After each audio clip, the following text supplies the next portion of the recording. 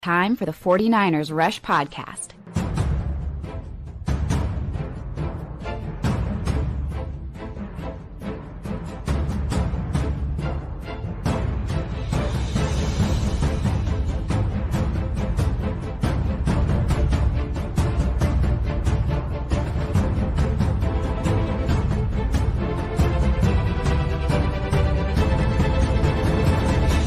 And here's your host, John Chapman.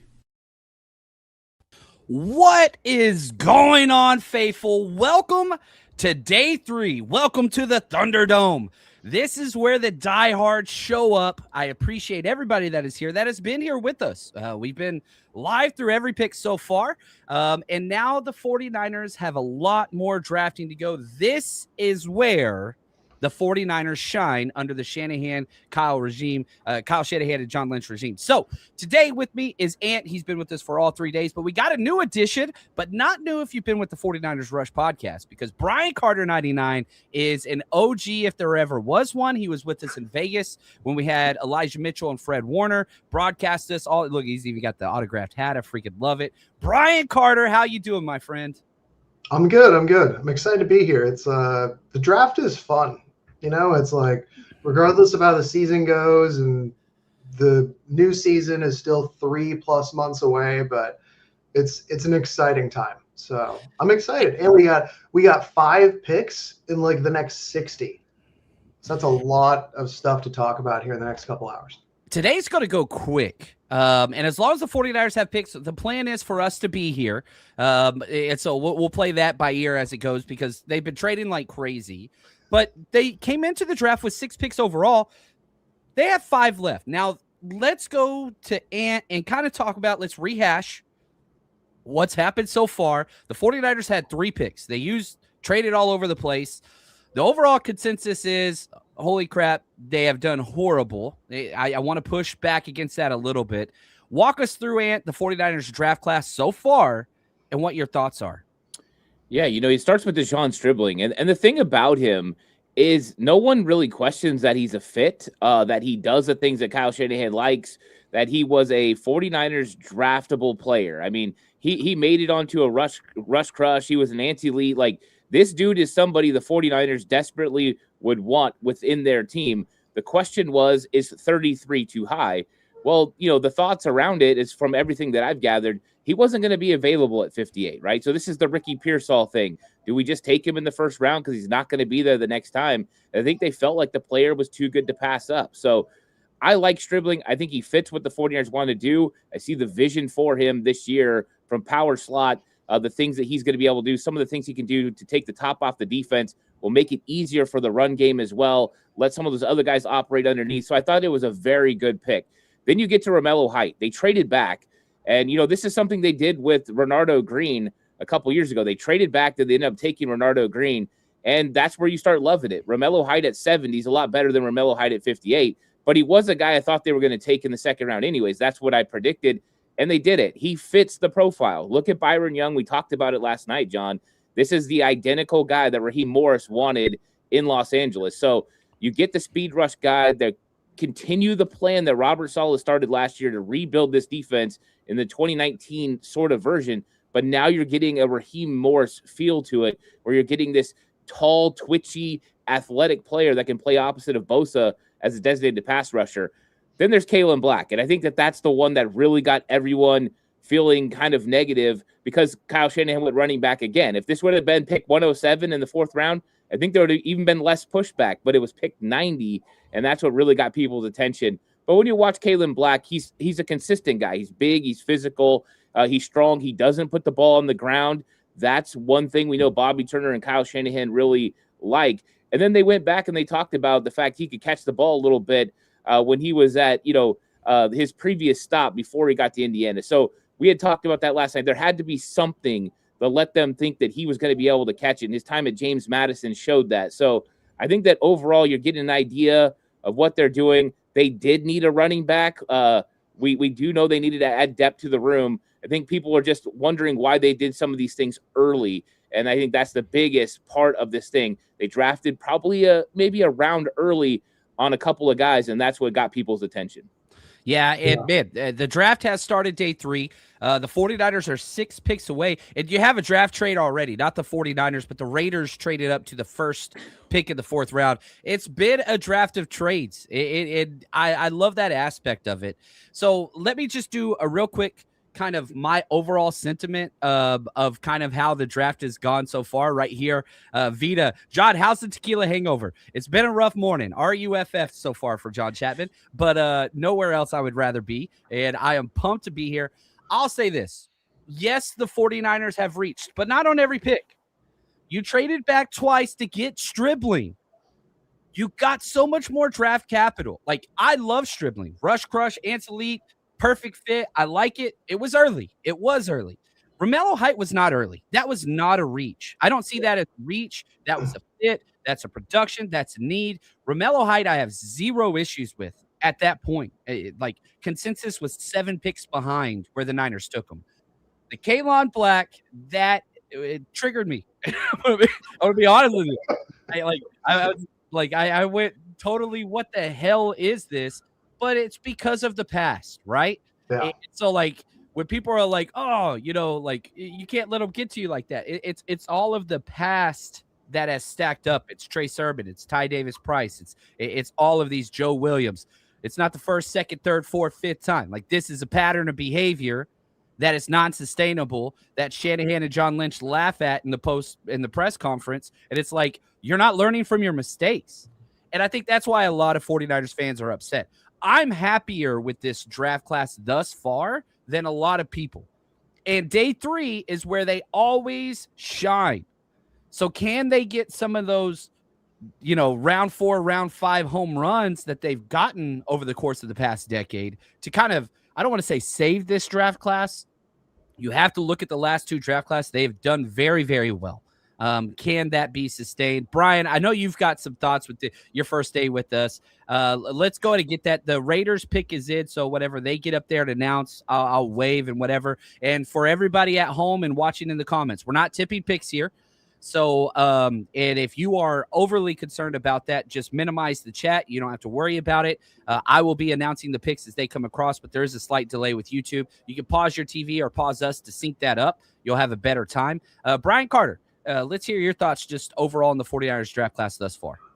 Yeah, I think, first off, anyone who's saying this is the worst draft ever, I want you to think back 3 years ago. You might remember my face. I have the infamous disbelief face of Jake Moody, where I was like, oh, here it is. I got is it that right a here. joke? Like that? Yeah. That's just disbelief. I literally thought that was a joke.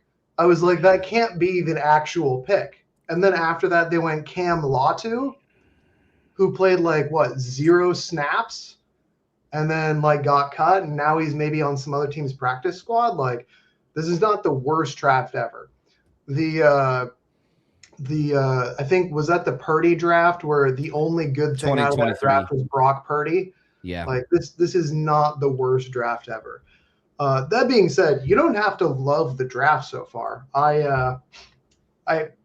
I have mixed views on this. I think you guys basically summed it up. Wow. Real quick. Sorry. Jamad McCoy. Raiders traded up. The fall stops. Top 10 major injuries. Home run boom bust pick for the Raiders. Brian, continue, man.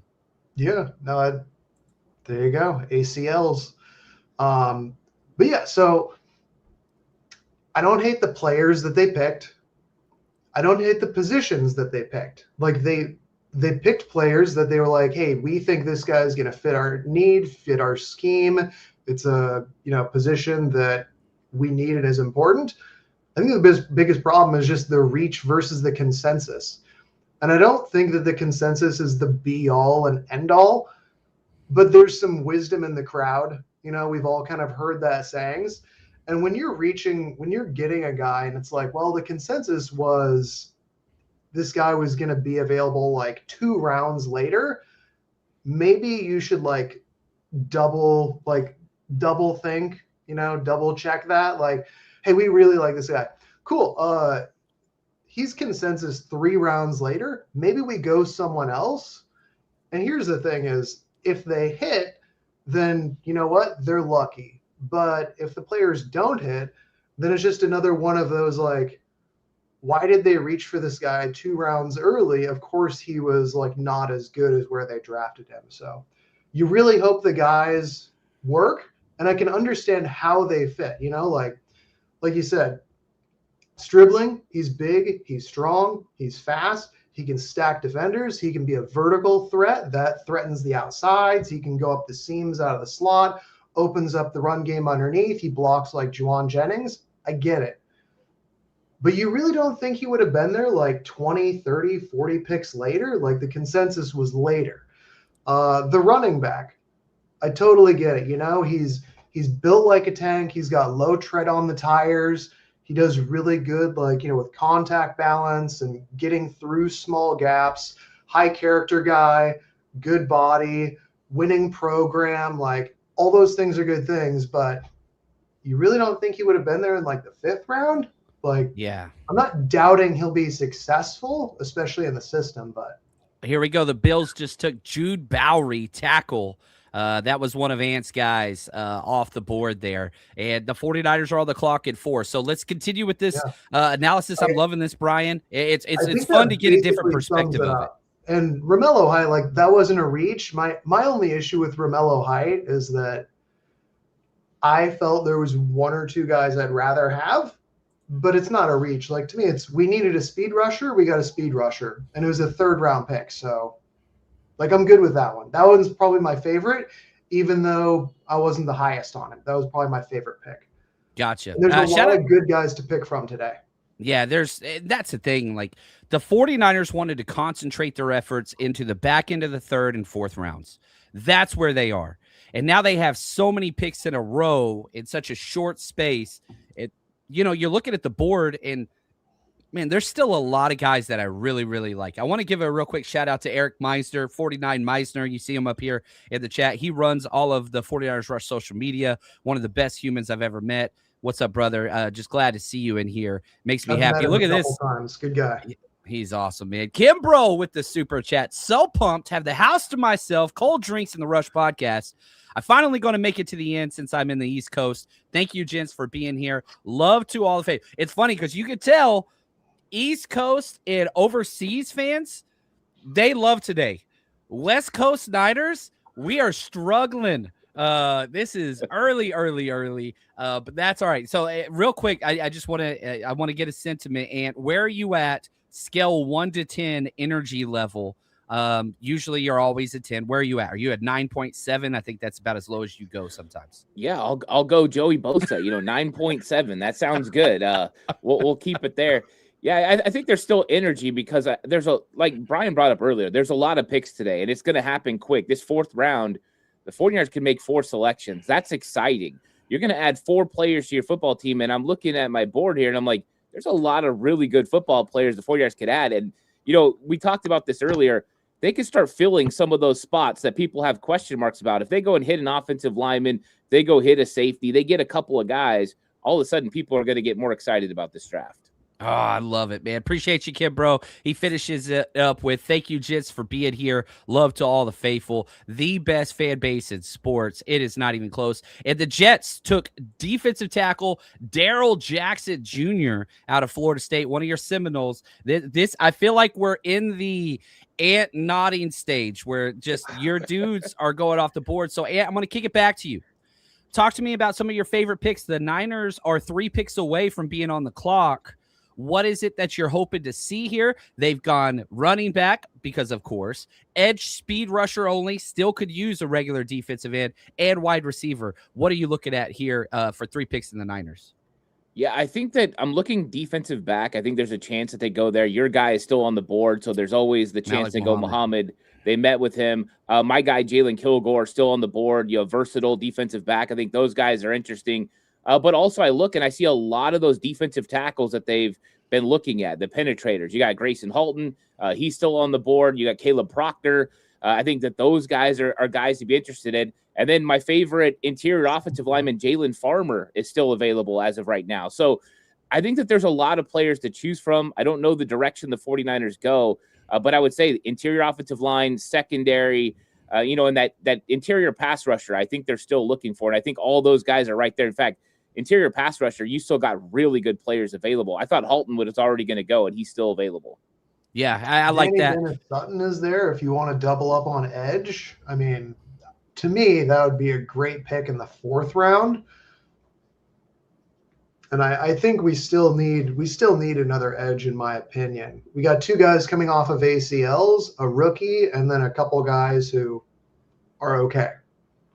No offense to Keon White and Sam Okwanu, but they're not like stars. No, they're rotational depth pieces. And like you need those guys. But how long do you have those guys? Both of them on the last year of their contracts. I love Sam O more than anybody, but I understand he's a defensive end 4. That's his role. He had to start a bunch of games because all the injuries, but that's what he is. You want him to be your 4th or 5th piece on that defensive end. And I want to say shout out to Butter here in the super chat, because there is a little bit of a therapeutic element to a Kyle Shanahan draft. And he says right here, Kyle is going to have a couple crazy Ivan, picks or 2. You just got to accept it, enjoy the ride. And so one of those is gone. And I used to say this last year, get the crazy pick out of the way because he's going to do it. Like, he can't help himself. And then you look at the entirety of the draft. Right now, you're looking at 3 picks that the 49ers took. 2 of them are insane reaches. But hopefully you pull a little bit of Jeff Daniels and Dubba Dubber and totally redeem yourself. Like that is the possibility here. And so, yeah, you just got to enjoy the ride. And you never know when you're going to trade a sheep van for a Vespa that gets 55 miles to the gallon on this bad boy. So I just wish the crazy picks weren't in the top 100. Yeah, I know. Go crazy in the 4th, Kyle. What are you gonna do? We'll see. We'll see. But the Cardinals are on the clock, and they've had an interesting day. They've taken Jeremiah Love, which I think was one of the worst picks in this draft. Not that I dislike Jeremiah Love. It's just it was the best position they had on their roster. Then they go Chase Besantis. I like that. Then Carson Beck. Now they just took Caleb Proctor. This is another head shake from Ant. That's pretty damn good pick. They took Walter Nolan last year. They got Caleb Proctor off the board. That was one of the Niners kind of scheme fit guys. What do you think about just the Cardinals' performance so far, Ant? Well, I think it just got a whole lot better. I mean, Caleb Proctor is going to be able to generate pass rush from the inside. And if Walter Nolan's healthy, they've got 2 interior defensive linemen now that can get after the quarterback. And what do you want to do against quarterbacks like Sam Darnold and Brock Purdy? You want to bring pressure right up the middle. And that's exactly what they're getting. So we knew that their defense were going to continue to build. And I think this is a great pick at this range. This is exactly where he should have went. A lot of value. That's why when I was looking at defensive tackle a little bit ago, I was like, oh, man, these guys are still there. And I think they're going to start flying off the board because now these niche guys, these 3-tech type players, I mean, he could play a 5-tech as well. They're going to be guys who can generate a lot of pressure on the interior, and he's got a really good arm over move. So whoever the 49ers draft as offensive guard or the guys who are going to play offensive guard, they're going to have to deal with Caleb Proctor now, and he's pretty darn good. Yeah, they're bolstering the interior. I like that they went Chase Besantis and Caleb Proctor.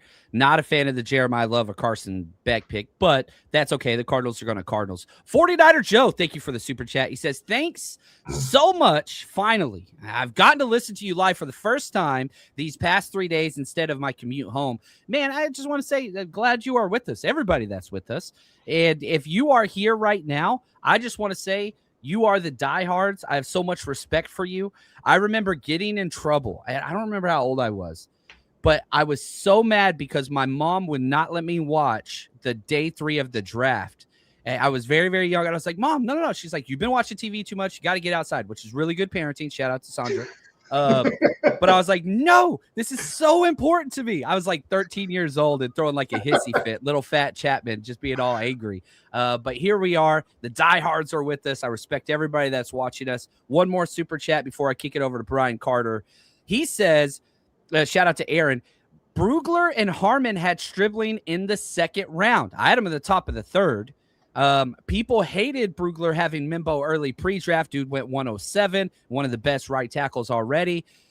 The Stribling reach is nothing like the Kalon Black reach, in my opinion. Was it a reach? Yes. Was it astronomical? No. Kalon Black, a whole nother level. Stribling, I totally get that. One of my favorite players in this draft. Kalen, and so if I'm rating, Stribling was a reach, yes. Kalen Black was a pick from Mars. And they could pan out. I'm not saying he's a bust. That's not what I'm saying at all. And I don't think anybody's saying that. It's just frustrating because we have so much trauma built up over Shanahan doing this time and time and time and time again. And none of them have worked. Whenever you're 0 for 5 at drafting running backs in the 3rd round, and all of them were reaches, every single one of them, and then you do it for the 6th time, it's like, come on. Maybe Kalen Black bucks that trend. Somebody has to do it eventually. Perhaps he is Neo. Maybe that's what I'm going to start calling him. I'm going to start calling him Neo because he's the chosen one. He is the one for which the prophecies have been foretold. Yeah, Kalen Black. He's Neo from now on, guys. Just to start that here. Carter, take it away, my friend. Yeah, I think the Cardinals picking Jeremiah Love, it brings up just certain people have different draft philosophies, and some people are very simple about it. Other people, they have extremely technical, nuanced views. I'm kind of in between there on a very simple philosophy with running backs. Never draft one in the top half of the 1st round. Very simple reason. The cost for a high-end running back on the free agency who's proven is basically the same that you're going to pay for a top 15 pick in terms of their rookie contract, and then you're hoping they're a Pro Bowl talent. Yeah, so Jeremiah Love is getting $20 million more than any other running back in the NFL already. It's a poor use of resources versus if you get a defensive end or a tackle. What are those guys paid on the free market? They're paid 3-4 times what that top 10 draft pick is getting paid. Top 10 pick is getting, $8, $10, $12 million a year in a guaranteed contract. You can get a Pro Bowl level running back, a Pro Bowl level tight end, a Pro Bowl level linebacker or safety for that amount. So that's why it doesn't make sense to draft certain positions. Chargers wide receiver Brennan Thompson lasted a lot longer than I thought. Tiny, crazy speed guy. Just think Jacob Cowing on steroids, but about where Jacob Cowing went. A similar athletic profile, but the Chargers, they're getting lots and lots of wide receivers. We got a couple super chats here I want to mow through. Tommy, appreciate you, man. Tommy with the Tommy super chat. Kyle and Lynch are drafting drunk and stupid. Again, I do not. Real quick, let's get, the Niners are a pick away now. I don't put any of this on John Lynch. Am I crazy? I just see he is a puppet regime. Kyle Shanahan picked up. This is a Kyle Shanahan thing. I don't think that this is a John Lynch draft. I don't think any of them are John Lynch drafts. Not that he doesn't have input. Obviously he does, but I feel like he's just the ultimate yes man. We're just going with this. I could be wrong how that decision making process works, but you watch the Eagles, and I know we compare a lot to the Eagles. You see Nick Sirianni with his feet up and his hands crossed and his mouth shut in the war room, and you see Howie Roseman running around like an orchestrator, talking to everybody, yelling at everybody. It's not that.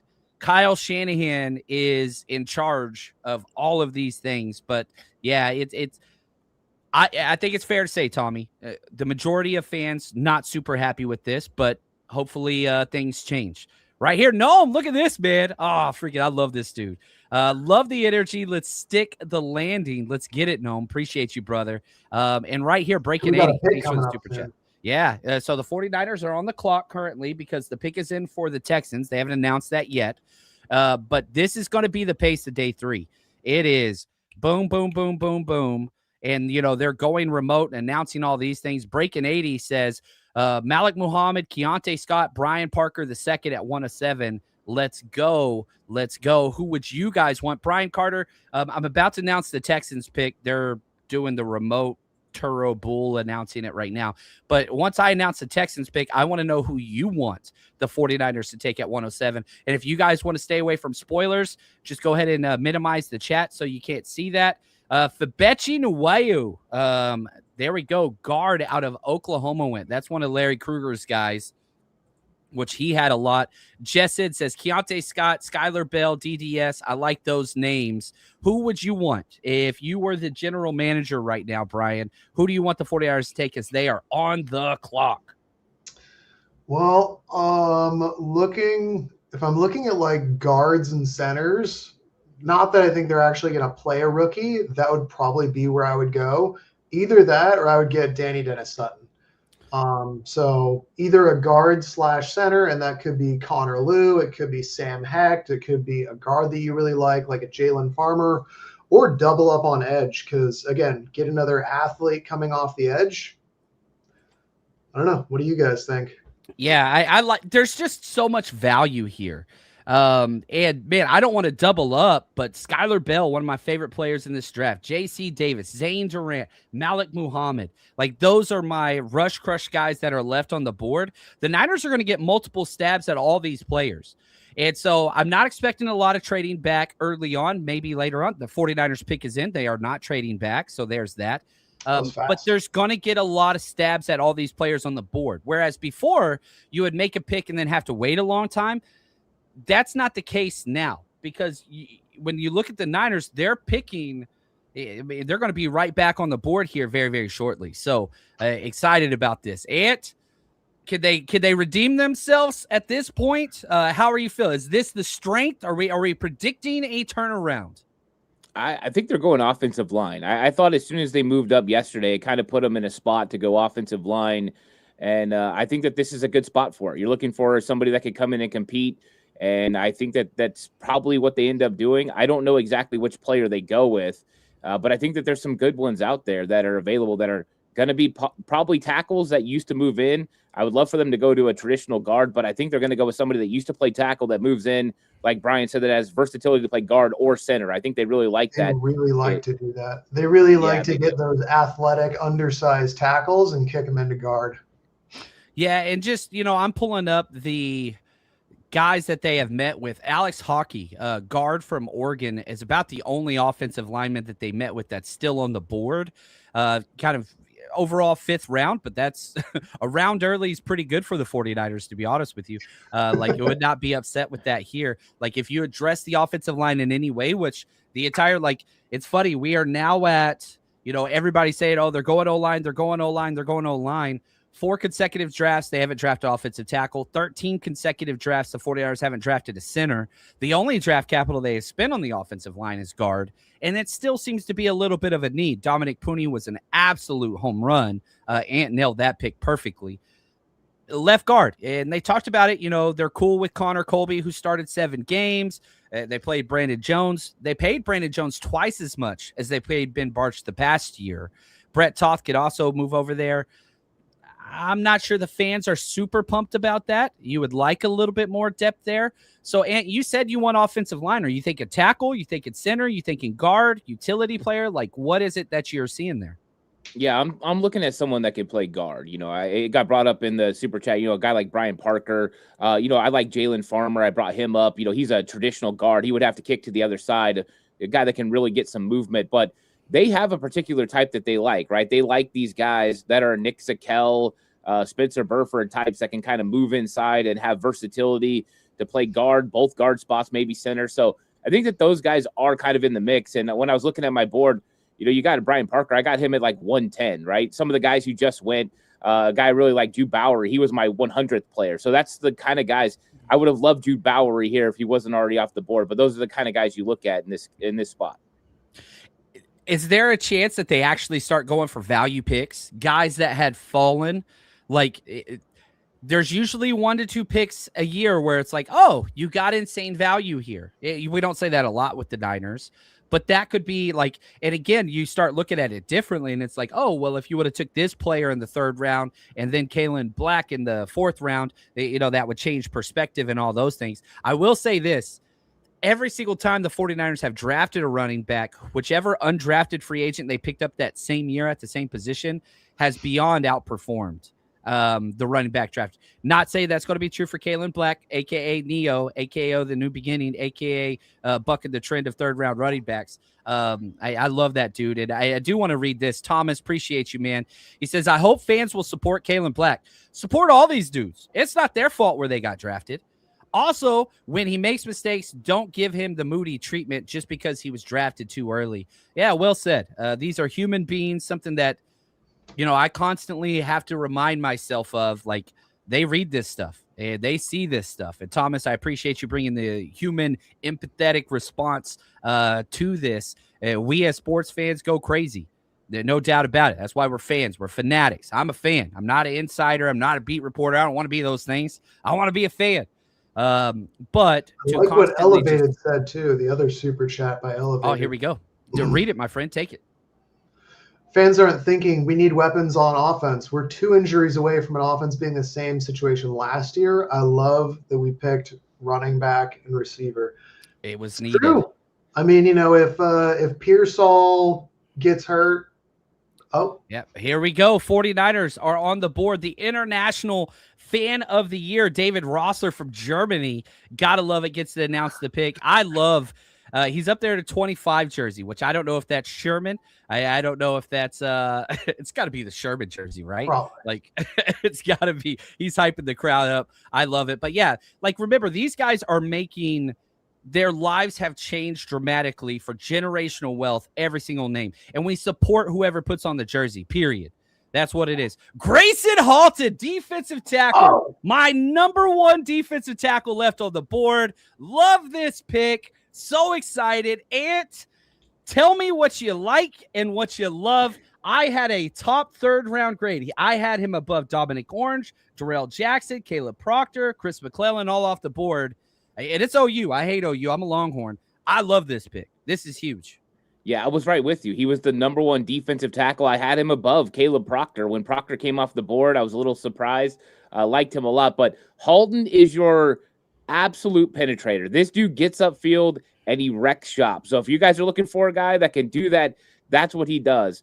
That's the exciting part. Now they've added 2 defenders that are going to get after the quarterback. This is the guy who plays behind Osa Odigizua. So now when you look at the 49ers defensive line room, you have Alfred Collins and CJ West playing one position, and then you've got Odigizua and Grayson Halton behind. They have built a defensive line now that can absolutely get after the quarterback. And if you're going to be able to penetrate and wreck shop, you need these guys. I love it because I love stunts up front, especially with you having these edge players.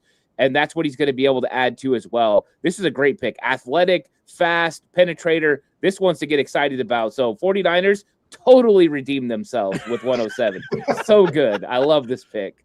Yeah, I like it too. I real quick, I helped out with the draft guide and I had just a couple notes. It was only like 3 lines, but Senior Bowl stand out. So he consistently showed up at the Senior Bowl. To me, that's always big because that's NFL caliber players you're going up against. Good get off, good anchor. He uses leverage and he has multiple pass rush moves. I had a 4th round grade, so perfect spot to pick him. Yeah, I like this. I love it. The Beast had a 4th round grade on him. I had a 3rd. I wrote good motor and speed, impressive athlete when you watch the tape, very effective on stunts, very similar with this is now 2 players that you've drafted on the defensive line, Romello Height and Grayson Halton, that I've said, man, impressive on stunts. This is what it is. Has a swim move that is pretty good in his go-to move, lacks the ideal length and footwork, only 31-inch arms, very short arms, tends to play finesse at a violent position. He was a high school tight end. Athleticism shows on tape. Lower body twitch is there. Crazy get off. 3rd best vertical ever for a defensive tackle. Ever. 36.5-inch vertical is incredible. Love his pass rush arsenal. Not a lot of snaps. He only got a 1 on the experience scale as far as the defensive tackle class goes, graded 1 to 10. Because he just hasn't played a lot. So you're betting on the come up and what you've seen. But this is a guy, 6'2", 293, undersized, that, man, Osa. And so now you've got Alfred Collins. You've got CJ West. You've got Osa Odigizua. And now you've got Grayson Halton behind him. You are now 2 deep at both of the defensive tackle spots and good to go. Like we knew they were going to get somebody. I am thankful that it's Grayson Halton. This was not a reach. This was right where it was. Now, 2 picks, Jonah Coleman, your boy, went off the board, and Jaden Duggar, cornerback, Oregon, just went to the Chiefs. That's where we're at there. But, man, let's go back to this. And talk to me about Romello Height and adding Grayson Halton and what the plan is there with Raheem Morris. Speed, too. He ran a 4.8 at nearly 300 pounds. Athletic.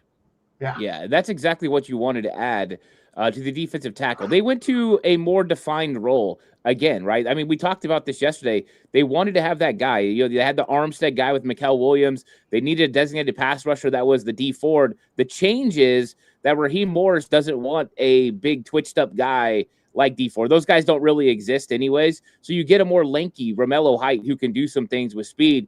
But now you're building into the future that these guys are going to be able to generate speed a lot. You have 2 defensive tackles that if you wanted to line up defensive tackles on third down, you could with Grayson Halton and Osa Odighizuwa. It doesn't have to be Keon White and Mikael Williams moving inside. So you give yourself more versatility. Do you want to push the pocket? Do you want to run stunts? I think that there's so much they can do now. It also prepares, get this, for them to be able to run some 3-4 looks as well. You've got guys who can play 5 tech now. I think that would be a lot of fun to see what they could do with some 5-man pressures with Romello Height on the outside, Grayson Halton and Osa Odighizuwa playing a 5 tech. I think they've given themselves a lot of versatility, and I think these new ideas are going to breed and influence this defense to be even better than it is. So I like these guys. I like guys who can move, and Grayson Halton's one of those guys. And just to update, like as far as reaches go, he was the 70th overall player on the consensus big board for PFF. 70. You got him 107. So, like, again, swap the picks. Like, if you're trying to talk yourself into this draft and feel better about what's happening, man, just put him at pick 70, like where you were earlier. And everybody would have been just fine with that than Kalen Black here. So you've got to judge the entirety of the draft, which we're just now halfway through. You have 4 picks in the barn. You have 4 picks left. So to judge this before it's finished, dude, I love this pick. Maybe one of my favorite picks so far. And I feel a lot better as well. Yatsik, my man, look at this super chat. You are the best. He says, I'm beyond appreciative for the depth of knowledge here. My 3rd day with you. Thank you, gentlemen. JC, the next bottle of tequila is on me. My man. It will go to wonderful usage. And yeah, if you want to be negative, here's where you would say drafted a backup defensive tackle. It's out there. He only started 10 games. This is a player that was a rotational kind of hybrid project player, was a tight end, converted over to defensive tackle. Yeah, he's got 10 starts, but he's played in 47 games. Here is what Dane Brugler wrote about Grayson Halton. Just his real quick summary. Halton is a sawed off and can be overwhelmed at time, but he moves with big man twitch and his initial quickness and closing speed can be weaponized. A part-time role that keeps his battery charged will be his best fit in the NFL. And that's exactly what the 49ers have room for, because you have Osa, Alfred Collins, CJ West. This is your number 4 defensive tackle that's going to come in and just provide burst. GTFO. He has that in spades, and he gets to play into that role. He's not going to be asked to do more than what he has been asked to do in college. This is a fit. He steps into a role where he can be successful. Also, I want to bring something up that I know that when we brought in Raheem Morris, it was talked about the different types of fronts, how he would a lot of the times put like 5 men on the line. If we now look at our defensive line group as a whole, it looks like they're kind of transitioning a little bit more to not necessarily a 3-4 defense, but kind of a 3-4 defensive style front in terms of who they're putting on the line. You've got your big nose tackle in Alfred Collins, and then you've got your more traditional size like CJ West, and then you've got smaller 3 techs for like penetrating. And then you've got a little bit below that, you've got your kind of like bigger 4-3 defensive ends that are, 265. That's your Nick Bosa, your Mikael Williams. your Keon White, and now you've got your speed rushing outside linebacker. So I think we're going to get potentially a very different look in terms of the defensive line usage this season, which could be a lot of fun. But it's just, I'm seeing kind of how all the pieces are coming together on the defensive line, and it looks like we're going to go maybe a little different than the standard kind of like two big ends, two, normal sized guy in the middle, and then maybe we swap some out for a NASCAR. It's looking like it's going to be a little bit more varied. Yeah, and that's the thing. The 49ers have had the most vanilla defense for about 5 years in a row. Going, under D'Amico was probably the most advanced it got. But, man, Robert Saleh is simplistic as simplistic gets, and that's not necessarily an insult, but you're having so many teams play multiple. Now the 49ers are building that out. You're exactly correct. You go get two undersized defensive tackles that could play that hybrid end, and you go get an undersized off the edge guy in Romello Height. You're building out this way to where you can have some different looks up front. Cade Klubnik went to the Jets out of Clemson, another quarterback off the board. I actually liked Cade a lot last year. Had a terrible year. Clemson, the wheels fell off, but another quarterback off the board. That's good for the 49ers. I'm excited, man. Here are the strengths for Grayson Halton listed by Dane Brugler. Compact build, developed muscle, and his upper. Every player the Niners have drafted, every single player, Stribling, Romello Height, Kalen Black, and now Grayson Halton.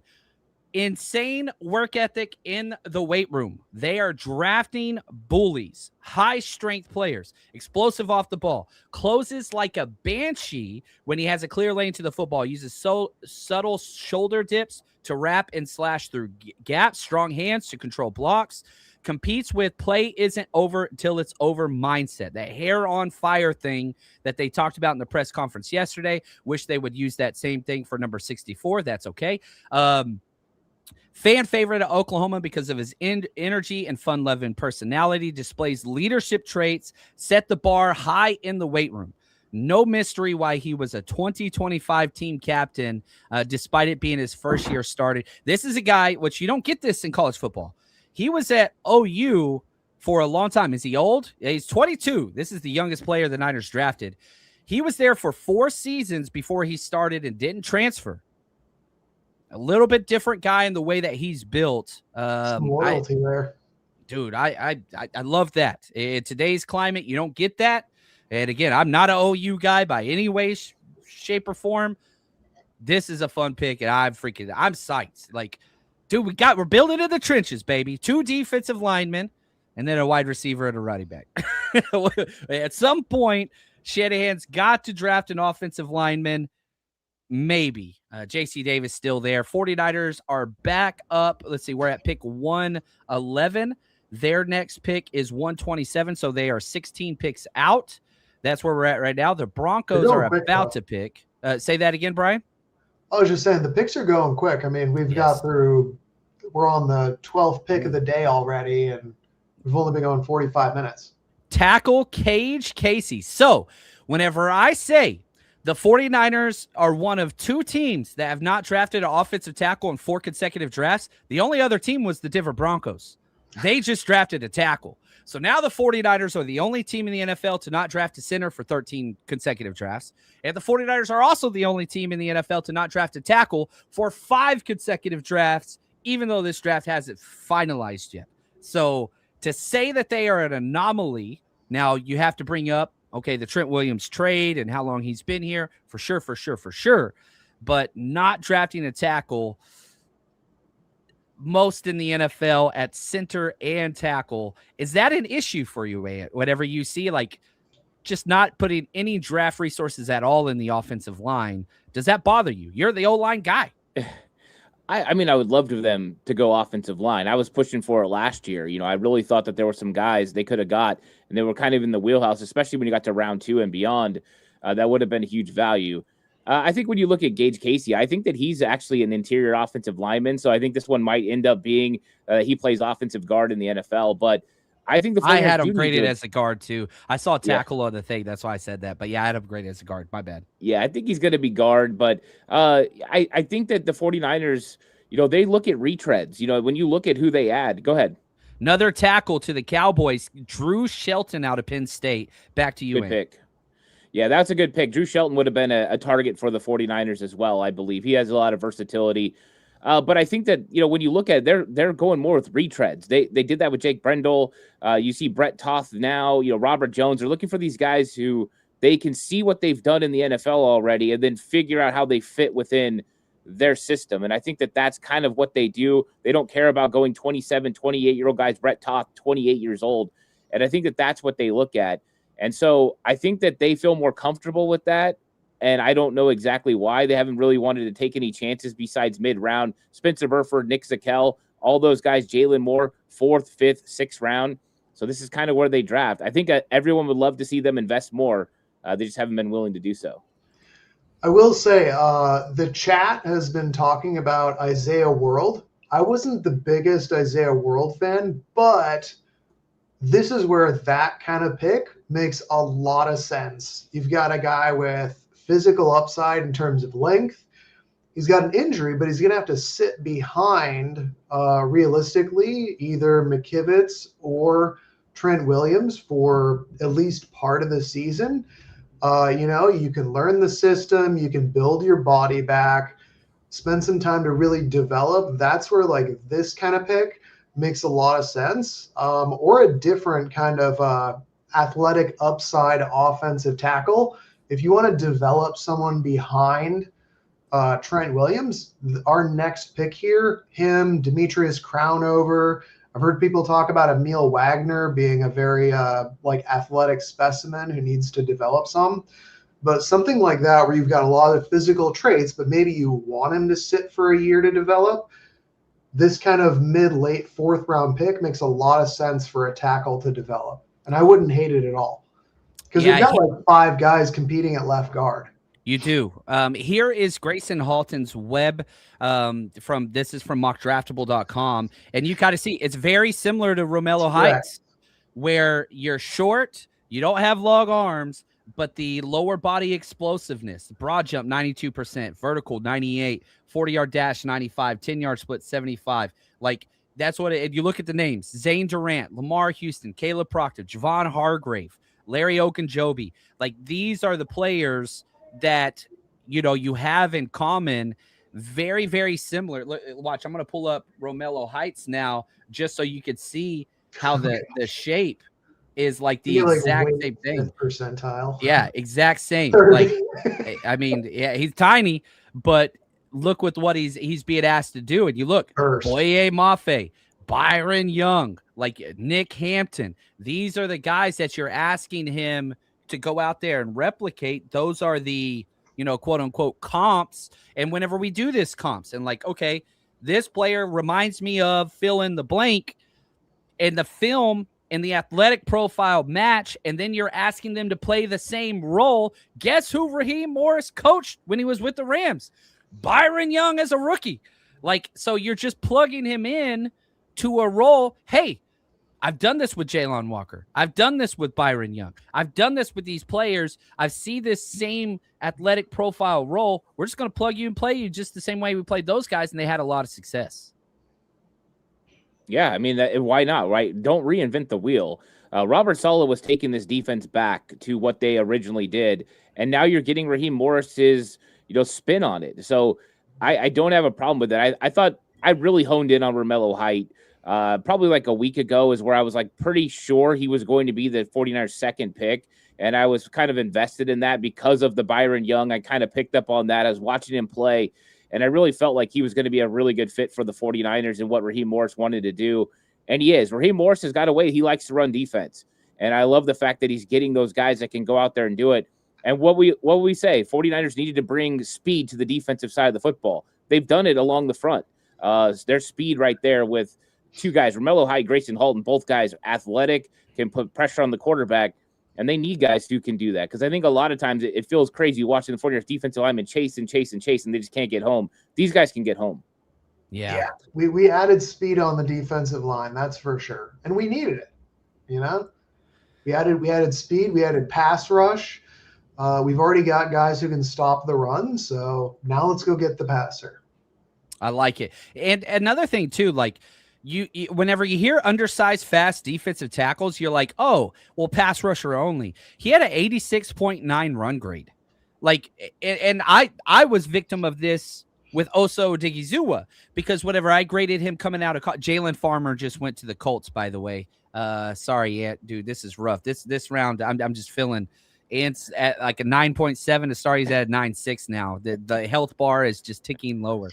But whenever I watched Oso Odigizua come out of college, I was like, okay, it's going to be a pass rush specialist only. But then the Niners traded for him. I wasn't super pumped about the trade initially. Went and watched his 2025 tape, and I was like, holy shit, this dude's really good and consistent against the run. Like, he's a B+ to A- run defender that is just consistent. Grayson Halton fits that to a T. He's a pass rush guy, but he has a higher grade in run defense. Like, so this isn't just a pass rush only guy. Yeah, you brought up his run defense grade of 86.9. His run stop rate, 10.2. That ranks somewhere around like 90th percentile. So he is, at least per PFF, really good versus the run.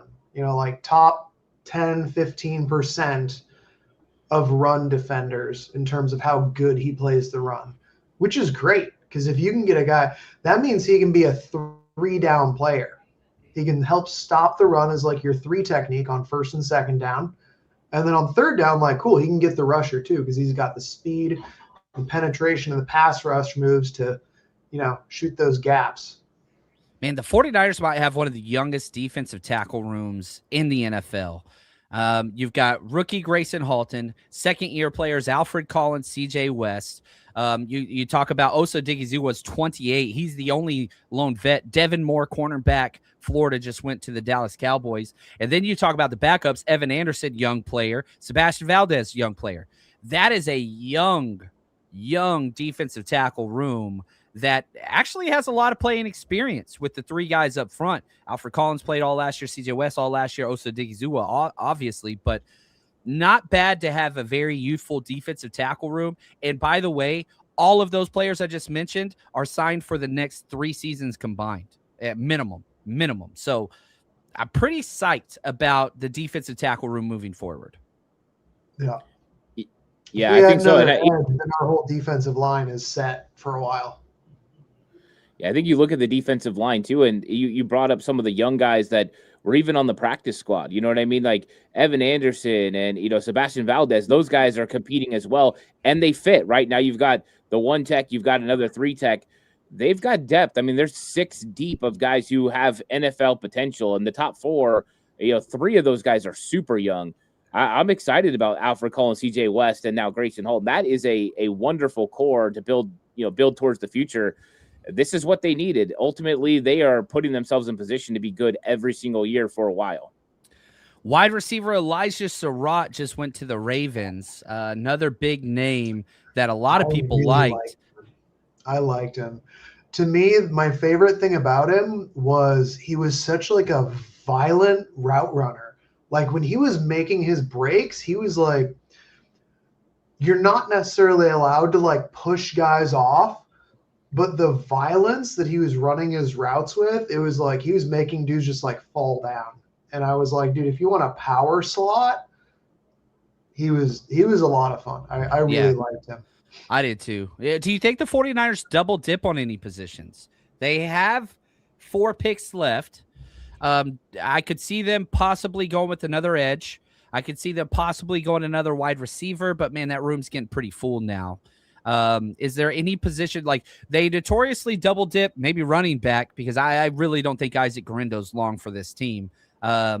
Like I will laugh if Kyle Shanahan drafts another running back in the worst running back class of all time. It would be so on par with this. But this is a UDFA class if there ever was one. It was, and it still is. But yeah. Heinrich, you go get that dude, something along those lines. He's a versatile piece that can kind of do a lot of things. And do you think they'll double dip at any positions? Is there anything that you'd see them like, man, we could add 2 of this? Well, I think if they are looking for value, there are some defensive ends that are still available. that I think could be a lot of fun, and even one that they met with, Nadame Tucker, still out there available as well. I think you could always bring in more edge help. I think they're loaded at defensive end right now. I think Romello Height kind of finished the deal, but I mean, if you were looking interior defensive line, they could go there again. You still got Zane Durant. You got Conga, the defensive tackle from Louisville that they met with. Those guys are available as well. So I always think double dipping is a possibility, but I still think that there's positions they need to go with: interior offensive line, potentially a defensive back, some sort of versatile defensive back, probably high on the list. And then tight end. They haven't addressed tight end yet, and I think they could bring in somebody, especially early on in the season, can make an impact when George Kittle's out. Yeah, and I think Mikael Williams out, Nick Bosa coming back from an injury. Like, it's rough to say, like, oh, those guys are guaranteed back. The only player coming back from injury that's guaranteed is Fred Warner, because he was already practicing in full. Go ahead, Brian. Yeah, I'll continue to pound the table, double dipping on edge. That being said, though, I don't think it's crazy to think that we're going to get a defensive back.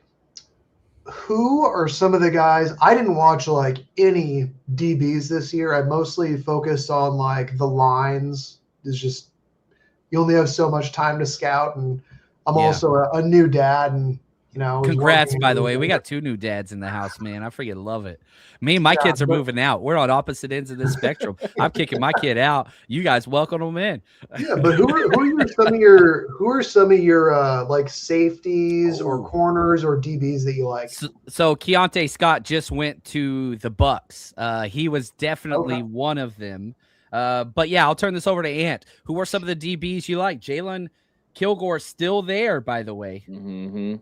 Yeah, Jalen Kilgore is still on the board. He's my number one safety, right around, after him, Genesis Smith still available. I think those guys both could make an impact. Lewis Moore from Indiana still available. 49ers have met with him.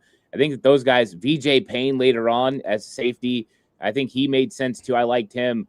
When it comes to cornerback, you got Malik Muhammad. He's still available. Gosh. My guy, Chandler Rivers. I mean, that's one of my favorite guys in this draft. Versatility. He's shorter, 5'10", 190 pounds, but you want to talk about sticky. That's what he is. He's a competitor. And so I liked him a lot on film. He kept sticking out. Those are the guys that kind of stick out to me in the secondary. A couple corners, and then, there are 3 or 4 safeties potentially. But, besides Jalen Kilgore and maybe Genesis Smith, I don't think the rest of them have a shot to start for the 49ers. And with Kilgore, it's mainly because he's versatile. So he could play a big nickel role or come in and compete at safety. So I am very intrigued by the all-name team, Ephesian Priox. I'm very intrigued. And it's like, you have the size, you have the length, you have the speed. Comes from a program where they develop good corners. And at least according to PFF, very good run defender. Can you sell me against getting a 6'4" corner that runs a 4.4 and is a good tackler from a good program? It's not my job to do so. He wasn't one of the 200 I graded. I'm familiar with him. Dave Brugler put him in the 5th round. Somebody that's played a lot of football, and he's big. Rare physical traits, hard to find, although still learning to maximize those tools. It's easy to look at him and just think of, the corner that the Seattle Seahawks just lost to the Eagles. What's his name? The 49ers always bullied him every single year. Woolen. UTSA guy. Yeah. Woolen, Tyreek Woolen. Yeah, Tyreek Woolen. Like, it's very easy to, but he went in the 4th round. That's about where he should go. Did you watch him, Ant? Yeah, I watched him. I honestly was kind of shifting away from him being a 49ers fit, mainly because I think they're moving away from just these particular zone corners. I think they're going to, different type play guys who can play man a little bit more. So guys who are a little bit tighter in coverage. So shorter, more athletic guys.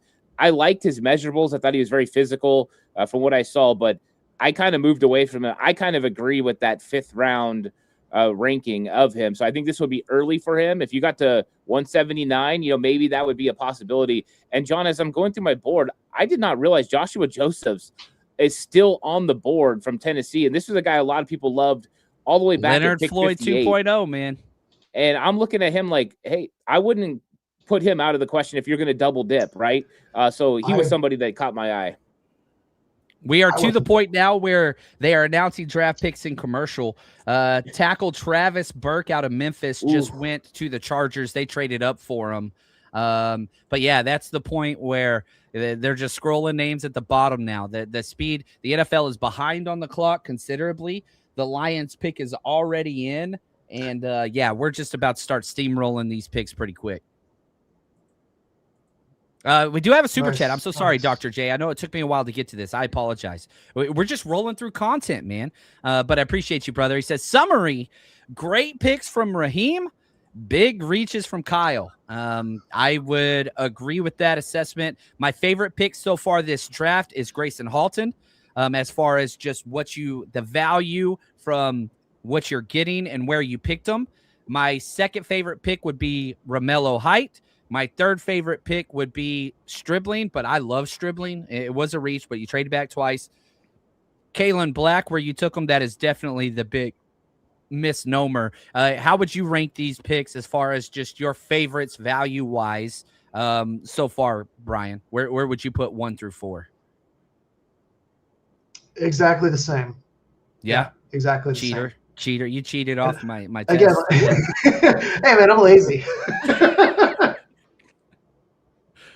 Do you agree? Disagree? Do you put a different order there, Ant? Or yeah, I'm going in a different order. I like Romello Height, number 1. I thought that was a need and a fit that they needed to get this year. They were able to trade back and still get him, and then that trade back allowed them to come up to get Grayson Halton at 107. So that is a big move that allowed them to get that defensive tackle. So I'm going Romello Height, then Grayson Halton, then to Stribling, and then I'll go with Kalen Black. And I think that Stribling, I like him a lot, so it's hard for me to say that he's in the third position. I just think they got a ton of value for Grayson Halton. I had him way up in the draft, and the fact that they were able to get him in the 4th round at 107, I think is tremendous value. So value-wise, it boosted it up for me, but I like the 2 defensive ones. I thought that the Stribling one was great, and I don't know what we're going to get from Kalen Black, but I'm hopeful that he's going to buck the trend of 3rd-round running backs, and boy, wouldn't that be great? Wouldn't that be great? I'm telling you, man. Caleb Black, he's changing everything. It's just what it is. I know Kung Fu. Jimmy Ralder just went to the Lions, and the Jacksonville Jaguars traded up to pick 119. We are officially about 8 picks away from the 49ers. Math is not my strong suit.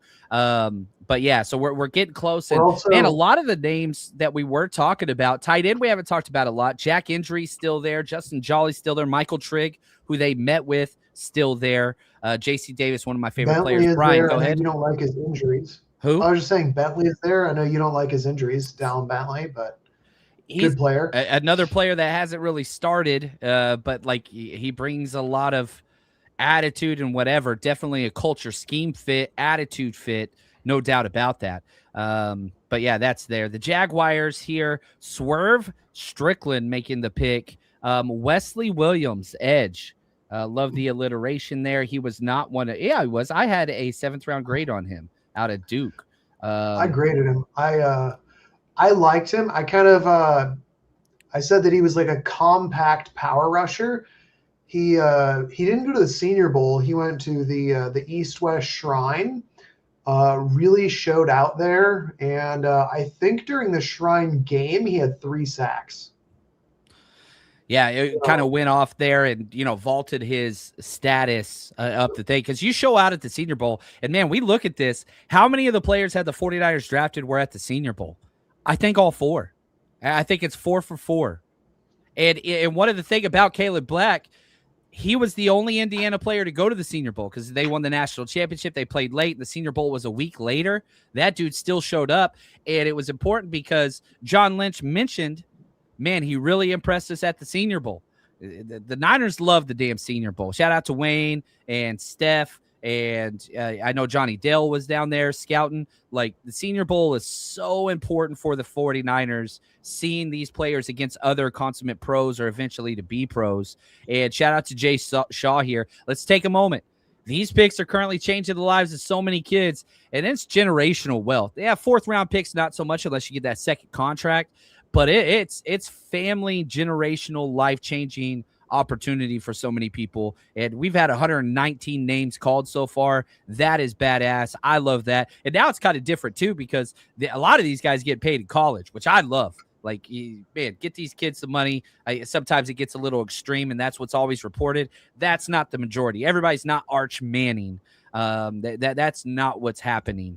But if you want to feel good about Kalon Black, here's something that might help. He was the 2nd most mentioned running back at the Senior Bowl outside of Mike Washington. So one of the things that I did was, I obviously didn't have time to watch every single rep at the Senior Bowl, but I would go through like 10 different articles and who was mentioned. He was mentioned the 2nd most times as like a standout during the Senior Bowl out of any other running back. So, hey, you know what? At least he was showing out there against NFL level competition. That should help you feel a little better about it. 2nd best running back at the Senior Bowl. And you brought up Mike Washington. He's still there. Still only, I guess we've had 4 running backs drafted. This has to be the all-time record for fewest running backs ever selected in a draft thing. And again, Kalon Black was not one of the ones I even graded. I knew who he was, but I was like, yeah, I don't think this guy's going to the top, 6 rounds. Wrong. He went 3rd round, but that's okay. I'm excited. Neo's he's gonna bring it right here from Shark. Appreciate it, super chat. New here. Just wanted to know how great of a job and how passionate you guys are. Always look forward to new episodes of Gold Rush and Cutback. Man, that is awesome, Shark. Really appreciate that. Means the world to us, and just, man, the kind words, the community. I don't think when we get upset, Danny did it. Sutton just went to the freaking like when we get upset like that. That's one of my favorite players. Like we buy into these guys, and you grade and you watch so much tape and your eyes hurt and you're just like, okay, I just watched 10 guards and it's a mind meld. I have to step away. I spent 3 hours going through interior offensive line play. And so every now and then when these players jump out and it's just like, holy shit, like I love this dude. Like, and so you get passionate about these guys, and then you see them go to other teams or your teams pass on them. You do take it personal. That's how much you care. And that's a positive. It really, really is. And it's the same way for Kyle Shanahan, because as much as we joke about, Trey Sermon or Ty Davis Price or Danny Gray or Cam Latu, we can go on and on and on. They did something to make this coaching staff excited. I'm not even saying the scouts, because I don't think they have final say. They did something to appeal to the coaches.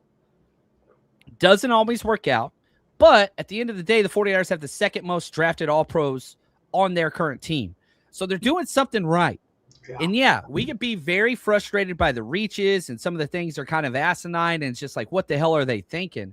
However, nobody was thinking Brock Purdy. Nobody was thinking George Kittle. Nobody was thinking Diamador Lenore. Nobody was thinking like a lot of these different guys. Dre Greenlaw, Talanoa Hufanga. It's a two-sided coin. Yeah, you're going to get head scratchers, and not all these guys are going to pan out. And you might even get an all-pro Hall of Famer out of this class, but those knuckleheads are always going to reference Kalon Black if he doesn't work out. Like, that's just the way it goes. And so everybody can talk about Solomon Thomas, but you better sure as hell talk about George Kittle. And you can talk about Trey Lance, but you sure as hell better talk about Fred Warner, because it's two sides to one coin. The reason why Caden Wetjen, wide receiver, just went to the Steelers. Steelers getting a lot of wide receivers. Nice. But, like, however you measure it, be consistent. Go ahead, Brian. I was just saying, Wetjen is more of a elite returner and gadget guy. He's actually built more like a little running back than anything. You think he's like 5'8", 180, 5'8", 190. But you can see, like, elite returner, not really much of a receiver. Yeah, 2-time returner of the year. Here we are. We're about 5 picks away. You got Vegas, Texans, Panthers, back-to-back Buffalo, then the 49ers. We're getting pretty close here to the 49ers being back on the clock. And then once they're on the clock, it's just like boom, boom, boom, boom, boom, because it's 127, 133, 139. So you're going to get 3 picks in the span of 12. I'm pretty excited about, like, this is the make it or break it segment of the entirety of the draft. 3 players, if they don't trade back. I'm pretty pumped about this. Ant, what are your thoughts position-wise with what this little gauntlet the 49ers are about to go on with 3 picks? Yeah, what I love is that I'm looking at my board, and there's still a lot of really good football players out there. We talked about Joshua Joseph just a minute ago, but, you got Genesis Smith at the safety position. I brought up Jalen Kilgore earlier. Both of those guys still available, so that's fun. Then you look at the cornerback position. You got, Malik Muhammad. You got Chandler Rivers. But even at wide receiver, I think Skylar Bell is still available. If I'm looking at the sheet right, sometimes I have to double check myself. Like, but I think that there's a lot of talent out there at the key positions for us need to go. And offensive line, there's still a bunch of guys available. We talked Brian Parker earlier; he's still available. So I think he would be somebody interesting for them to go as well. So offensive line, Matt Golbin, he's another guy that I think is I'm on big that. on him. And then, earlier Brian brought up Isaiah World. Isaiah World is still on the board as well. There's also a couple centers. If you want your center of the future, Connor Liu is there, Sam Hecht, a couple quality center prospects that could sit back and develop if you want to go that direction. It's been 13 years since they drafted a center. At some point, man, good Lord. So you're saying there's a chance. I think Brett Toth is the center of the future. I really do. I think they got him this year, and I think they're going to work him out, and he's going to be the center for the next 3 or 4 years. I think that's the plan. So I don't know if they go center. I think they go with probably someone a little bit more versatile. Maybe if they went Brian Parker, he could eventually be the center of the future. But I don't know. I seem to think it's going to be Brett Toth. We've had a couple questions in here about Pat Coogan. I'm not a Pat Coogan guy. I wanted to be because of all the love that he got through, everything that was going on. But man, whenever I was watching him, I'm sorry, like, wasn't really my guy. I think it's just the lack of athletic profile doesn't really scream NFL caliber athlete. And I'm not saying that you have to be like an elite athlete by NFL standards, but there is a certain threshold that I think you need to meet in order to play and not just get destroyed. And I think that's what it is, hey, he can play well against 20 and 21-year-olds, but when he's lining up against that, 4-year veteran, 27-year-old defensive tackle. Yeah, well said. Look at this super chat from Andy. Thank you, man. Thanks for the stream. Been with you guys all weekend. Means the world to us. I hope that's not lost. We are thankful you chose to be. Over 2,000 people watching us live right now is crazy, and I'm so grateful and so thankful. That's insane to me how great you guys are. Love your balanced but optimistic analysis. I still get shocked when people say we're anything about optimists. I don't feel like I feel like I've been complaining and bitching too much. So I'm glad that somebody sees something positive. Shout out to Ben NY Niners. The draft book that we put out in the draft content, the 49ers Rush that we put out on our Patreon and the 49ersrush.com. It's not just me. It's a whole team. Brian Carter, 99, Ben. We've got Josh, 49ers Faithful Forever, Zach Ortiz. There's a lot of us that goes into work on all this stuff. So thank you guys so much. Now, Ben asked this specifically of Ant. Any thoughts on Caden Barnett, Ant? Yeah, I like him. I think that he's a mean dude. I like the fact that he plays so physical. He's so strong. He had that move of position. But I think that he's a very solid prospect. And I think the 49ers set themselves up to potentially be able to take someone like Caden Barnett at pick 179. I think that draft pick, that would be a nice spot for him. And so I do think that he can play in this system. I think he's got the necessary athleticism. He's physical. He's got strong hands. So, yeah, I think that would be a fun pick for the 49ers. But I don't know if they would do that right now. I think that's going to take a little bit longer for him to come off the board. But I think that he would make a lot of sense for the 49ers, and I do think that he would be a fun pick for them if they grabbed him. There we go. That now you're getting into the spot where I don't mind reaches here. I think that's another issue that a lot of 49ers fans have.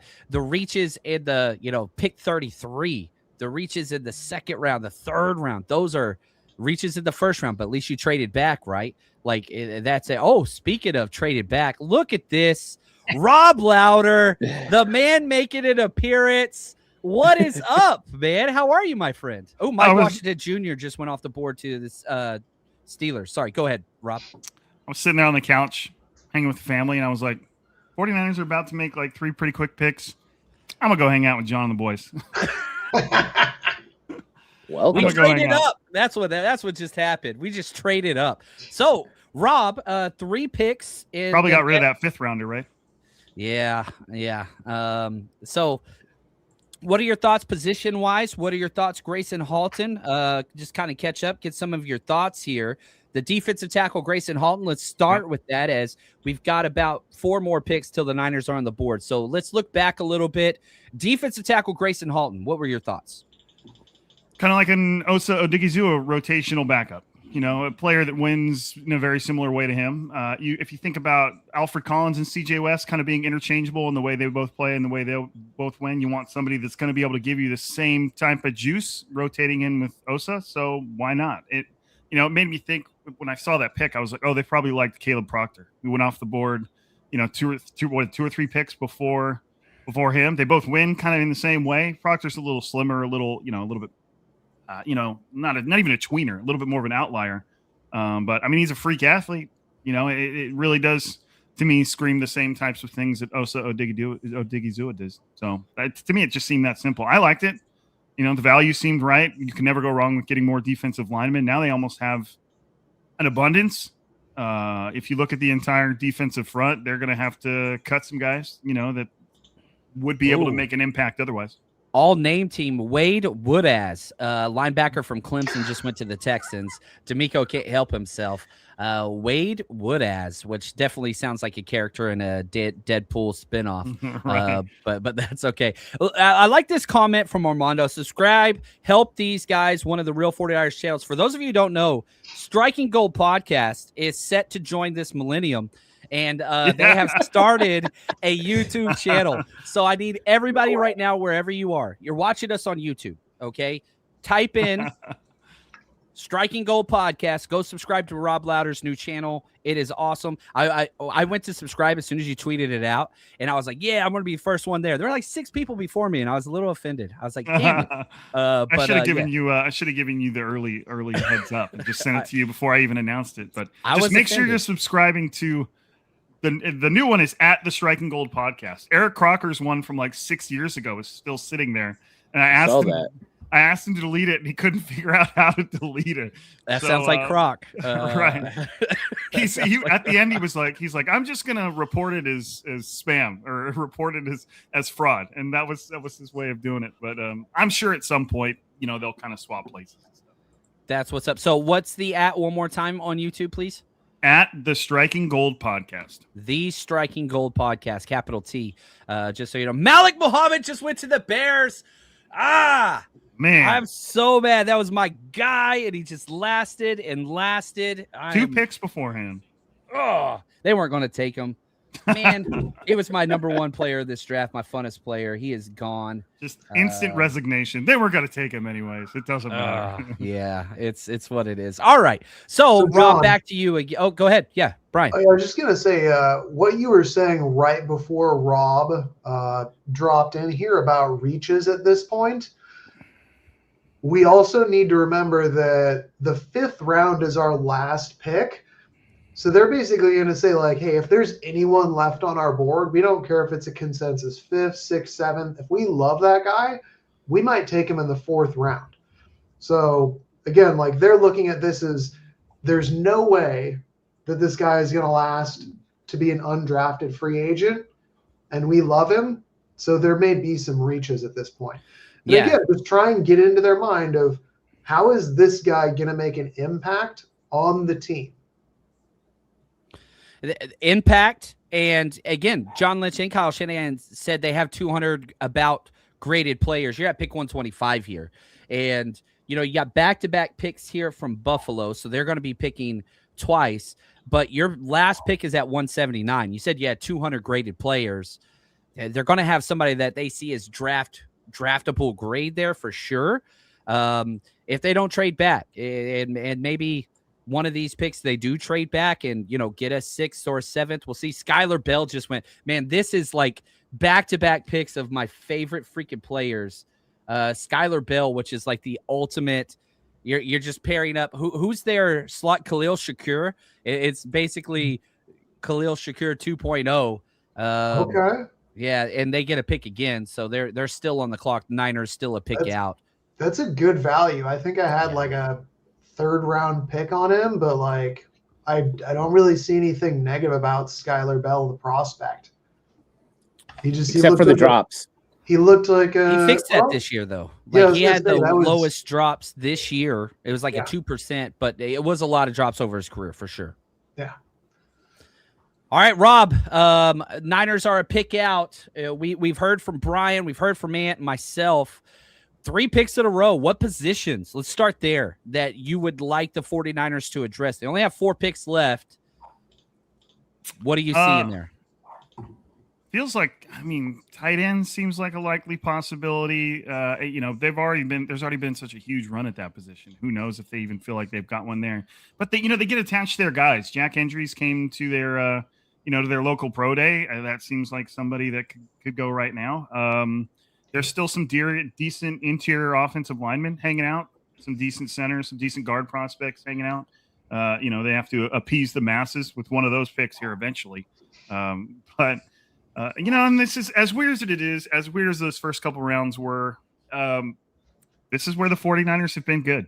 Whether it's just later in the draft, day 3 is where they typically make their money. And as weird as that is to say, you don't wish it was inverted. You wish they could just do that all rounds. But, this is where they're typically good. I don't know why, if we could figure that out, why that's the case. Who knows? I feel like one of the best theories I heard is the 49ers are typically probably trying to fill needs with early picks. And then the later it goes, they just start drafting off their board and going off traits.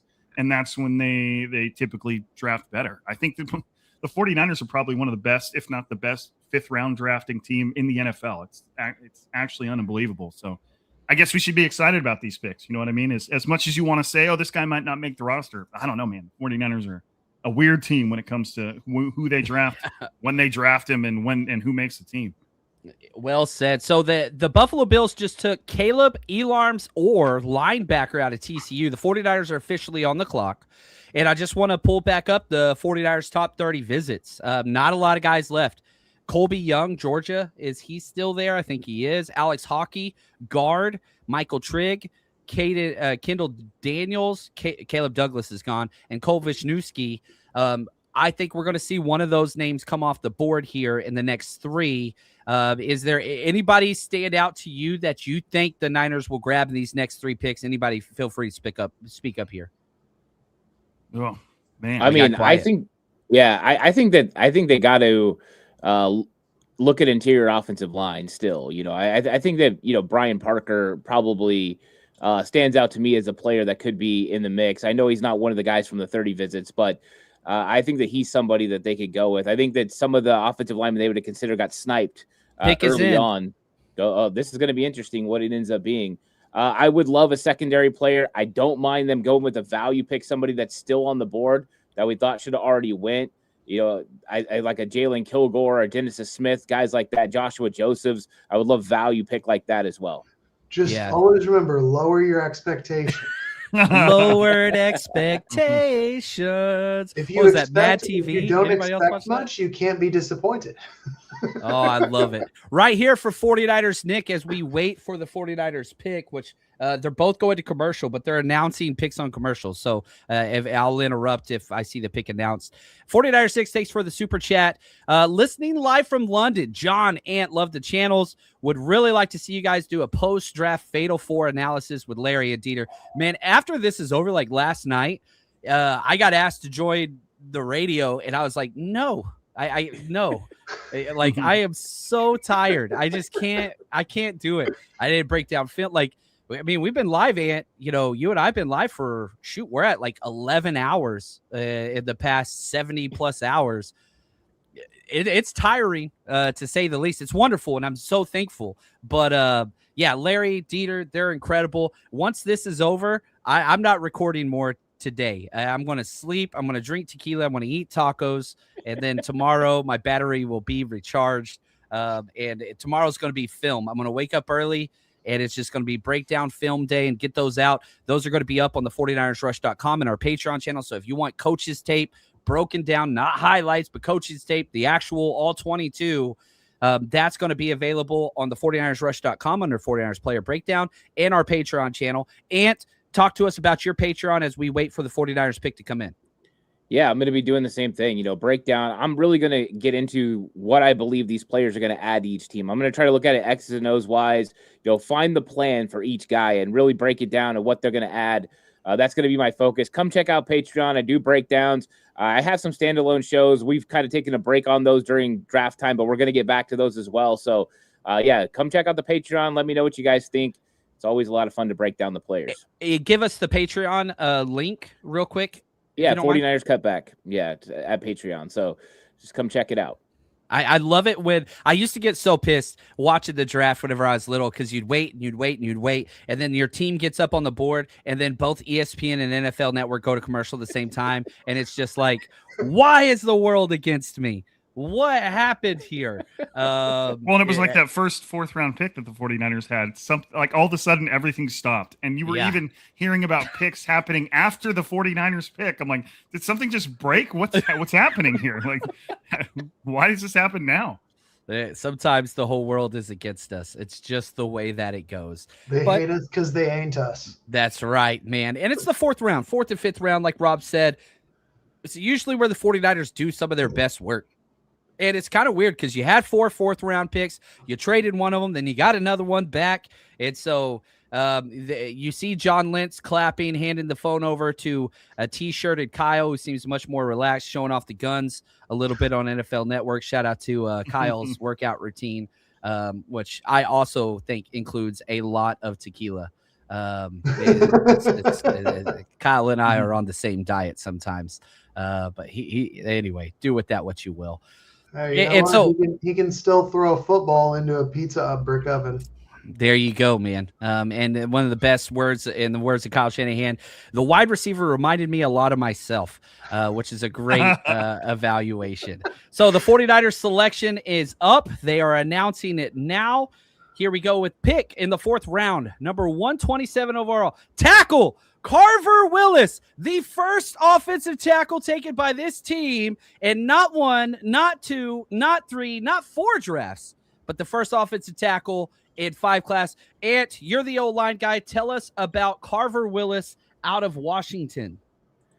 Yeah, I mean, when you talk Washington players, you talk guys who fit the system. And so he's going to be a scheme fit, and he's got, the proper length to be able to play offensive tackle. This is an offensive tackle. I don't know if he's going to work into offensive guard. We'll see what happens. But I do think that he's got the necessary athleticism, pretty good feet. I wouldn't classify it as great feet, but pretty good.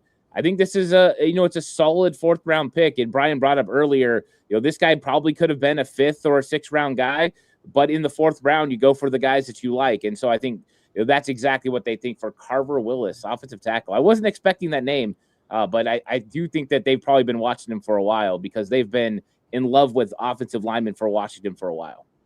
Yeah, he's an interesting player. I had a 6th round grade on him as well. Major reach. I don't care. In the 4th round, I don't care. You got an offensive lineman. You got a tackle. 32.5-inch arms. My favorite thing about him was the run game. He is a run game guy. So if you were one of the people that was just not really a Caleb Lomu fan, you're going to like Carver Willis's tape because they're just opposed to each other. You had a pass pro guy in Lomu. This is a run game guy. Finishing. He is a bully, which the Niners haven't really had a lot of that. Brian, was this one of the guys you did a dive on? He was not. No, zero familiarity. I just pulled up PFF, and thing that I like, run blocking grade, 84.8. That's a really good run blocking grade. And also it looks like he's got at least 3 years of experience playing right and left. So developmental swing tackle with a bit of an edge. I'll take it. And I will Again, say fourth this, round. in our draft write-up, which I did not write this down. I don't know who's responsible. I think this was Josh. He played all 5 positions at the Senior Bowl. So every player the 49ers have drafted has been a Senior Bowl type player that they got hands on while there. KJ Wright was there, coaching one of the teams. And so this is a player that took snaps at all 5 positions. So the versatility check mark. He might be tagged as an offensive tackle. Don't be shocked whenever they slide this dude into left guard. Spencer Burford, Moore, fill in the blank. Rob Lauder, finally trenches. That's a positive, right? Well, it was funny because I almost interrupted because you were just making such a big deal about the fact that they drafted a tackle, and I was like, and he's going to play guard. So, but looks like they probably fell in love with his ability to run block and the way he plays offensive line, and they're just probably hoping he can develop his ability to pass block. If you're going off PFF, great run blocking grades, great zone blocking grades, and then just struggles in pass protection. His true pass set grades are not great, 39.9. So that's exactly what Shanahan likes. Athletic, undersized offensive tackles who are good in the run game, bad in the pass game, and he'll put them into guard. And he'll just count on Brock Purdy to make him look right. Dane Brugler said Willis is at his best, sealing and finishing in the run game, but his ability to stay on an NFL field will depend on how he protects his edges and anchors in pass protection. He projects as a backup swing lineman with the upside to be more. So, again, you're in the 4th round. That's about what you want. You want there to be some trait that you can hang your hat on, and then you see where you can coach him from there. Yeah, and right here, Bid, who helped with all of our draft research, if Willis winds up at center, does that break the curse? Where the hell he winds up, he might change multiple times. Like Burford, right guard, left tackle, backup right tackle, back to left guard. Like, that is the type of player, 6'5", 303, 32.5-inch, arms. And it was weird because his 10-yard was a 1.84, which was not good, right? That registered a 3 on the acceleration for us, but his speed was a 5.1. So he's not a quick burst guy, but man, once he gets moving, this dude, was a tight end for Washington when he was recruited. They added weight, a la Joe Staley, right? We could talk about that, but this is for Washington. Now, he did have an injury in 2025, had a torn MCL, but came back and played the rest of the season and was at the Senior Bowl and got the medical checks. So MCL is not really that big of a deal long-term. For those of you who have had an MCL, it's not fun and it's painful, but not usually something that's, whatever. So I don't know. Let's do this. Let's start with Ant. We'll do a round table. Where do the 49ers put Carver Willis first? Where do you think that they are going to slide him? Hey, here's what Shanahan's going to say. We think he play at multiple positions. We think actually all 5 positions. So we'll see how it slots out and where that value is and where he can compete and blah, blah, blah, blah, blah. But, Ant, first day training camp, where does Carver Willis line up? Guard. I think he's gonna move into guard. And I was having fun looking up player comparison. And one of the guys on there is Spencer Burford. He's an 88% match for Spencer Burford when it comes to, everything about how he plays. So I do think he's going to go into guard. They wanted to get competition. I think if there's an opening, it's left guard. Vidarian Lowe is going to hold down offensive tackle. So I don't think there's a real competition there. I think Brett Toth is a center. I think they would play him at guard if they needed him to. But I think that this guy's coming in to compete with Robert Jones and Connor Kobe. And they're hoping that he's going to be able to help in the run game. They needed somebody that was going to be able to get some movement along the front, and I think that's why they drafted him.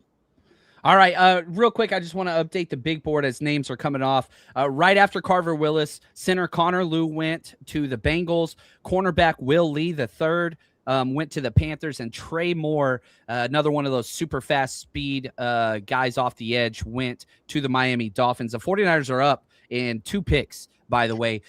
Brian, where do you think Carver Willis plays? Probably guard, but it also wouldn't surprise me if he got reps at right tackle. He had 2 years where he was a starting right tackle at Kansas. Wasn't great there, but he's got experience play on both sides, and there's 2 guys ahead of him on the left with Pleasance and Lowe. So it wouldn't surprise me if he got some reps at right tackle, probably with the 3rd string, though. Yeah, fighting with Austin Pleasance or fighting with Connor Colby. That's where he is. Rob, you're going to put him at guard as well. Did my whole excitement about drafting the tackle. Genesis Smith safety just went to the Chargers. Was my whole tackle spill just misguided completely?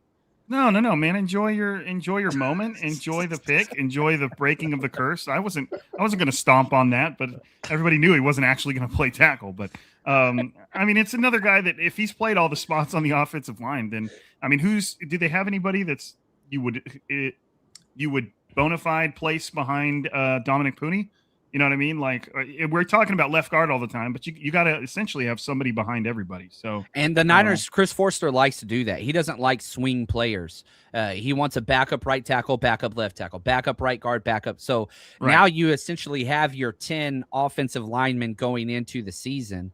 So yeah, right guard makes sense. A couple super chats. Pick is in for the Saints, which means the 49ers will be on the clock soon. I want to get through some of these super chats. Shout out to Ronald, John, Rob, and Ant, all in the same feed. Awesome. I'm out here delivering mail in the hot South Texas weather, listening. You guys make my day go by better. Man, thank you for delivering mail, making everybody else's lives better. And Brian's here too. Yeah, Brian Carter 99, guys. Come on, man. I don't have a show though, so I'm not that cool. But you've been here for years. And I love it, man, because just such a good friend, and just I love your perspective on when you see players. Glad you're here. Jason Bash Photography, my man. It's been a while since we've hung out in person, my brother. Thanks for the super chat. Walking through the grocery store, listening to my favorites. Always my go-to live every year for the draft. Can't wait to watch the tape on all our new guys on your Patreon. Man, very, very kind, Jason. You are the man. I hope you're still in Denver. We partied together in Denver when we were out there a long time ago. It was a good time. Great dude. Drew in Denver. He's also in Denver here. Super chat. If 49ers drafted O-line in rounds 3 and 4 instead of running back, they'd have won a ring by now. Day 3 looks better than day 2. I agree with that assessment. I really, really do. But this is the way they do things. Watching your live reaction, I went back and watched your guys' reaction to yesterday's pick, and when the Kalen Black reaction was just so funny. John was like embarrassed for the team, and he's already a shade of red, and he turned like an additional shade of red, and he's just like, man, that's such a bad pick. He's like, I don't even know. I don't know what to do. I don't know what to do. Eric, my social media guy, cut the clip. I didn't have time to post it. I was going to wait, but I'm going to post the Caleb Black reaction on YouTube. But yeah, I like you go through every sphere of, what the hell? It's okay. Let's make it work. It's okay. Like, and then you just keep coming back to denial. Oh, you went through all of them in such a quick time frame. Right here from the Malik. What's up, man? Help me be less grumpy, guys. Another 3rd round running back. Don't address the offensive line till the 4th. Wide receiver doesn't run the full route tree. At least y'all are the best. Rob, let's start with you, man. What would you say to Malik, who's struggling with this draft class? I'm supposed to cheer him up. I mean, Sean Stribling is tough. I mean, I liked him. I like the player, and they took him a lot earlier than I thought, but he had a round 2 grade, in some places, round 3 grade in some places. He had a day 2 grade, so you could feel good about that. And he's moldable clay for the most part. Oh, hold up! 49ers just traded out. They did not. In the 4th round, you're trading. Really? Out. Baltimore is now on the clock, so the SF switched to Baltimore. So I'm assuming it's a trade out because I saw the little initials changed. Save me from having to cheer him up. This has not been reported anywhere, but the little ticker at the bottom, there we go. ESPN San Francisco trades the pick to Baltimore. And I hope you're ready, man, because we're going to be here for this is going to be a great player because every time the 49ers have traded out, the player taken at that spot has been great. Emmanuel McNeil-Warren still hanging out at 58, and then let's get out of here. Let somebody else take him. There we go. So Jeremiah Wright, the guard, went to the Saints from Auburn. But now you've got, the 49ers trading out, and we'll see here. We don't have the details of that trade yet. Where was Baltimore picking? I hope they got like a late 7th rounder. So we have to stay locked in for the next 4 hours. I think I'm leaving after the 5th regardless. Yeah, man. And we'll see. As soon as those trade details are published anywhere, we will get those to you. Ishmael, thank you for the super chat. He says, thank you guys for coverage for all 3 days. That's right, man. We are with you guys. Okay, here we go. Pick 133. Oh, for pick 154 in a 2027 6th round. I love it.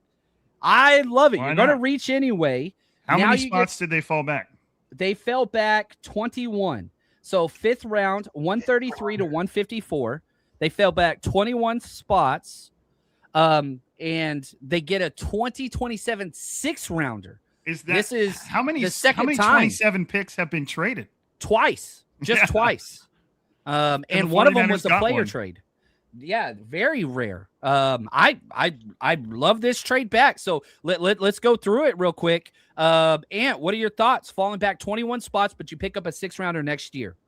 Yeah, I like it. I think that getting draft capital for next year is very important. Next year's draft is going to be very good. So getting mid-round picks for next year, I didn't think it was going to be possible. So when you first said it was going to be a trade, I didn't think they were going to get something like that. But, I mean, to fall 21 spots, I think they can still get a really good player at 154 and then have draft capital for next year. And I think that's the plan. John Lynch, kind of said that yesterday. They liked having 11 picks last year. They want to have more picks. And is starting to invest in that for next year is important because they're not going to have the compensatory picks next year either. The way that they sign free agents and stuff, they got to find it this way. And so a simple trade back, 21 spots, getting a pick for next year, that's pretty good value. And they took tight end Matthew Hibner out of SMU, so he's the next great player, Rob. That's where that is. That dude is going to be an all-pro. It's coming. Just wait. Brian, thoughts on the trade? Again, falling back 131 to 154 and getting a 6th rounder next year. Yeah, I don't hate it. The thing I like most about it is that now we have 2 5th-round picks, and we know how good the Niners are in the 5th round. So we've got it is a thing. You can feel better knowing that we're going to have 2 Hall of Famers drafted in the 5th round here coming up. Hey, I'll take one. I don't want to be greedy. I'll take just 1 Hall of Famer in the 5th round, which there's probably like only 6 5th-round Hall of Famers ever, and the Niners probably have 2 of them. But anyway, it's what it is. Rob, thoughts on the trade? Positive, negative? Well, if the 2027 draft is going to be as good as everybody says it is, at least you've got an additional 6th rounder that's going to give you the ability to move around if you want to. A 6th rounder doesn't give you much. It could probably bump you up a little bit in the 4th round or something like that. But smart. I mean, if the 49ers are looking at their incredibly different big board and they're happy with the options a little later, then you might as well take advantage of it. And we've been talking about it. Those 2027 picks have been treated like gold by the league. Everybody was talking beforehand about how great the 2027 draft was. And you can tell just by the trades that have been executed in this draft that the league believes it too. Those things have been protected like gold. So the fact that even if the 49ers got a 6th rounder, I like it. If it doesn't impact where they're going at all, I figure that tight end that just went to Baltimore is just going to be their next absolute stud. And we'll have to just think about that for a while. I will say this. Maybe my favorite thing about this draft pick trade is it's not after the 49ers' current scheduled last draft pick. So, and we're still safe. Currently, I doubt that's going to stay true, but that's okay. We're going to be here, and I'm thankful for that. But yeah, I love this trade. No, the only other 2027 draft capital that's been moved during the draft weekend, I think, was the Philly trade for Jonathan Grenard, where they gave up a 3rd rounder this year and a 3rd rounder next year. I think that's it. I don't think there's. Maybe I'm wrong, and you guys in the chat correct me, please. That's it. So it's been such a premium. Now, is that 2027 6th rounder going to be a premium pick? No, but it gives you a little bit of movability in the 1st round next year if somebody does fall, and those are going to be some premium players over there. So pretty excited about that. Look at this super chat from RV. My man, just want to say thank you. Generous. Very, very generous, very kind. JC, I never miss a podcast. You're the GOAT. Your energy is infectious. Uh-oh, that's not as positive. During the season and with Ant and the crew, made this a great 3-day draft. Thank you, guys. Let's go faithful. Man, that is so kind. We have done way too many shows, and for you to listen to all those, I apologize. I wish I was better, and I hope I get better. Oh, Kendall Daniels, linebacker. Oklahoma just went to the Falcons, pick 134. And the 49ers are back up on the clock here in about 4 picks. So this will be the last pick of the 4th round for them, and then you've got the next 5th rounders there. So still 3 picks to come, and they're going to happen still in relatively quick fashion. I'm liking the pace of today so far. We're only an hour 43 in on the day. Brian, go ahead. I'm a noob to this whole stream thing. If I need to use the bathroom, do I hit remove from stage? I will. Yeah, you just you could do that, or I could do it for you. But yeah, I'm going to pull you down, Brian. But before you go, we have a super chat in your honor. Sorry, Brian. I'm happy you are here too. I just don't know you. But I will check your page out. Love all 49ers podcasters. Ronald, you are the absolute best. All right, man. I'm going to pull you down. You're good. And whenever you come back, I'll pull you back on screen. Sound good? 2 minutes. All right, cool. Take your time, brother. Love it, love it, love it. The pick is in for the Colts at pick 135. 49ers 3 picks away. Man, this pace on day 3, it's fast and furious, man. Vin Diesel out here. You know what I mean? Like it's going quick. Yeah, family above everything. That's a terrible impersonation, by the way. I mean, it started terrible, and so you had nowhere else to go with it. So, after this pick, I'm going to go help put the little man down for a nap too. So I will remove myself as well. But man, sorry you only got 1 pick. You thought you were coming for 2, maybe 3, and yeah, you only got 1 so far. It's not the picks, man. It's the friends you make along the way. Oh, that's what's up. Oh, there we go. I love it. They still haven't updated PFF, and NFL hasn't updated the 49ers picks as they are coming in. ESPN's got it. ESPN's I hate you. Bryce Betcher, the linebacker out of Oregon, goes to the Colts. That's a football name if I've ever heard one. Yeah. I'm a big alliteration guy. Mm-hmm. And yeah, that's a badass name. I'm just going to be honest with you. I had a 4th round grade on him. Adequate value for sure. Let's see here. Corner DBs, they haven't touched it. Ant, you've been harping for a while on defensive backs, but they have a lot of guys in room. Is Keith Abney still available? He is. He is. So is Jalen Kilgore. Wow. Yeah, there's I get the 49ers targeting this window because there are a lot of names that I would be very, very happy about. Do you think they go back to offensive line, or they're done there now? You kind of are too deep at every position. Yeah, I think they're done with offensive line. I always thought there was one position they could target, and that was it. And that's why, yeah, I think they did do a really good job of making sure their secondary was full as well. They don't have to go secondary. I was completely shocked that Keith Abney is still on the board. I didn't expect that. I don't know if there's something behind the scenes that we don't know about. Right. But he's a really good player. Joshua Joseph's another really good player on the board. You know, if you want to double up at edge, he's still there. Of course, my favorite, safety left on the board is Jalen Kilgore. Chandler Rivers is my favorite corner. If they wanted to go secondary, I don't know. How do you guys feel about Justin Jolly, the tight end? He's a little redundant whenever you just look at, what you've got in Jake Tonjes. He's that receiving only type guy. Right. A little bit of injury history that kind of scares me, but in the 4th round, not at all. I think it fits. I like Jack Injuries more. Yeah, he's still there too. And Michael Trigg, who they met with, who is basically a freak wide receiver with LeBron James wingspan. Huge ass hands, but again, injury history is a little bit there. So there are some tight ends here. Dalen Bentley. I think tight end, I would hate to walk out of this draft without a tight end and safety. Outside of that, Michael Trigg is obviously a freak, but he's got his own set of problems that yes. I'm not sure the 49ers would want to entertain. I mean, but he makes some unbelievable catches. Like, that is a guy that's just a freak athlete. But again, to me, it's almost no amount of talent can make up for a lack of, whether it's love for football or, it's any type of cancerous personality in a locker room. It's tough. It's tough for me to buy into that. And you always hear John Lynch talk about, we want guys that love football. We want guys. And so whenever they have those meetings, medical, work ethic, character, that's what they're trying to figure out. What is this guy's personality? Can we have him around?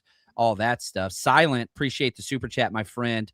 Only pick I like is Halton. What the hell is up with the board? It's a weird ass board, bro. It's just weird. Things it got weird in here. It's just what it is. So yeah, I get it. You're probably not alone in that. You are definitely not alone in that. Brian Carter, give me the thumbs up whenever you want to get brought up, and we'll pull you up, man. I know you're still doing some things, but he's getting the stage set behind the screen. Turbo, appreciate the stream, fellas. Not sure about our picks, but I'm hopeful. Go Niners. Doesn't seem like they went after a lot of starters. A lot of rotational players. Stribling, probably not a starter. Romello Height, pass rush specialist only. Do you consider that a starter? Probably not. Caleb Black, definitely not a starter. Grayson Halton, not a starter. Carver Willis, not a starter.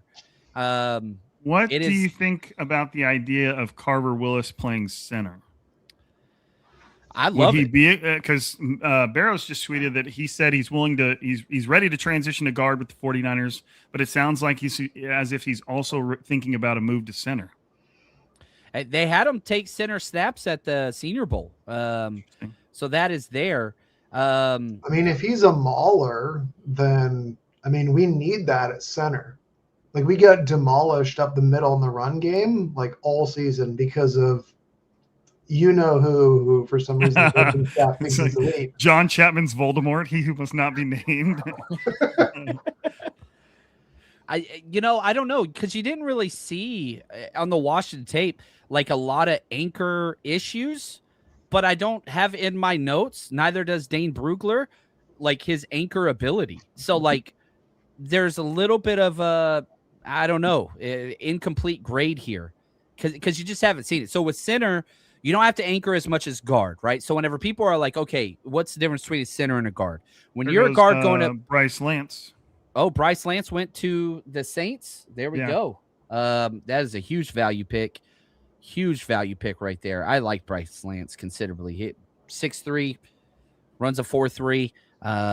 He's something else. But when guard, you're going one-on-one against three techniques against a bull rush. At center, you almost never do. Even if there is a one shade, you almost always have the play side guard, the backside guard helping you out.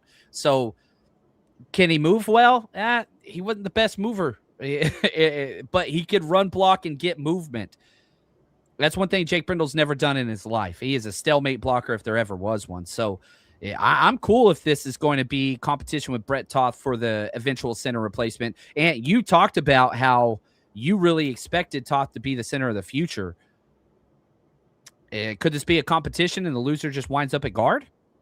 Yeah, it could be. I mean, why not? And, I did look in my notes and I did have questions about his anchor. So moving over to center would make more sense where he doesn't need to have as good an anchor as you do at guard. And so I think that, I think all bets are off when you talk about these guys who have the versatility to move inside, who's played tackle with the arm length. He's probably going to move inside. And so with that, they'll probably start him at guard and then see what he could do at center. The thing about Kyle Shanahan's offense is so difficult for centers to adjust, players to adjust to center early. So it's going to take them a little bit to figure this thing out. They were hoping the same thing for Nick Zakelj. It just never happened. Zakelj, also a guy who doesn't have a great anchor. That just couldn't quite figure it out, had the mental part of it, that he could figure things out. So I think that they got a little bit rougher, a more physical, less passive offensive lineman. And so I think that that's probably what they're betting on. But I think now they put themselves in a good situation. Brett Toth, Carter Willis, one of these guys ends up being the center of the future because they do have to move on from Jake Brendel sooner rather than later. He's getting a lot older. He's starting to get injured a little bit here and there. And I think that they know improving there. And if you could get a guy who's a really good run blocker, why not? This is, I got a couple people asked, how long is Jake Brendel signed up for? Last year of his deal, no guaranteed money. And he's cheap. He's very cheap. People complain about him, but it's like we're paying him like $4 million. I mean, how much did what's his name get? Like $27 million for a top center? Like, he's not great, but he's cheap. Also, I remember hearing something interesting a long time ago in terms of how much mental capacity different positions take. Obviously, some positions are a lot more technical and nuanced than other. If I remember correctly, I think outside of quarterback, offensive linemen on average required like the highest level of I don't know if you'd call it IQ, but I remember like the Wonderlic, They were traditionally like really high on that compared to other positions. And with Shanahan's scheme, I think one of the reasons why he likes Brendel is just because Brendel understands the run scheme, where people are supposed to go, who the mic is. Like, he understands that. I'm not saying he's good, but at least he understands what the run game is doing. And the offensive line, it's 5 people working in concert. Like, if you have one great guy, that's great, but they all need to communicate and work as a 5-man team. And so if you just have a guy who just doesn't get it, that can just lead to miscommunications, people just coming through wide open gaps. I think people underestimate how much thinking is involved in the offensive line position. And Ant, you probably have an opinion on that. Yeah, you have to be super intelligent to play offensive line, especially center, where you've got to make all the reads and you've got to slide protection and you've got to figure out who's coming and who's not. It's extremely difficult. That's what's always made Jake Brendel be able to stay on the field. It's never been the physical gifts, even though he has really good speed. He can get to the second level pretty consistently. It's the intelligence. That's why they drafted Nick Sikel. Super intelligent, highly functional. That's what they were looking for. And even like guys like Dominic Pooney are super smart. That's why they thought even he could move to center. So it's a big part of the game. And center is the biggest one. But all these guys got to be able to figure out where the stunts are coming from and adjust. So offensive line, it takes a lot of mental capacity to play in and play out. And that's why these guys are no joke. Super big, physical, and then also the intelligence to go with it. Yeah, it's there. I'm pulling up his Carver Willis's mock draftable, and some of the names that Mike Pouncey, Graham Barton, some of those types names, Luke Godeke. Like, I like seeing those as far as athletic profiles. But 49ers are on the 49ers are on the clock. Oh, there we go. So the Dallas Cowboys pick is in. I think you're ahead of me. I don't know if you want to announce the Cowboys pick. It is in. I don't see that one, but. I thought I saw it at one time. At one point, I thought it was LT Overton. Okay. Miami's up next, and then the 49ers. But yeah, so both the channels are behind and on commercial. As they always are. Yeah, this is what happens day 3 for sure. But yeah, I have a question here. I love this from Marcus. He says, so Deshaun Stribling isn't a starter this year in 2026, but he better be a starter in 2027, right? Like, okay, so let's ask it. Like, Christian Kirk is going to start at the slot. Is there any debate for Deshaun Stribling starting this year? I don't think that he is. I think he's going to be a rotational piece at X and slot, right? Like, the moment Kyle Shanahan drafted him, they hated him. So he ain't starting anything. He's got to earn his stripes. You have to emerge from the doghouse. When Kyle Shanahan just puts them in there, and it's their job to work their way out. It's like an escape room. There you go. You're not playing as a rookie receiver unless you're a top 50 pick. He is a top 50 He's top pick, 50, 33. We'll see. I think the bigger question isn't does he start, because we don't want him starting. That means that some people got hurt. That means that either Evans or Pearsall or Kirk got hurt. What we want is, hey, how much does he contribute? Is he a guy who only gets like 50 or 100 snaps, or does he get a few hundred snaps and make some good plays and has an impact? Again, like, ideally, I think what they want to do is have him start out as like a vertical threat slot who can threaten the seams with that speed, pull the run game back, open up those underneath, and also be used as a blocker. And then he can learn behind Mike Evans how to do that X roll at the same time, because he has a very limited route tree that I'm aware of. It's going to take some time to learn, but hey, if you can threaten the seams, pull the defenders back, and then block the heck out of them, that's your way to get on the field. There you go. For anybody that's LT worried Overton about, did go off the board for the Cowboys, by the way. That is correct. So okay. Miami's up, but I think their pick is in as well. But again, NFL's just really far behind. I would tell anybody that's worried about Stribling's routes, like, to me, that is one of the most coachable aspects of playing receiver. It just takes a little bit of a maniac. Like, you can sit down and you can study routes. I mean, it's as simple as YouTube. They've got NFL coaching. They don't need that, but you can improve routes. Hand-eye coordination is one thing. That's almost innate. A lot of it comes. You can improve it. But I feel like a lot of that just you either have it or you don't in some cases. We've all probably coached or seen receivers that you can tell just don't quite have the hand-eye coordination to do it. But when it comes to route running, you can improve, you can learn, you can really craft that into something different. And, with the way Shanahan treats his receivers, I can see Deshaun Stribling. I think that he probably had the things that the 49ers want a receiver to have. And, he had their core qualities, just a certain toughness. You know what I mean? I don't want to be talking when they make their pick, but toughness is huge. Well, and I've always that quote from Daniel Jeremiah just won't leave my brain when he said when he started charting all the successful receivers he's ever scouted and tried to find a through point to all of them. He said the one thing that came up the most often was toughness, and so it's a good place to start for Deshaun Stribling. He's tough and he plays. I feel like that was directed at Dante Pettis specifically. Right. That comment. If you're a receiver, if you can't win through contact, you're not going to succeed in the NFL. Yeah. Because there's only so much separation that you can get against these elite corners in the NFL. Obviously, you got to separate, but if they get hands on you, you better be able to fight back and win through contact. Otherwise, they're just going to press you or bump you off your routes and mess you up, and you're not going to play if you can't win through contact. So toughness and play strength is huge. Well said. Aponte. Jalen Kilgore, please. Yeah.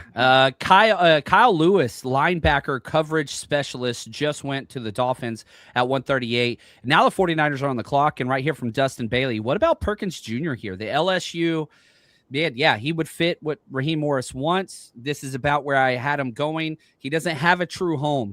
They used him as a coverage guy, a nickel, an off-ball linebacker, an edge rusher. They used him every which way. LSU did a disservice to this gentleman. But, yeah, I don't think that would be – we talked about double dipping at the edge, and I think Perkins would be a possibility there. So I know, Rob, we only got you for a little while longer. Is there anybody that you're just I really wish the Niners would go here?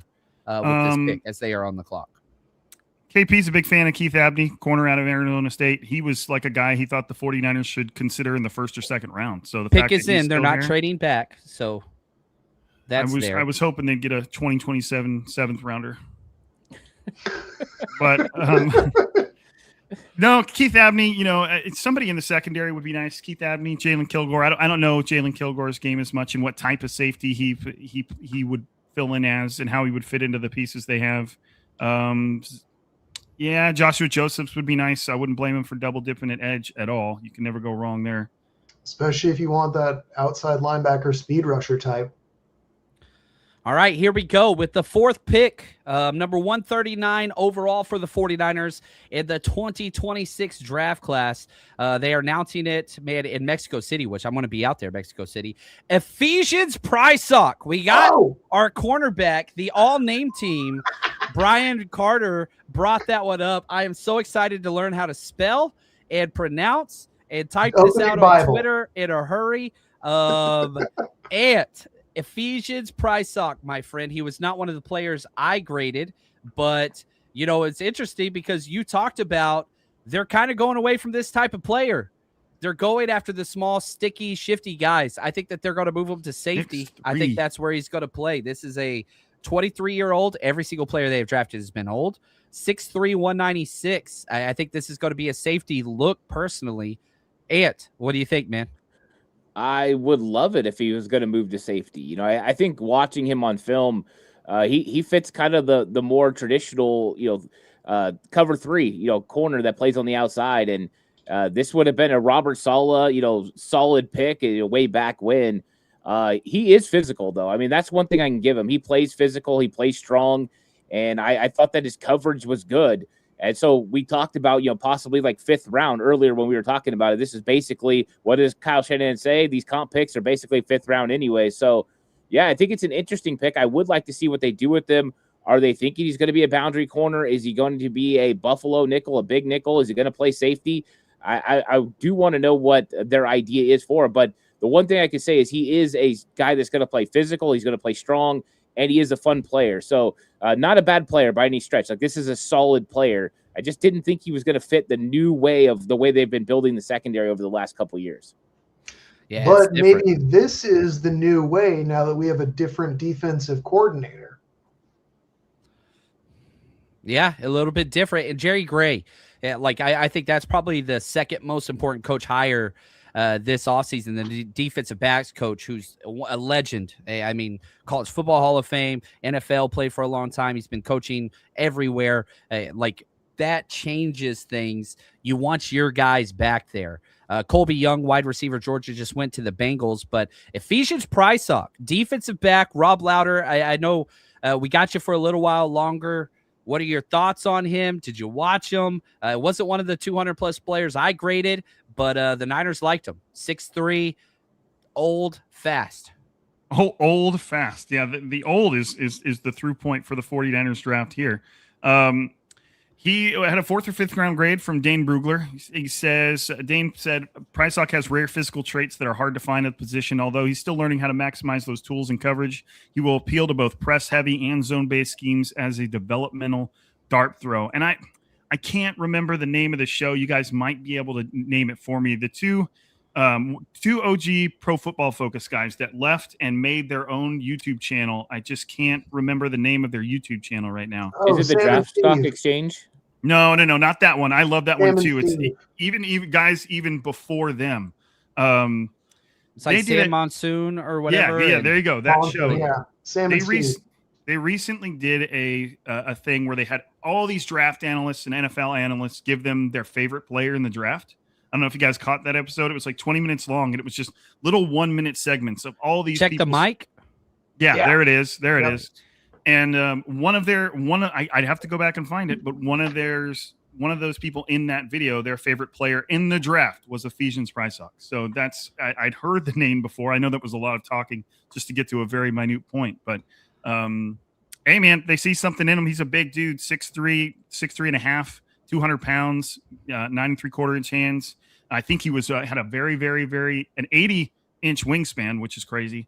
I think he would have had a very high RAS score, the athletic score. So the Next Gen Stats on NFL.com has him as the 4th ranked combine athleticism score. Yeah. Look at the spider chart. I mean, you're talking to Ahmad Gardner, Sicario Davis, who they met with, Isaiah Oliver, who they had on the roster, Yellow Witherspoon.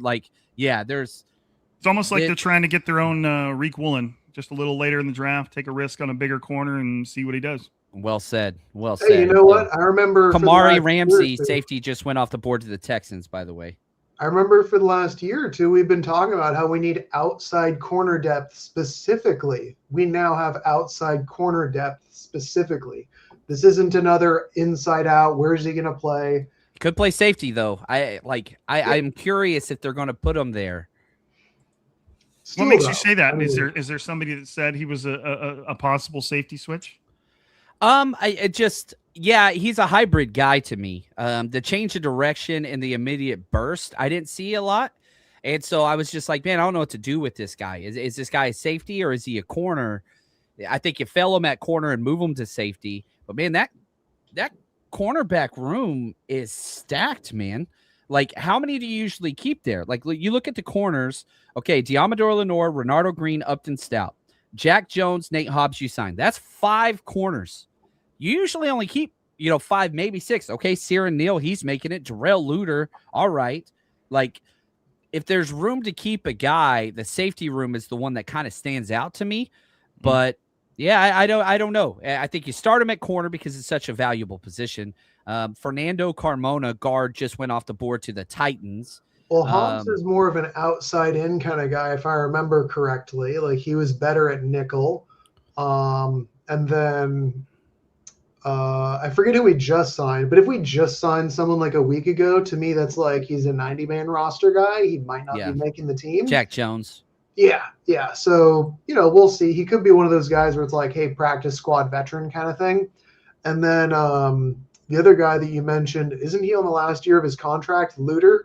He's been a mixed bag. Like, he's got all the physical traits, but he just hasn't been able to put it together. It's been like 3 years. I mean, to me, that's 2 guys that are like on the bubble. Am I allowed to, will this setup let me share my screen? I believe so. Yeah, you should be able to. Let me. I'm gonna get out of here, but I want to share this picture that I've got pulled up right now because I'm gonna leave you guys with this. Do you see the plus arrow on the bottom? I've clicked it all. I think you have to put it on the stage or something. Oh dang. Let me see here. Dang it. It shows that down there at the bottom. Oh, there it is. You're the host. Oh yes. There you go.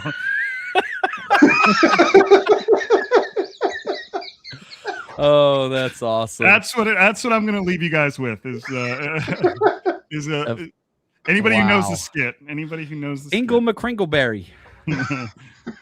Rob, we appreciate you. Everybody go check it out. The new YouTube channel, The Striking Gold Podcast on YouTube. Rob, appreciate you, brother. Welcome to the Millennium, Rob. I appreciate you guys, man. It's good hanging out. See you guys later. Later, Rob. That is awesome. Ingle McCringleberry. Oh man, donkey teeth. Yeah, that's some of the best. Man, Key and Peele just home runned it. All right, let's take a step back. We wanted a DB, didn't get the DB that probably most fans or Ant really wanted, or I really wanted.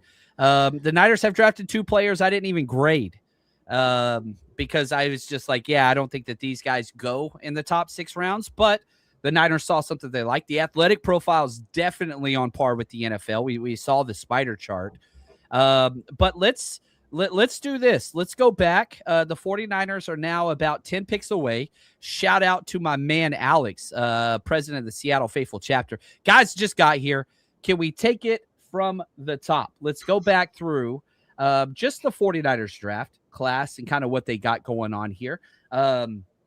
And then we'll get some opinions just on what the 49ers have put together totally. Deshaun Stribling, after 2 trade backs, was a major reach at the wide receiver position, but perfect fit. Romello Height, definitely not a reach. Probably the biggest need that was left on the roster, speed rusher. Kalen Black, running back. Kyle Shanahan has to. By far, my least favorite pick of this draft, but Kalen Buck's going to be Neo. He's going to buck the trend of third-round bust running backs under Shanahan era. Grayson Halton, one of my favorite picks, defensive tackle depth. Carver Willis, where the hell is he going to play? 5-position versatility at pick 127. Then Ephesian Priox, the corner/safety. Where's he going to go? A lot of question marks with this draft class. Where do they go? Where do they play? But definitely a lot of depth and a lot of versatility. Ant, give us your quick assessment just on the players that the 49ers have picked. They still have 2 draft picks left, by the way. Yeah, I think that there's been a lot of players that fit what the 49ers want. I think when you look at Stribling and you look at Romello Height, those guys were extreme fits. Grayson Halton today at pick 107, that's another really big fit. And so they're doing the things that they want to do. And then you're getting some guys now that they're projecting a little bit. And when you get into the 4th round, the end of the 4th round, early 5th, you can start projecting these picks a little bit. And I think that's what they're doing. You have Carver Willis. Does he project to be a guard? Does he project to be a center? I think that that's a big question. Ephesian Priox, there's now a question. What is he going to be? And you brought up safety. I think that would be really interesting to see if he could be a safety. I think right now I see him as a boundary corner, but I don't know exactly if that's going to be what he ends up being. But, he's long and he's strong and he's got some ability to him. The question is going to be, how about that long speed, right? Those are always some of the things we question about those bigger corners. And so we'll see. I want to see how he fits in with Raheem Morris's system, but we're getting guys that are fun, to kind of try to figure out what their scheme fit is here in the 4th round. And I think that's exciting. I'm curious what Priox is going to be because I did not see that one coming. Yeah, definitely out of left field. Brian Carter, just what are your thoughts as the 49ers have added a lot of players today. Grayson Halton, Carver Willis, Ephesian Priox, still 2 picks to go, but you got to defensive tackle, you got an offensive lineman, you got a defensive back, building in the trenches. The positional flex that they've taken does provide a lot of just flexibility, right? But what are your thoughts? Yeah, I mean, obviously yesterday kind of left a little bit of, I think, a sour taste in our mouth because of the reaches and the running back. But now looking at the draft as a whole, I think it's looking a lot better. It's like, again, you can be annoyed with where they got picked, but now that they are picked and they're on the team, Does it make sense? Can you see them making an impact? Yes. Is Deshaun Stribling, like, was he the best wide receiver available at the time? Probably not, but hey, you know what? You got basically turbo mode Jawan Jennings in there. Think JJ, but with 4.3 speed instead of 4.7. I think he's going to start out as a power slot, with some a vertical threat who can learn the outside. You got height, you got your speed rusher, you got a running back. Don't love it, but you knew Shanahan was going to take a running back at some point. Love the defensive tackle. You got some pass rush, a surprisingly good run defender for being, more of a 3-tech size guy. You got your developmental offensive linemen that you can, shore up, gets more competition. And now you just added a DB who can potentially be outside depth or learn how to play safety. I like it more and more the further we get. So they're making up for yesterday. I feel better today, which is good. There we go. Wide receiver Reggie Virgil just went to the Cardinals out of Texas Tech. And here's the thing about Ephesian Priox, another Senior Bowl guy.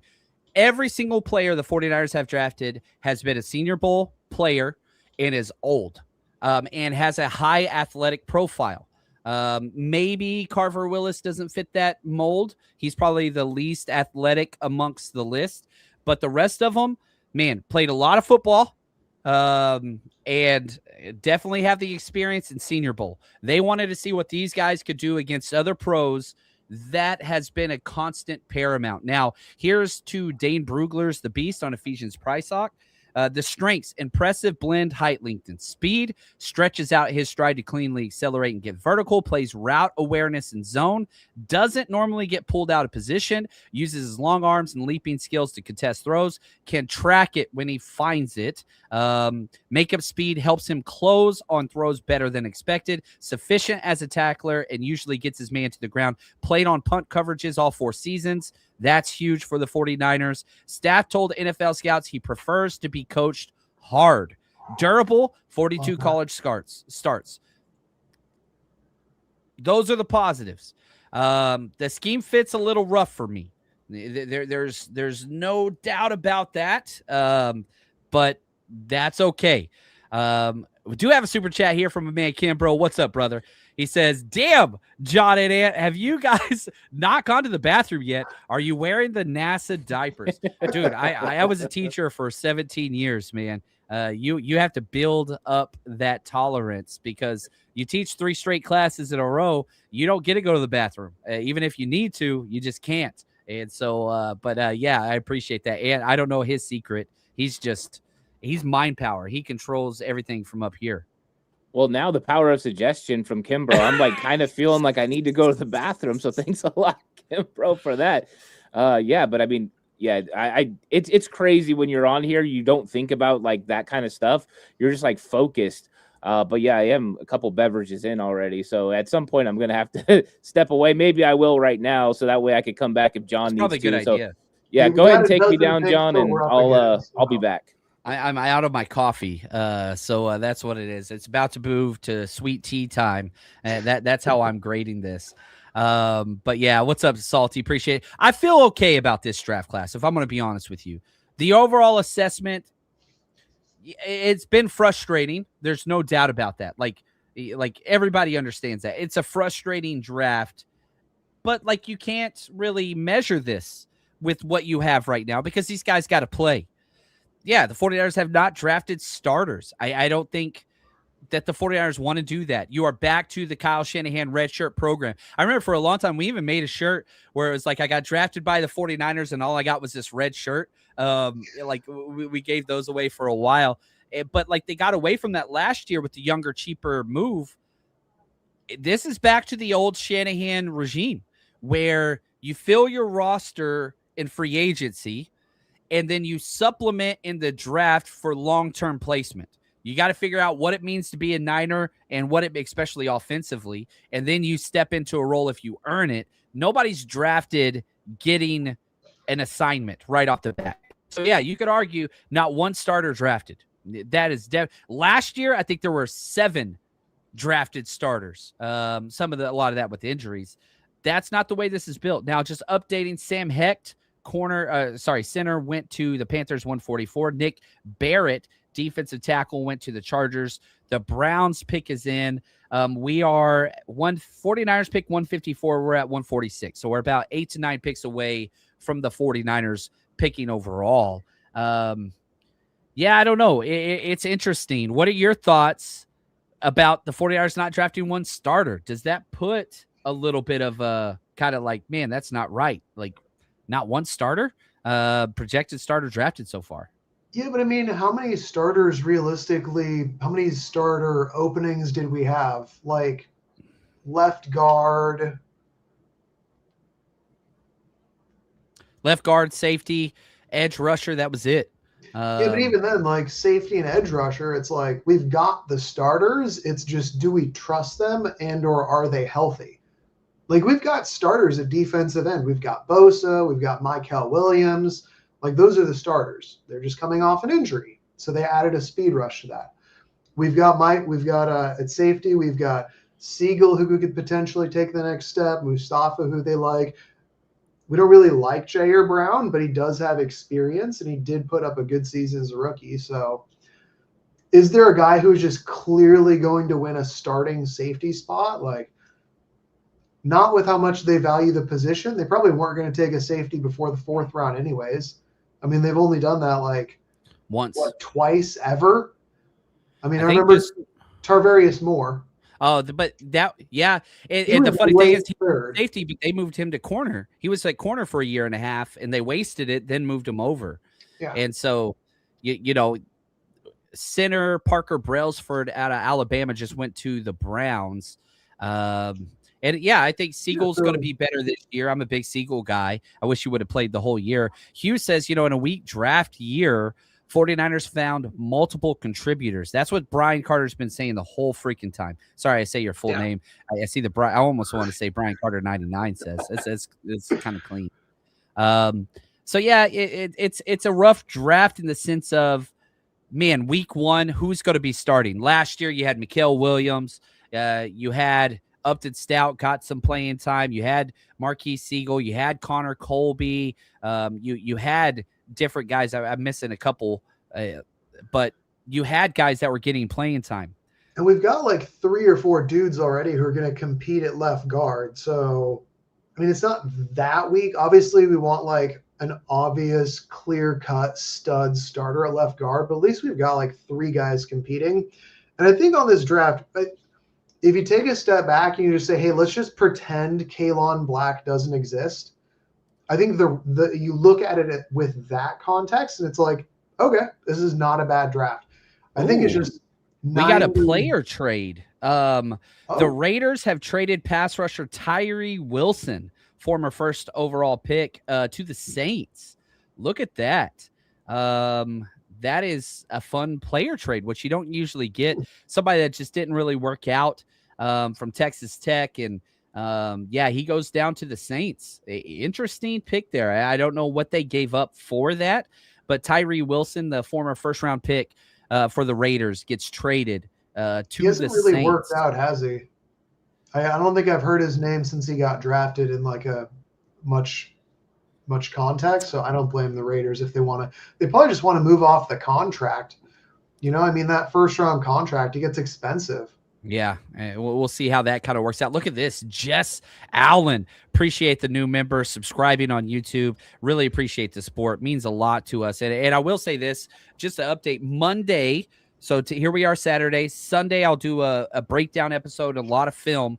That's going to be up on the 49ersrush.com. Go subscribe, and on our Patreon. And then Monday at 5 p.m. Pacific time, we will be having our Zoom hangout for Jerry Rice tier members. We can talk about the draft. I get to hear from you guys. Go sign up. Support 49ers Cutback on his Patreon as well. Silent super chat. Have we gotten closer to the Seahawks? Hell no, in my opinion. Let's talk about their draft, because I don't think the Seahawks had a very good draft either. And they lost some key guys, too, in free agency. I mean, they lost starting corner, starting safety, starting running back, one of their key pass rushers.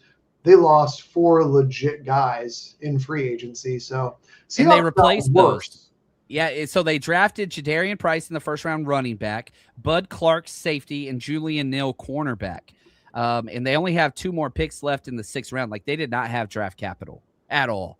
Yeah, so what are your thoughts, Ant, just on the Seahawks draft? Jadarian Price, safety, Bud Clark, Julian Neal, cornerback. I actually like it. I mean, I thought they did a pretty good job. I know they probably picked Jadarian Price too early, but they had to replace Kenneth Walker. And you're getting a guy that can play in place of Zach Charbonnet until he's back from injury. So I think that he's a very good running back. I think he was pretty much consensus number 2 running back in this draft. I thought that was a really good one. Then you look at Bud Clark, a rangy, long player who makes a lot of plays in the secondary, and he's a ball hawk guy. So he fits kind of what they like to do. I know that they've got a really good plan for him. So, and then now Julian Neal. So I think that they've done a pretty good job overall. I wouldn't say it's been dynamic, but it's been really solid with guys who fit what they need and the system. So I think that out of the NFC West right now, I think that they've done a pretty good job. And the Cardinals have come on as of late with a couple of really good picks, especially when they got Bisontis. That was a really good pick. And then they got my guy later on, Caleb Proctor, as well. So I think the NFC West is not doing too bad, minus the Rams, who are struggling a little bit. Yeah, they're just going to run 4 tight end sets. And they have the 2 best receivers, like the best wide receiver room in the NFL. So the Rams went Ty Simpson, Max Clare, Keegan Trouse, the tackle from Missouri, and that's it. They still have 4 picks, but no picks in 4th round, no picks 5th round, 1 6th round, or 3 7ths. But yet, like the Rams, I'll say this: the 49ers have the Joshua Josephs just went off the board, by the way, and the Seattle's pick is in. But I'll say this: the 49ers will be in competition for the best depth across the NFL, with this roster. And it's been crazy. We haven't been able to say that in years. I remember saying back in 2021 when the 49ers just gosh, it was hard not to find, it's going to be hard to make the 53-man roster. And then you get to 2023 and it was dude, this is not the same 49ers. 2024, no depth. This team, finally has depth, which is a great thing with one of the most injured teams in the past decade, year in and year out. I kind of like when you look at the roster as a whole, dude, it's hard to find a way for the 49ers to not be successful because they have backups all across the board now. I get the frustration of you're not drafting starters. I get that. You signed starters. Osa Odighizuwa, Dre Greenlaw. You went and got Christian Kirk. You got Mike Evans. You went and got your starters that you needed in free agency. The roster as a whole, man, it's shaking out. The back end of this roster is going to be hard to make the 53, Ant. Yeah, I think so. I mean, even guys they drafted right now, right? There's no guarantees that Carver Willis or Ephesian Priox make this football team because if you're going on best player, if you're really going on a meritocracy, there's no guarantees. There's going to be a lot of work that has to be done to make the team. And, that's not something we could say last year. We had a really good idea that most of those draft picks were going to be a part of the team. And as this team has improved, they've went to adding depth. It's not just about adding starters, but it's also future starters. When you look at this grouping that they have, these are guys who can eventually take over, right? Once Osa Odighizuwa's contract is over, you're hoping that Grayson Halton can step in and play that. Once Jake Brendel's gone, you're hoping Parker Willis can take over that role. You're starting to get some of that too. So it's a mixture of guys who make an impact early and guys who are going to help in the long term. That's ultimately what the draft is. And that's why as you go through, there's a lot of projection, especially once you get, into the last 100 picks. Everyone's just trying to find someone with an elite trait. Is it height? Is it speed? What is it that makes this guy a little bit different? And then can I coach them up to be better? And that's one of the things the 49ers have done really well at so far. And I'm hoping that they can continue that. They got another pick coming up here pretty soon. And I'm kind of curious what they're going to do. But I think it's been a nice mixture so far of guys who are going to help now and guys who will help later. Yeah, and Hugh, I kind of agree with this. We have gained on the Seahawks, especially if you look at the offseason in its entirety. Before the draft, I had the Rams number 1, Seattle 2, 49ers 3. But, those are 3 of the best teams in the NFL. Not just this division is bananas. And then you had the Rams go out there and squander the number 13 pick, which won't help them out for years. And then, Seahawks taking a running back. I get it. It was a need at pick 32. It's a little bit more, salvageable. I get that. but the 49ers have added a lot of players. The 49ers added more starters in free agency than the Rams and Seahawks combined. Now, the Seahawks have added 3 starters in this draft. You can't say that for the 49ers, but they did that in free agency. So it's a different way. Bo Stevens, guard, just went to the Seattle Seahawks. That's a damn good pick. He was on the 49ers short board. That is a great pick right there. Break it 80. Appreciate super chat. Davis, Parker, Trigg would wash out bad taste in the mouth. What are your thoughts about those 3 guys, Ant, and how you feel about them? I think Trigg is the most interesting of those guys because of the physical traits, the wingspan, the crazy catch radius. The 49ers really haven't had a guy that could play tight end, besides George Kittle, that was a true threat when it came to catching the ball. And we've seen them try to do that in 2020, and it really didn't work out. They just couldn't keep everyone healthy. But I think he would be a real problem in the red zone, and I know he's got all kinds of question marks. But when you get into this range, right, you this is where you can take a chance on one of those guys. And I know it would be a 4th tight end, and they would have to figure some things out. But make no mistake, this dude is gifted. This guy could have easily been a day 2 pick. But because of the question marks, he's here. So if you're looking for value and upside, I think Trigg makes the most sense. He would be a lot of fun and interesting at this point in the draft. And linebacker Justin Jefferson from Alabama just went off the board to the Browns. Go ahead, Brian. I was just saying they met with Trigg, so I know, Chapman, you've mentioned this a few times, but they like to know, how much do you love football? And I think that was probably just one of the big questions with Trigg, because there's no denying the athletic gifts he has. Like, go watch his highlights, and they're ridiculous. But are you willing to, like, block your ass off? And, how much do you love football? So that's probably why they brought him in, because anybody can go watch and see, wow, this guy's a ridiculous receiver. He's insane. But again, are you willing to block? Do you love the game? If I remember correctly, did he have off the field issues, or was it just like a blocking and maturity thing? I'm trying to remember. I think he had injuries too. Oh, he got suspended for like a whole game. So Ole Miss was playing Arizona State, and he wore a gold undershirt. It was basically trying to get off the team. Then he went to Baylor. Like, yeah, there's some major loyalty, whatever. And so this is a quote from an NFL scout. Quote, I know how much he likes football, but he needs hard coaching, and you hope he develops better consistently on and off the field. There are issues with Michael Trigg. The athleticism is crazy. Safety Dalton Johnson from Arizona just went off the board to the Raiders. Another safety, which bad news for the 49ers. Well, I guess I don't know how you grade Ephesian Priox, but I think he's going to wind up at safety eventually, but that's just me. I'm guessing we're done at DB. We'll see. Yeah, maybe a true safety. I wouldn't be surprised if we went tight end with one of these next couple picks. I mean, but yeah, we'll see. We're done at DB. We have a lot of DBs now. Oh, we got to trade. The Panthers have traded up. Let's see. We haven't seen what that is. The 49ers are 3 picks out.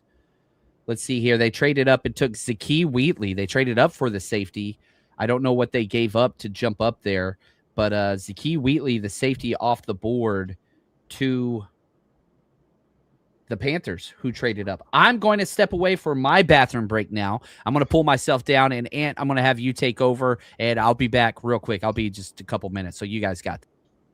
Yeah, 49ers are going to be up here, Brian, in just a couple of picks. In fact, the Denver Broncos pick is in. Green Bay's on the clock. And I think you brought up a good point. You have the defensive back room is getting really, really thick, especially when you consider the end of the safety room is really special teams. I don't know if they could go there. They don't go linebacker. Linebacker's pretty much bloated. That's why they traded away D. Winters. They've focused on defensive line. It almost feels like defense is loaded and done with. So offensively, you brought up tight end. I think that there's some unique names there. And then it's possibly doubling up. Do you think that they go tight end here? Do they wait till 179, or do they go with another position maybe where they double up? And if it is a position they double up, which position is it? Yeah, I think tight end is definitely an option because there's still some guys here. I mean, you've got Justin Jolie's still there. He's kind of your receiving tight end. Dallin Bentley's there, good player, but injury concerns. Jack Endries is there, just a do-it-all guy, not necessarily a high ceiling, but probably going to be a contributor at least in the NFL. Joe Royer, Michael Trigg. There's some other guys like sleepers out of Wyoming, John Michael Gillenborg. I've heard he kind of got a lot of day 3 hype in the last like month or so. So there's still potentially some quality tight ends that are available. And I don't think that we're set at tight end, especially with how much we love to run the ball. I feel like most of the position groups are pretty full at this point.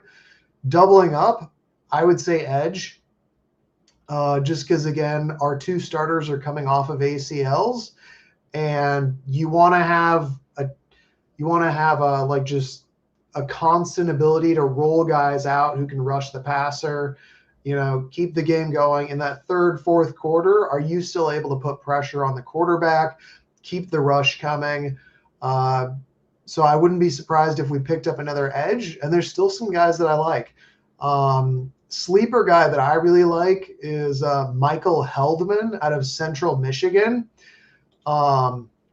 Watching him, he made me think of Bosa with just a little less burst, just like a kind of a strong defensive end with a surprising amount of bend. But there's other guys. I mean, there's Anthony Lucas out of USC. There's Ndame Tucker out of Western Michigan. So there's still some edge rushers. I think if we were going to double up, edge to me makes the most sense as far as a position group where you could add a guy who's likely to make the team, and tight end. So, but we have no idea what they'll do. But to me, that makes sense with the last 2 picks. Justin Jolly, tight end, NC State, went to the Broncos. Yeager Burton, center, Kentucky. And the 49ers are on the clock, and their pick is in. So the 49ers are making a selection, which I like to see. The question now is just, hey, all right, like, well, what's it going to be? Is it somebody we've even heard of before? But it's going to be fun. The 49ers are going to add to their room, and I'm excited about that. That is always a positive. So I'm going to mute the chat. I'm going to pull that down just so we can't see it. I don't want any of the spoilers. And I don't know if you want to announce this one. I've kind of just been going off the same stream the entire time. The pick is in. It doesn't look like anybody's going to commercial, but they're doing a Fernando Mendoza kind of whatever. It's going to be like another quarterback or something. I'm weird because I'm like the philosophy of drafting a quarterback every year. I'm fine with that because it's such a valuable position. But because you have Mac Jones, who wasn't traded, because you have Curtis Rourke, who you spent a draft pick on last year, red shirt, kind of gray shirted through that injury. Now you still have 4 years of eligibility there. It's not a big need, but I wouldn't be upset. Adrian Martinez too, right? You do have Adrian Martinez, but man, Garrett Nussmeier's there. The injury's weird. But, like, if they spent this pick on Garrett Nussmeier, I would not be upset. Like, that would not bother me personally. I don't know. Ant, would you be upset if they took a quarterback here? I would, only for the fact that, you have Mac Jones and Curtis Rourke. You don't have any roster spots for Garrett Nussmeier. If they had traded Mac Jones, then, yeah, 100%, I'm in on that. I just think that there's other positions, even if you're stacking, right? Let's get some competition going. Get an extra edge rusher. Have him come in and compete. Get a defensive tackle. Let's see what he could do. I think there's still Zane Durant out there, right? Like, let's bring in another offensive lineman and see what he could do. Competition is great. And when the 49ers have had that, guy in round 3, a guy in round 6, and they've competed, it hasn't always went the way of the early round draft pick. So I'm perfectly okay with them doubling up and bringing in competition. I just don't think Garrett Nussmeier could beat out a Curtis Rourke, but hey, who knows? Maybe he could. Yeah, Ed. Like my thing is, as long as you don't take a kicker or a punter, then I'm totally cool with this because, if you're getting a position that can compete and help, then man, I'm in. Yeah, I'm in. So the 49ers, they're waiting. I'm retweeting this feed here, trying to get some more people in here. We got a little over 3,000 people watching in the 5th round. You bunch of crazy maniacs. That's awesome. I freaking love you guys, man. You guys, I just hope everybody understands. The pick is in. And the the San pick is Francisco 49ers select Jaden Duggar, linebacker, Louisiana. Oh, linebacker. Jaden Duggar. Yeah. He is not a player I graded, to say the least. Is this a true linebacker? Is this an edge guy? Yeah. Let's see I'm gonna here. look him up. 6'4", 240. I think he's an edge dude. I mean, he's 6'5", 242. He played safety at Georgetown, transitioned to Louisiana, the old Ragin' Cajuns, pipeline to the 49ers, the fighting Elijah Mitchells. Anyway, you get this. This dude's got 35-inch arms. This is an edge player. This is like, he's 6'5", 242 with 35-inch arms, ran a 4.6. This is an edge pass rusher. Listed as a linebacker, but this is an edge guy. Dane Brugler said, overall, Duggar is an ascending player with the blend of size and athleticism worth developing on the back end of an NFL roster practice squad. Man, interesting player. Ant, what are your thoughts on him? Yeah, what's interesting is now that I saw a picture of him, and I'm like, you know what? I watched this guy one time. And it was only once, guys. I did not do an extent. I'm going to have to get really deep into this. But I was looking at his he also ran a 7.3 cone, like 7 flat. Like this dude's moving for a side. That's like Debo. That's a Debo time. Right. This dude's a freak athlete. He had a 10'6" broad jump. I think that this guy's going to be a lot of fun. I mean, 49ers, hey, we said double up, right? Now they go get some guy that really no one's heard about, and he goes out there and we're going to see what he can end up doing. He's a former wide receiver. Like he's a former wide receiver, and he had 64 solo tackles last year. It's crazy. So this dude is going to be interesting to see how the 49ers fit him. But this is a Raheem Morris type of guy out on the edge. You know, and with the 6'5" height, he can put on another 10 pounds and still be a crazy athlete. 4'6" at this. I kind of like going with crazy traits. Let's do it. Yeah, I just pulled up PFF. He doesn't look great in their linebacker class if you're looking at coverage or run defense.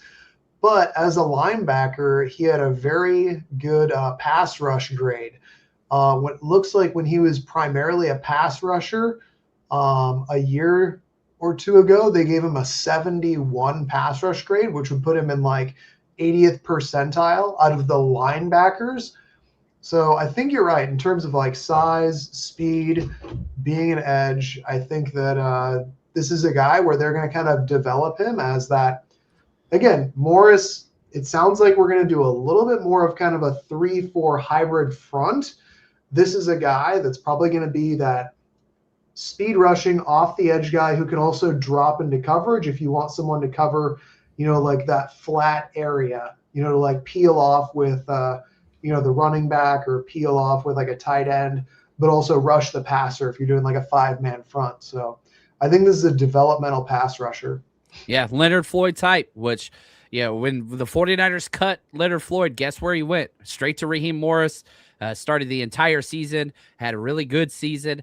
That's what this kind of player is, that Sam, off-ball linebacker that is a hybrid edge rusher. You kind of use them in both those molds. And you're drafting the athletic profile. This is the first player the 49ers have drafted that didn't go to the Senior Bowl, but was a standout at the East-West Shrine Bowl. And had some mentions there, but this was a first team all SBC conference player, led the team in tackles whenever he moved to inside backer, but I think he's going to be an edge guy. I do not think that this is a player, but 4.60, it's not like he's slow. It's not like he can't play off ball linebacker, but I just don't think that with the Raheem Morris coming over, I don't think that that's what that's going to look like. This is an edge guy. That's true. I just looked it up. What you said about the East-West Shrine, he was the most mentioned linebacker in terms of being like a standout that I saw. So, like I said, like I didn't watch everything. I tried to watch some of it, but I would look at like 10 different articles of like, hey, who popped at the Shrine Bowl, the Shrine or the Senior Bowl, day 1, day 2, day 3. There we go. He was mentioned the most out of any linebacker as a standout. There we go. So that's good. So double dipped at edge. It's a player we haven't heard of, but this is the 49ers MO. They're going for athletic profile here. That's what that is. And you kind of seen this with the last 2 picks of the 49ers, where they go get Ephesian Priox, athletic profile, elite build, all those things. Now they double down, and you get Jaden Duggar. I like the name. the Duggar. And you got one more pick, about 25 picks away at pick 179, but I doubt it's going to be anybody you've ever heard of. I think he's related to the other Duggar that's in the NFL right now. Kyle Duggar, the safety? I think he's related to Kyle Duggar. I remember hearing something about that or reading something about that. I can't say that for sure, but I believe he is. I did find this quote from him that I thought was pretty interesting. He said he thinks he has the most upside of any player in the draft. He says, "This is the worst I'm ever going to be, and I'm still making plays compared to guys who are supposed to be top players in this class. I'm only going to get better. I feel like I've proven myself. I love competing. I have the intangibles you can't teach. The ball is in their court at this point. We'll see how those 32 teams feel about me." Kind of like his juice. I like that thought process for Duggar. I'm cool with that. I kind of like that a little bit. You got that Muhammad Ali, like, I'll show you how great I am. Yeah. I do like the Louisiana Raging Cajuns, though. I'm not going to lie. That is a very unique place. To go there and to have success is quite interesting. Now, updating the big board, DeMonte Capehart, defensive tackle, went to the Bucks. George Gums Jr., the edge out of Florida, went to the Colts. Keith Abney II, finally off the board, to the Detroit Lions at pick 157. So we're currently at pick 158. The 49ers, currently their last pick is at the end of this round, 179. So about 20 picks left. If they don't trade out, we'll kind of see how that goes. Yeah, I don't know. Today's picks, not guys reaches for sure. But whenever you get into the 5th round, you get the guys that you like. And the athletic profile is what the 49ers are betting on this back end. You're betting on potential. Haven't done it yet. That's what potential means. Can some of these guys, the good news is for them, right? If I'm looking at this through, Jaden Duggar's lens, he gets to go to a place where he doesn't have to perform right away. He gets to learn, adapt. This will be his 4th position change. He was a wide receiver, was a safety, was an off-ball linebacker. Now he's going to be an edge guy.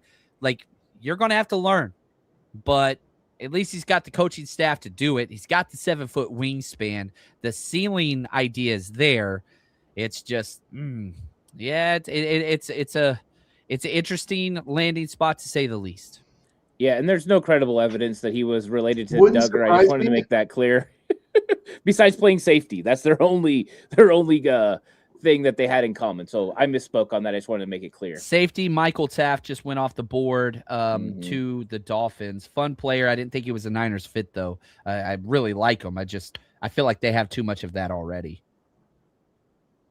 Yeah, I agree. At this point, I think it's going to be tough for a safety.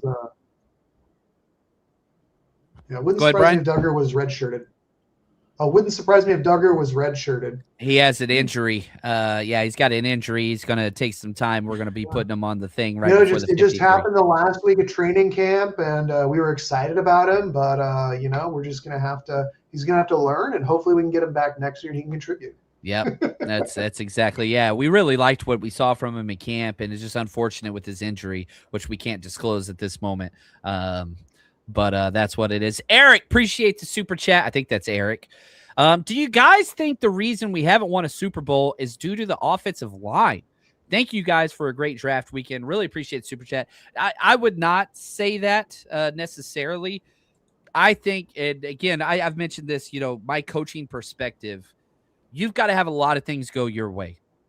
And you look at the 49ers runs, ball bouncing off the shoulder of Darrell Luter Jr., you've got the crazy injury to Feliciano, and then you put in Burford, who goes the wrong way. You have the no call on the 3rd and 15 on Nick Bosa. You go dropped interception to Jaquiski Tart against the red. Like, you can keep going. The the Chiefs fumbled, I think, 8 times in the Super Bowl and lost 1. We fumbled 1 time and lost 1 with Christian McCaffrey. Like, sometimes the 49ers went to overtime and had to lead 3 times in the fourth quarter in overtime. I'm not going to put that on the offense. The defense kind of laid eggs in both of the final fourth quarters of the Super Bowls against the Chiefs. So, yeah, I would like more investment into the offensive line, but I would not say that is the reason why. I think it's a very easy scapegoat for a lot of people that maybe don't understand football a lot. And I'm not saying that's you, Eric, by any stretch, but I've seen this narrative by other shows, and I'm just like, man, I don't think that really holds water. You have an all-pro left tackle. You got Dominic Pooney. You've got Colton McKivitz. That's 3 really good linemen. I wish the center position would improve. I wish the left guard position would improve, but I don't think we're going to see that in this draft, sadly. Yeah, I think right guard has been the liability in both of the Super Bowls. Mike Person, which that's the most basic name ever, he was okay, but he got wrecked by Chris Jones. And granted, like, Chris Jones destroys a lot of guards, but he got beat versus Chris Jones, and then Chris Jones destroyed Burford. The right guard in both the Super Bowls, I would argue the right guard was the biggest liability. But again, like you said, there's a lot of other things that go into it versus one specific position out of, 22, 23 positions. We just had a trade, not for the 49ers. The Chiefs traded up to pick 161. They haven't picked yet. Updating the big board. We had a fullback, Max Bredesen, fullback from Michigan, goes to Kevin O'Connell and the Vikings. Billy Schraith, the guard / center, Notre Dame, goes to the Tampa Bay Bucks. We are at pick 161. So still about 18 picks away from where the 49ers are on. And do you want to take a stab at this super chat real quick? I want to make sure we all have an opportunity to speak here. Do you guys think the reason is that the one you're talking about? Yeah, this one? It's the O-line, the reason why. You know what?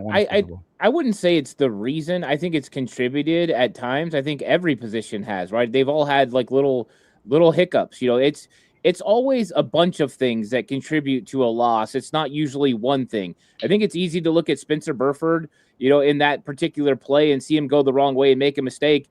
But that's one play in a big, microcosm of what is. And let's not forget, John Feliciano was starting that Super Bowl and got injured. If he's in there, that probably doesn't happen. So you're talking about depth at the position. I think that a lot of things happened. I think Christian McCaffrey fumbling was uncharacteristic. I think that there was a lot of contributing fact. Nick Bosa could have easily played Patrick Mahomes on that last, that pull when he ran around the outside on the read option. So there's a lot of things. Injury at halftime.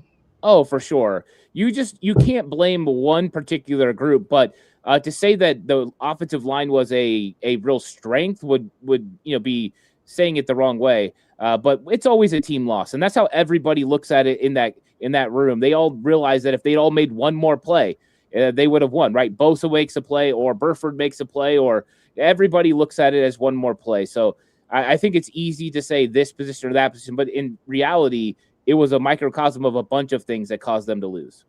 Greenlaw getting injured, Christian McCaffrey fumbling whenever you're inside the red zone on first down. Like, there's a lot. And so, but that's okay. And I like those types of debates. Right here, Jess talking to everybody in the chat. Calm down, everyone. Misses and reaches. I don't want to go back to the days after Harbaugh. I trust these guys. I think it could be a great draft. Yeah, we forget those dark ages. I think it's easy to look back on the Chip Kelly year and the Tom Sula year and, freaking what's her name from Payroll and all those different things and farting in press conferences. And, I'm not going back to that. Shanahan is awesome. And I tweeted out this morning before the draft. Shanahan is one of the best coaches in the NFL, period. I don't care what anybody says. It stinks that he doesn't have an adequate GM that isn't more that, I love John Lynch, but, Shanahan hired John Lynch. Shanahan appointed John Lynch. Shanahan is the GM, the team president, the coach. He's every single thing. John Lynch is just a placeholder and a political figurehead. I think obviously maybe a little bit more of that. Culture setter. I'm not trying to downplay or take shots at John Lynch, but he's not in charge. He's not. And so it would be pretty cool to get Kyle Shanahan and an actual GM that would do it, but you don't get Kyle Shanahan if that's what you want. The only reason why you got Kyle Shanahan is because you gave him the keys, because he was in that much demand. And then you look at, okay, McVay and Les Snead, which everybody wants to compare because they both got hired in 2017. Les Snead was the guy that hired McVay, and that's why you get the quarterback pick, in a Super Bowl worthy year, and McVay's pissed off and all that kind of stuff. So, like, there's pros and cons to both systems, but I'm not throwing out Shanahan. Hot take. Les Snead is bad at the draft. He's really good at using draft capital to get players, but they're proven players. As far as drafting goes, not that great. And yeah, he's got some hits for sure. You talk about Verse, you talk about Fisk. There's some hits. There's no doubt about that. Last year's draft class was bad. Like they've got a lot of misses as well. And I think you could say that about every single team. You can even the Eagles draft class. You could do the same thing. Like that is out there with every single team. It's easy just to say, yeah, but.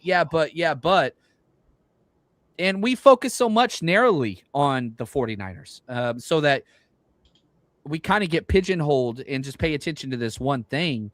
But what are your thoughts, Ant, just on the 49ers and Kyle Shanahan, John Lynch? There's not going to be any changes made anytime soon. And yeah, there are things to be frustrated about, and we highlight those things. However, I think the positives way outweigh the negatives. Yeah, I mean, I don't think that there's going to be a change anytime soon. I think that Jed York loves what John Lynch and Kyle Shanahan are doing with this organization, and I think they continually get ahead of schedule. 2019, they weren't supposed to be in the mix to win a Super Bowl, yet they were. 2023, they went all in, and 2022, they probably would have won the Super Bowl if they didn't have a Brock Purdy injury, and that was them going through 3 quarterbacks in one season. So I think they've consistently built winners, and last year was supposed to be another year that they were rebuilding, retooling, whatever they wanted to call it. I guess John Lynch called it recalibrating, and they recalibrated quickly. They got a playoff win, and now they're looking, to go, even further this year, and they've got obstacles in their way, but I like what they've done in free agency. I like some of the picks they've made in this draft. I think some of them are projection, and we're going to see how those things play out. I don't have a negative thing to say about the draft picks. I just want to see what the plan is for these guys and how they work out. But I think it's not a chance John Lynch and Kyle Shanahan go anywhere anytime soon unless they decide that they want to move on and go a different direction. And I don't think so. I think these guys think they're going to win a Super Bowl in the next couple of years, and that's why they're invested so deep in it. Yeah, I agree. I love this from Bucky Boy.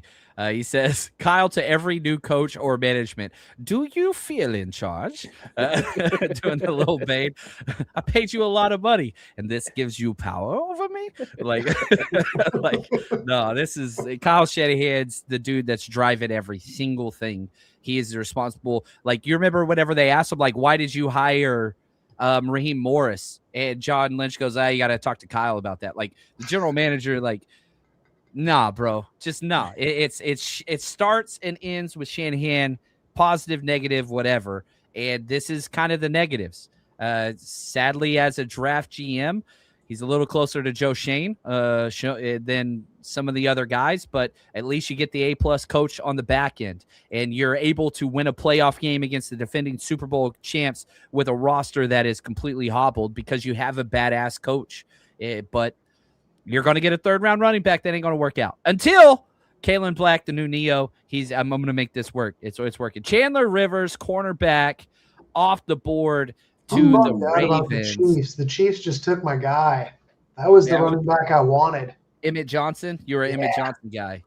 Updating the big board, we had some awesome conversation there. Emmett Johnson, 161 to the Chiefs. Chandler Rivers, cornerback Duke, to the Ravens at 162. We're at pick 163 right now, 15 picks away from the 49ers. There we go. Right here from Sanja. Sorry I missed it. Did you like the last pick? Yes-ish. Jaden Duggar, we haven't watched him. I have not watched Louisiana tape in years, but there will be draft breakdowns on him and what he can provide. But that is a translation pick, which what I mean by that is Jaden Duggar played off-ball backer. He's going to be an edge rusher for the 49ers.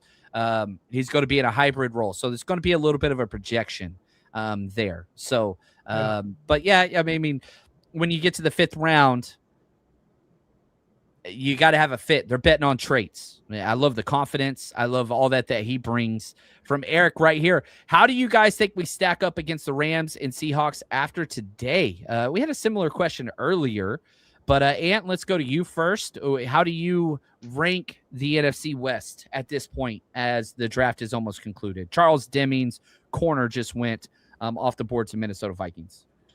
I don't think the draft was going to put it over the top one way or the other for any of these NFC West teams. I think when you looked at what they did in free agency, I think that's a big part of it. What they could continue to do in free agency, I think, is your instant impact of what you're going to be able to do coming up. Right now they've brought in guys who could compete. We're going to see who those guys are. But I think Seattle came back a little bit with the players that they lost. And I think the Rams, I thought that they were going to bring in a player that was maybe going to put them over the top with the number 13 overall pick. And they didn't do that. So I think the 49ers helped themselves a lot just by kind of just getting these picks that are going to be solid. They're going to help to the depth.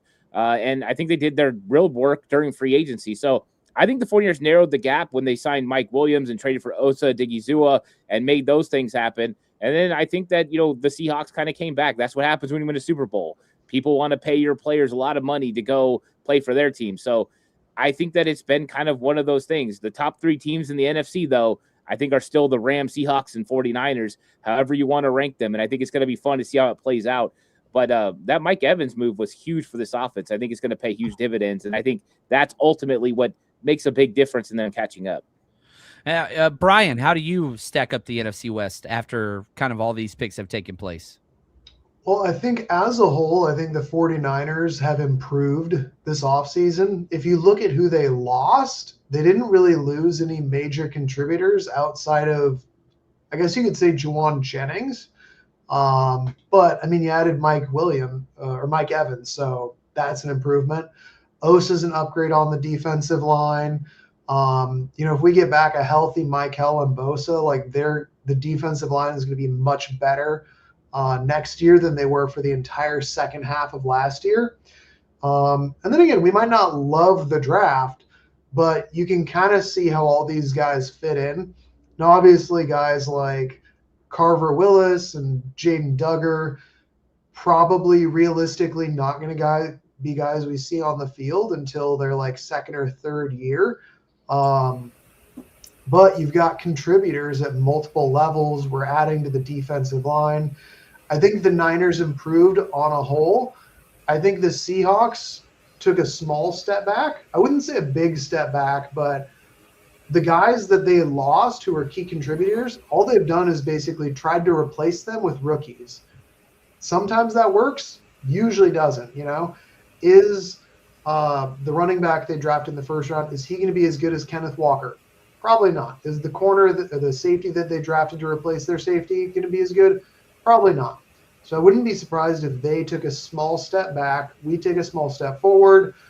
The Rams, like you said, they could have had an impact player, but they didn't. So did the Rams get better? I don't know. How many 4 tight end sets are you going to run? So I think that it's the gap has closed, and there was barely a gap already. I mean, we had 12 wins last year, and we were in 3rd place in the division. So right. We went from being a very good team who won a playoff game and improved slightly versus Super Bowl winners who got a little bit worse. So I think that you could argue that we're neck and neck with either one of them. Gotcha. Yeah, I like that. And like whenever I look at just kind of, the way that is like the NFC West is tough. I think it's one of the best divisions in NFL in the past several decades. You could have said that last year. I think it's going to be even better this year. And the thing that I go back to, what separates the 49ers from those other 2 teams is depth. They have so much depth on this roster now. And again, the counterpoint is, well, you didn't draft any starters. You didn't have to. And so I think that's one of the things that's just a little bit different. I missed this one earlier, and I apologize, Jess. Thank you for the super chat and your generosity. Duggar in 2025, 800 snaps in the box, 15 on the defensive line. He hasn't been asked to do it. But that is kind of where it is. And so it's a little bit of a projection, but in the 5th round, Ant, like, you're okay with this kind of whatever, adapting to where the 49ers are now with getting a player that's going to be out of position, which they've done this a lot of times. Yeah, I was watching right now. I was actually watching some of the highlights. I wanted to get familiar with Duggar, and I'm watching him play off-ball linebacker, including, them splitting him out. He's covering a running back out wide. He's got some athleticism. The thing I noticed right away was that wingspan. Just even when he's moving, those arms are extremely long. He's going to be a good tackler, and I think that's what they're looking at. He's a raw talent. Whether he's an off-ball linebacker or he's playing at the line of scrimmage, I got to watch a little bit of him rushing off the edge. You could see that there's, the ability to get off the ball quickly. I don't know if there's any moves there at all. Like, you don't see any, hand work or anything like that. So this is definitely a projection. Is he an off-ball linebacker? Is he an edge player? That's going to be determined. But what he is a guy with some elite traits. And at this point, let's see what we can do. We've got really good coaches, KJ Wright, Johnny Hollins, those guys in the linebacker room. You got Chris Kacerek, coaching the defensive line. Let's go get a guy that's moldable, and let's get the most out of him. Is he going to eventually back up Fred Warner? Don't know. Is he eventually going to come off the edge and be like Romello Height? Don't know. But the cool thing is we get to see what he ends up being, and they get to figure out what this talent could become. And I like that idea, as he even is translating from safety to linebacker, now possibly a hybrid role.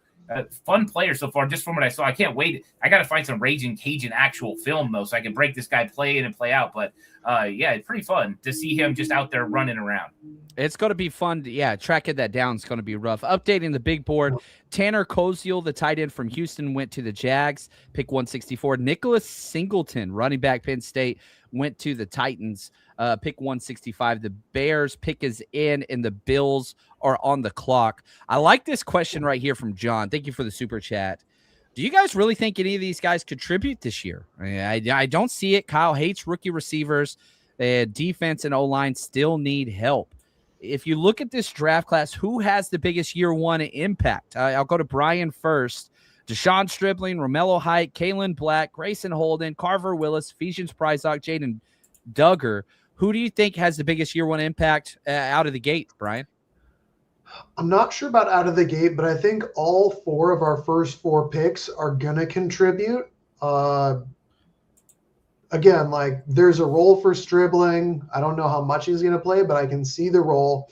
Height's going to rush the passer when we need some speed to pass rush. Black is probably going to get runs just because CMC got so many touches last year. I would, knock on wood, but I wouldn't be surprised if CMC misses a half dozen games this year. And him and Jordan James are probably going to get some carries. And then Grayson Halton, again, you need more pass rushers on the D-line. So I think all 4 of the first 4 picks are going to contribute. How much, I don't know. Willis and Duggar, I think realistically we don't see them for a year or two. Priox, I think that he's going to compete for a backup role, and then if an injury happens, we might see him.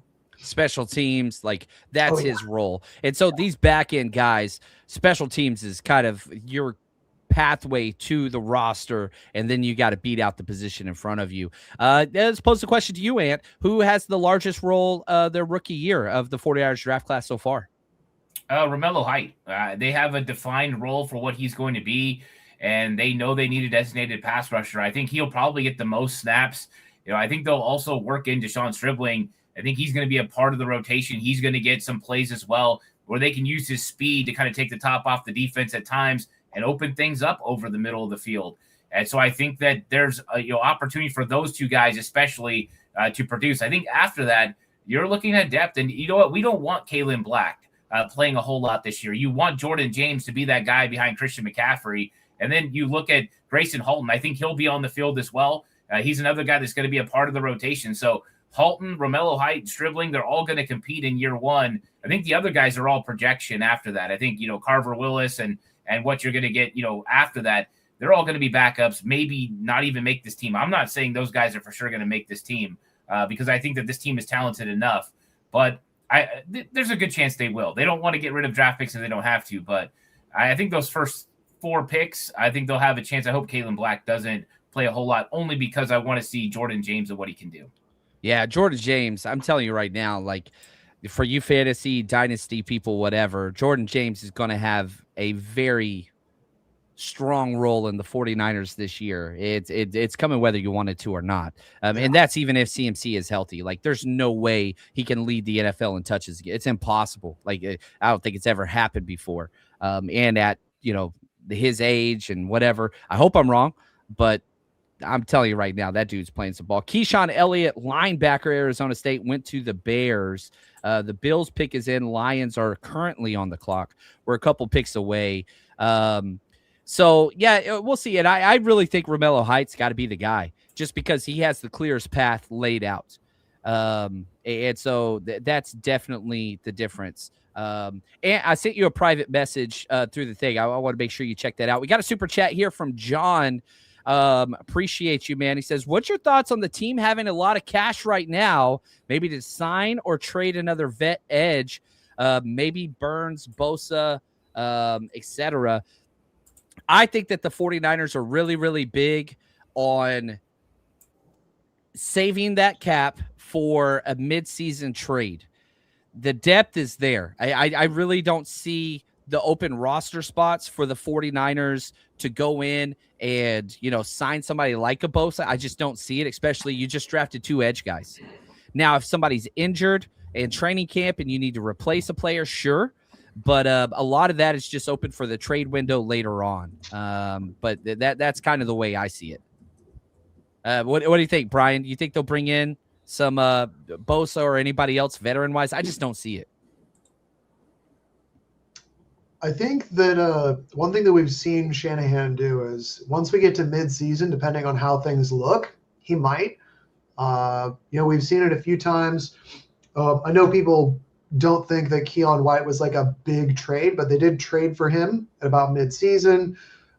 In the past, they picked up who was the receiver we picked up in 2019? Emmanuel Sanders. So they're willing to make midseason trades if they think that they're in contention. I think the other thing is just they like clearing up cap space because it rolls over.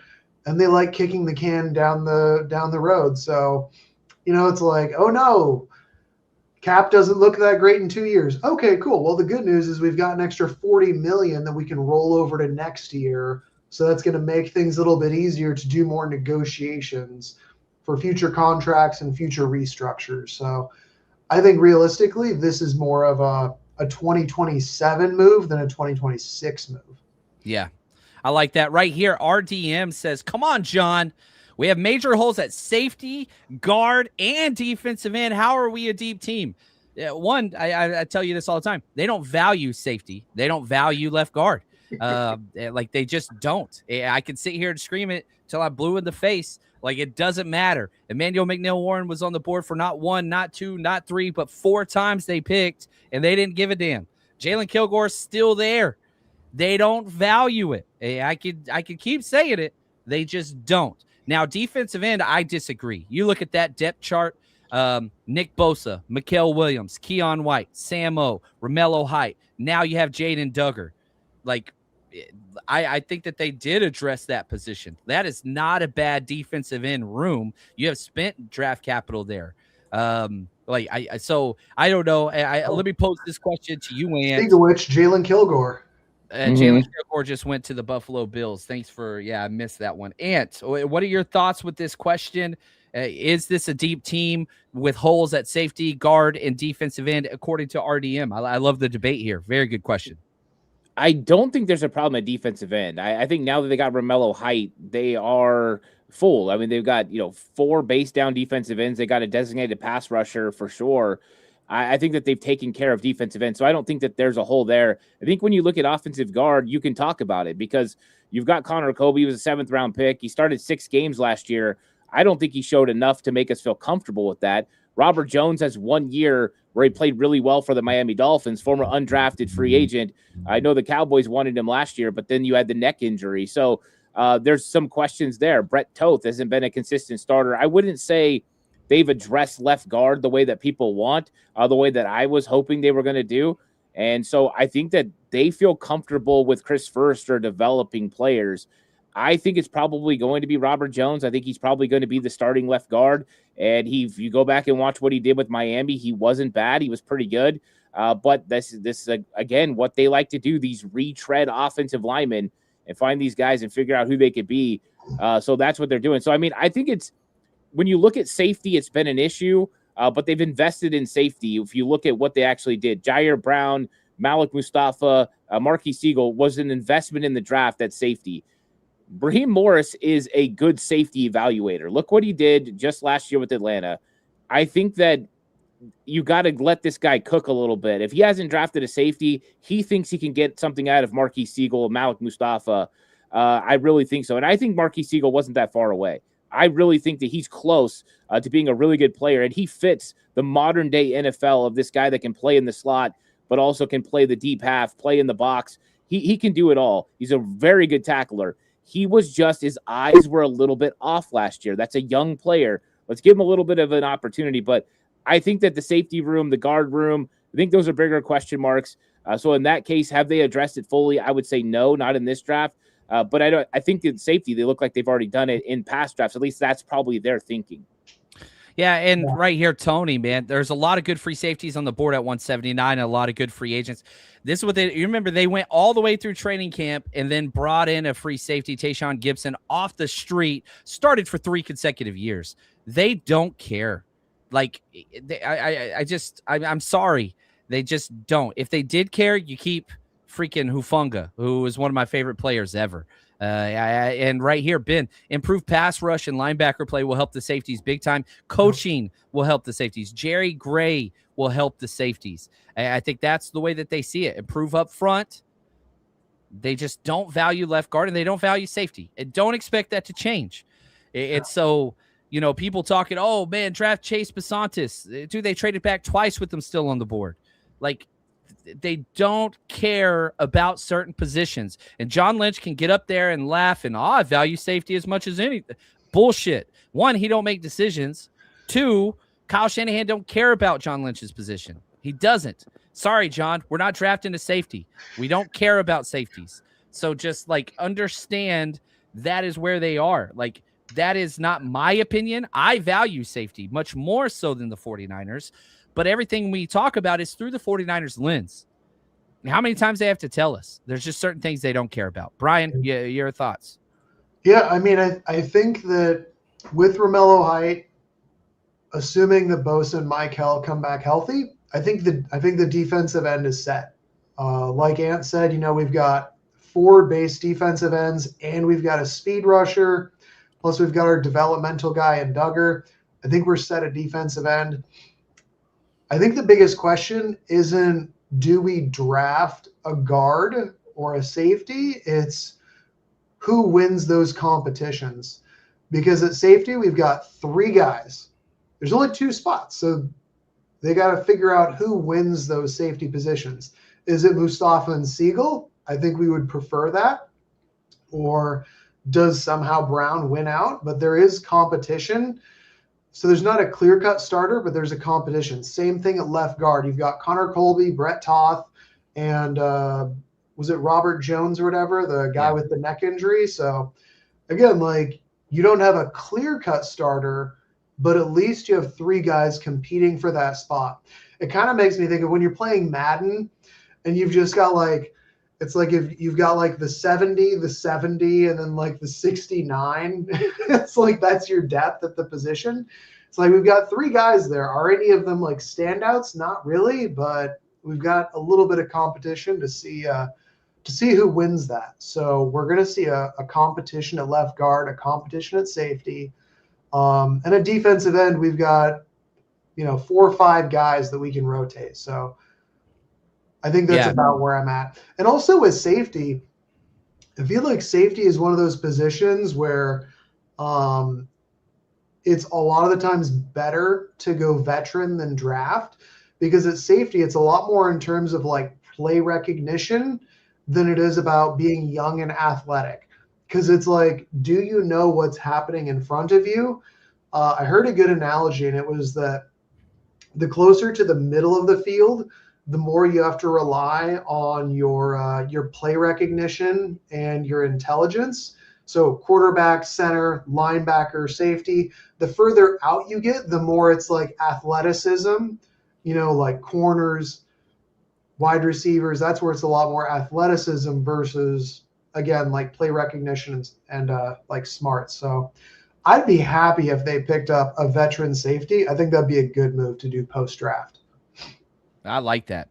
And RDM, I just want to say, like, I love that question. That's awesome. And yeah, I love criticism. You can criticize us as much as you want, but like, man, I respect the hell out of you, and I appreciate the question. Updating the big board. Kendrick Law, wide receiver, went to the Lions. Riley Nowakowski, tight end, Indiana, went to the Steelers. And Joe Royer, who I really like, tight end, Cincinnati, went to the Browns. We're at pick 171.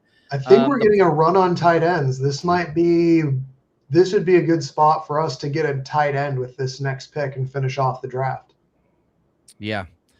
That's where we're at for sure. There's no doubts on that. Man, I'm behind on all the super chats. Good Lord. Sorry about that, guy. We talked about the cash and signing the veterans and all that stuff right here. Break it 80 World. He says developmental stash. Grade 5 hangnail.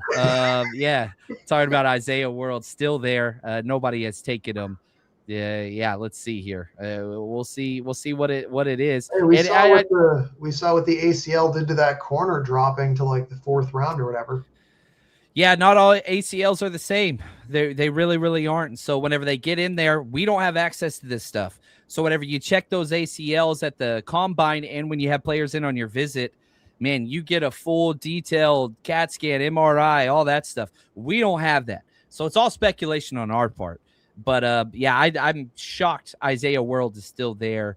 And I just want to go back to this by John. I didn't want to glance over this one. Appreciate the super chat again. You guys really think any of these guys contribute this year? I don't see Kyle hates rookie receivers. Defense O-line still needs help. Yeah, there's not a perfect roster. The 49ers are not a perfect roster. If I'm comparing 2026 49ers versus 2025 and 2024, I'm choosing this one every single damn time. Like, this is a team that has veteran quality players across the board with a lot more youth. And a lot of that's because of what happened last year with the younger, cheaper. You had to play all those rookies. Well, they're not rookies anymore. They have experience under the belt. And a lot of those guys, like, man, add that with this draft class. And so you've got the 2024 draft class, which not a home run. There's no home runs in it, but a lot of contributors last year. A lot of contributors. Upton Stout might be a home run. Is there a home run in this class? We got to wait and see, obviously.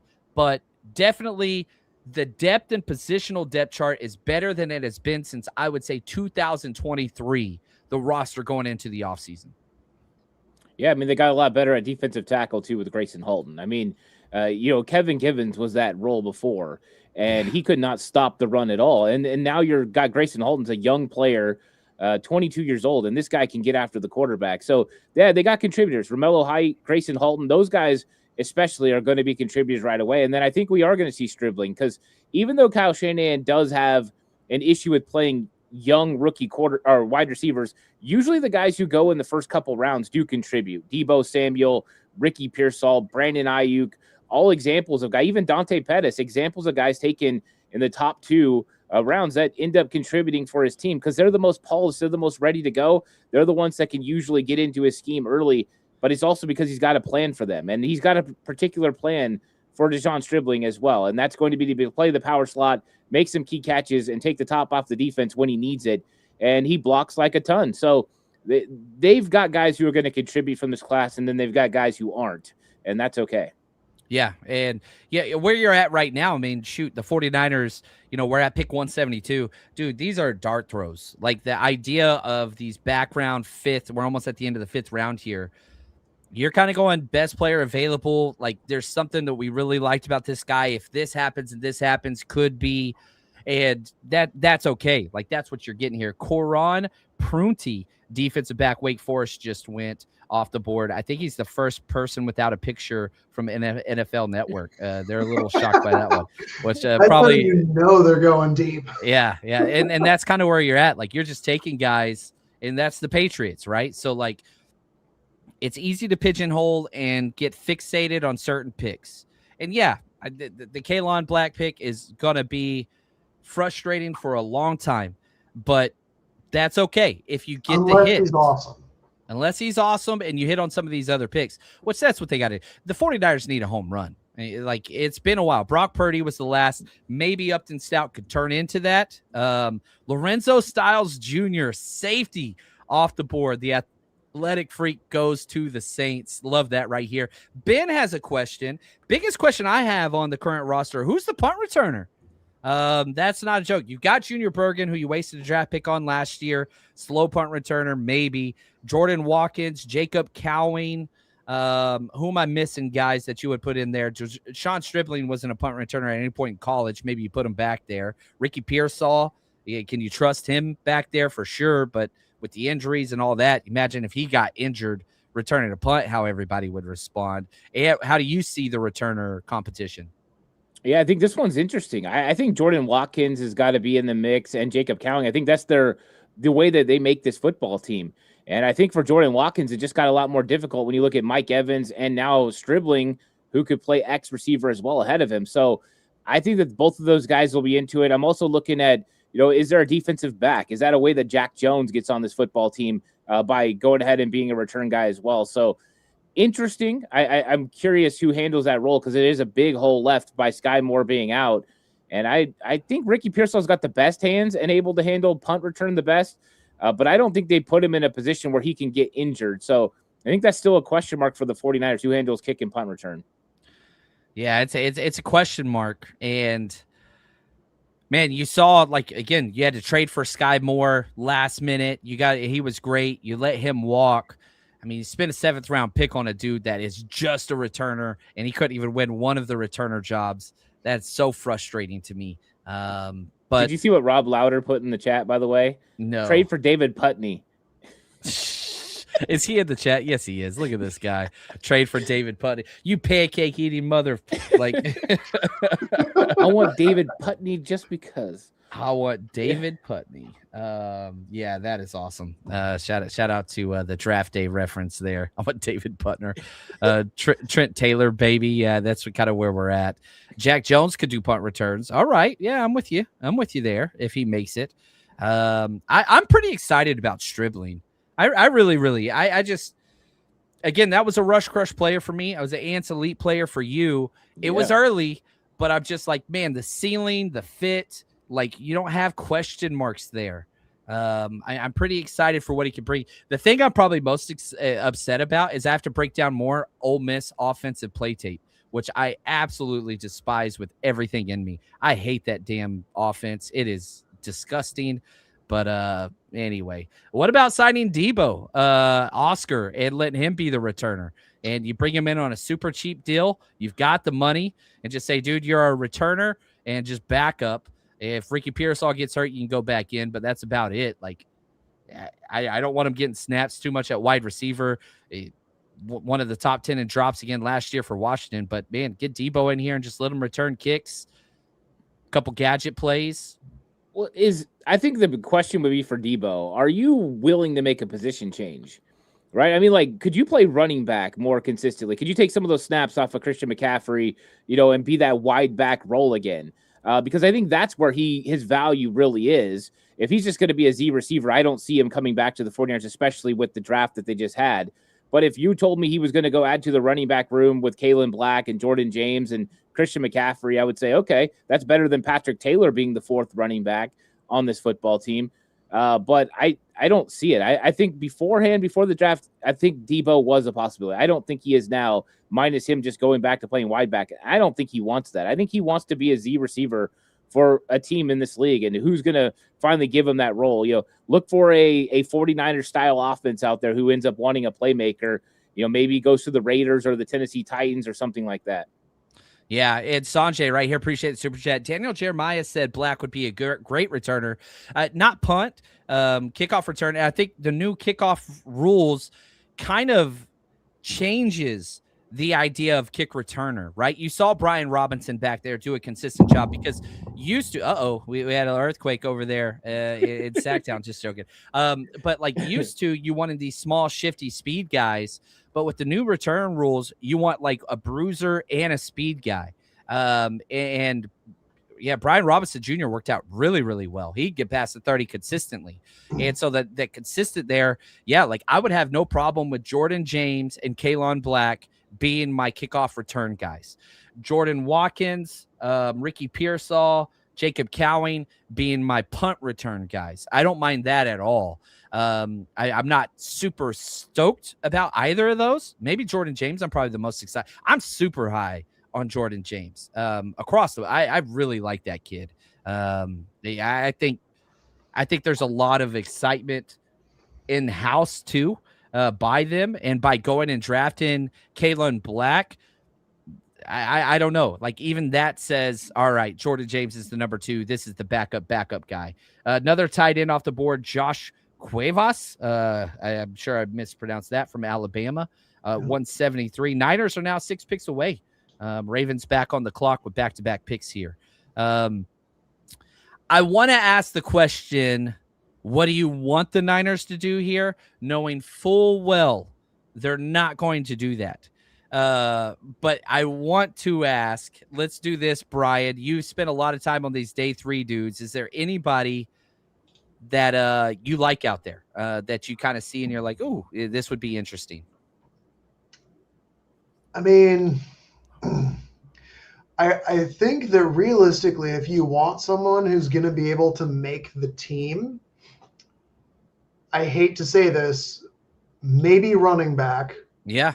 But tight end, just because who are the running backs on the team? CMC, obviously. Jordan James, obviously. We just drafted a guy. After that, Garendo hasn't looked very good. They don't seem to like him. And then you've got Patrick Taylor, who's like a kind of veteran practice squad, kind of like bubble guy. And this is the area where I like taking a running back. Not that I want them to double up on running back, but if you're going to, there is a path to making the team as a 4th running back. Yeah. But this is also where I might go tight end. You've got Dallin Bentley still there, Jack Endries, Michael Trigg, Daquan Wright, John Michael Gillenborg, Lake McCree. You've still got some tight ends available who, again, have a chance to make the team. I know that we all want like this super high-end offensive lineman, but we've got a ton of guys in the offensive line room. It's just who's going to win that starting guard position. We've got a lot of guys at a lot of positions, but I think those are the 2 spots where I think there's a chance for a 5th rounder to actually make the team. Yeah. As long as it's not a kicker or a punter, I think I'll be all right. But this would be the pick for Kyle Shanahan to do something asinine like that, but that's okay. And anybody stand out to you where you're just like, man, I kind of want him to do this? I think Michael Trigg. I'm just very interested in what he could be, and I think at this point you mitigated risk because of where you're at. Now you're going off of traits, and I kind of like when they go for guys, who have traits, and get somebody that's got a lot of athleticism and a lot of ability. So that's what I kind of like to go on at this point. If you're looking at a few other positions, maybe you find a guy, that's got some ability maybe to make some plays. A guy like Deion Burks, I think he's still available from Oklahoma. You're talking about a fast, rocked out guy. Maybe he could help in the return game. Someone like that I think would make sense. So I kind of like getting guys for traits. And then if you're going to get a safety, you still got Lewis Moore from Indiana. I think he's still available unless I missed it. And VJ Payne, who I liked as well. I don't think they're going to draft a safety at this point, but those were a couple of names I just wanted to bring up in case they decide to actually address the room. But, John, how about defensive tackle where you saw Zane Durant, Landon Robinson, the defensive tackle from Navy, who, hyper athletic, and then Conga, the defensive tackle from Louisville. All those guys are still available right now. Maybe you double up on a position there and let them go compete. with Sebastian Valdez to maybe be the 5th defensive tackle on the 53-man roster. Yeah, I wouldn't be upset. There's a lot of value left in this draft at this point. It's just, man, Adam Randall just went running back Clemson. He was a rough evaluation for me. Just missed so much time. But he goes to the Ravens there. Yeah, we'll see there. And I would not be up. Favorite sleeper receivers is still available too. Caldwell? Is it Caldwell? No. His teammate, Cyrus Allen. Oh yeah. All right. If you want a guy who just makes people look silly with not being able to cover him, Cyrus Allen he's a fun watch. Just when he was breaking on routes, the receivers were like looking the wrong way, tripping over themselves. Really good separator. I don't know about his play strength though, because I think he's only like 180. Gotcha. But he was a sleeper that I really liked who's available. I like that. Glass City, appreciate the super chat here. How is Jaden Duggar in coverage? Are you convinced he will be an edge? Maybe they like him off ball. I haven't watched him yet. This was not a player on my radar at all. I will be doing draft breakdowns to be able to answer that way clearer after the fact. Brian, do you guys want to do you have any thoughts on this at all? Yeah. I think hybrid player is kind of where they want him to be, and they're going to get him in-house and kind of let it shake out. But, Ant, what do you think here? Yeah, I mean, I haven't got I've been watching some, as we've been going through. I just wanted to get an idea of what we were looking at. Seen him in coverage a little bit. I think he's got the ability to cover. I wouldn't say he's going to excel in coverage. I'm not sure this guy's a will linebacker, but I think that there's some interesting traits there. The athlete is there. He's very patient, and as far as reading when guys are running through a hole, I seen him kind of jumping and stack and shed a couple of times, which I thought was interesting. I wanted to see how that was going to be. 49ers don't normally have that. I think he's got the ability to play off ball, but I also believe he can play off the edge. So I think a hybrid role is not really that far-fetched. I do think that that's a possibility. I love the length. I mean, that's one thing that really stands out. So I think he's going to be a fun eval for you, John, when you get to break down the film, because this is a guy you can tell he's learning to play linebacker. This is a raw linebacker prospect, and he's a raw edge linebacker prospect. So this is complete projection. But I kind of like having one or two of these guys every single time, just seeing what kind of upside you can get out of it. But I think he's got enough to play off-ball linebacker if they decide that's the route that they want to take him.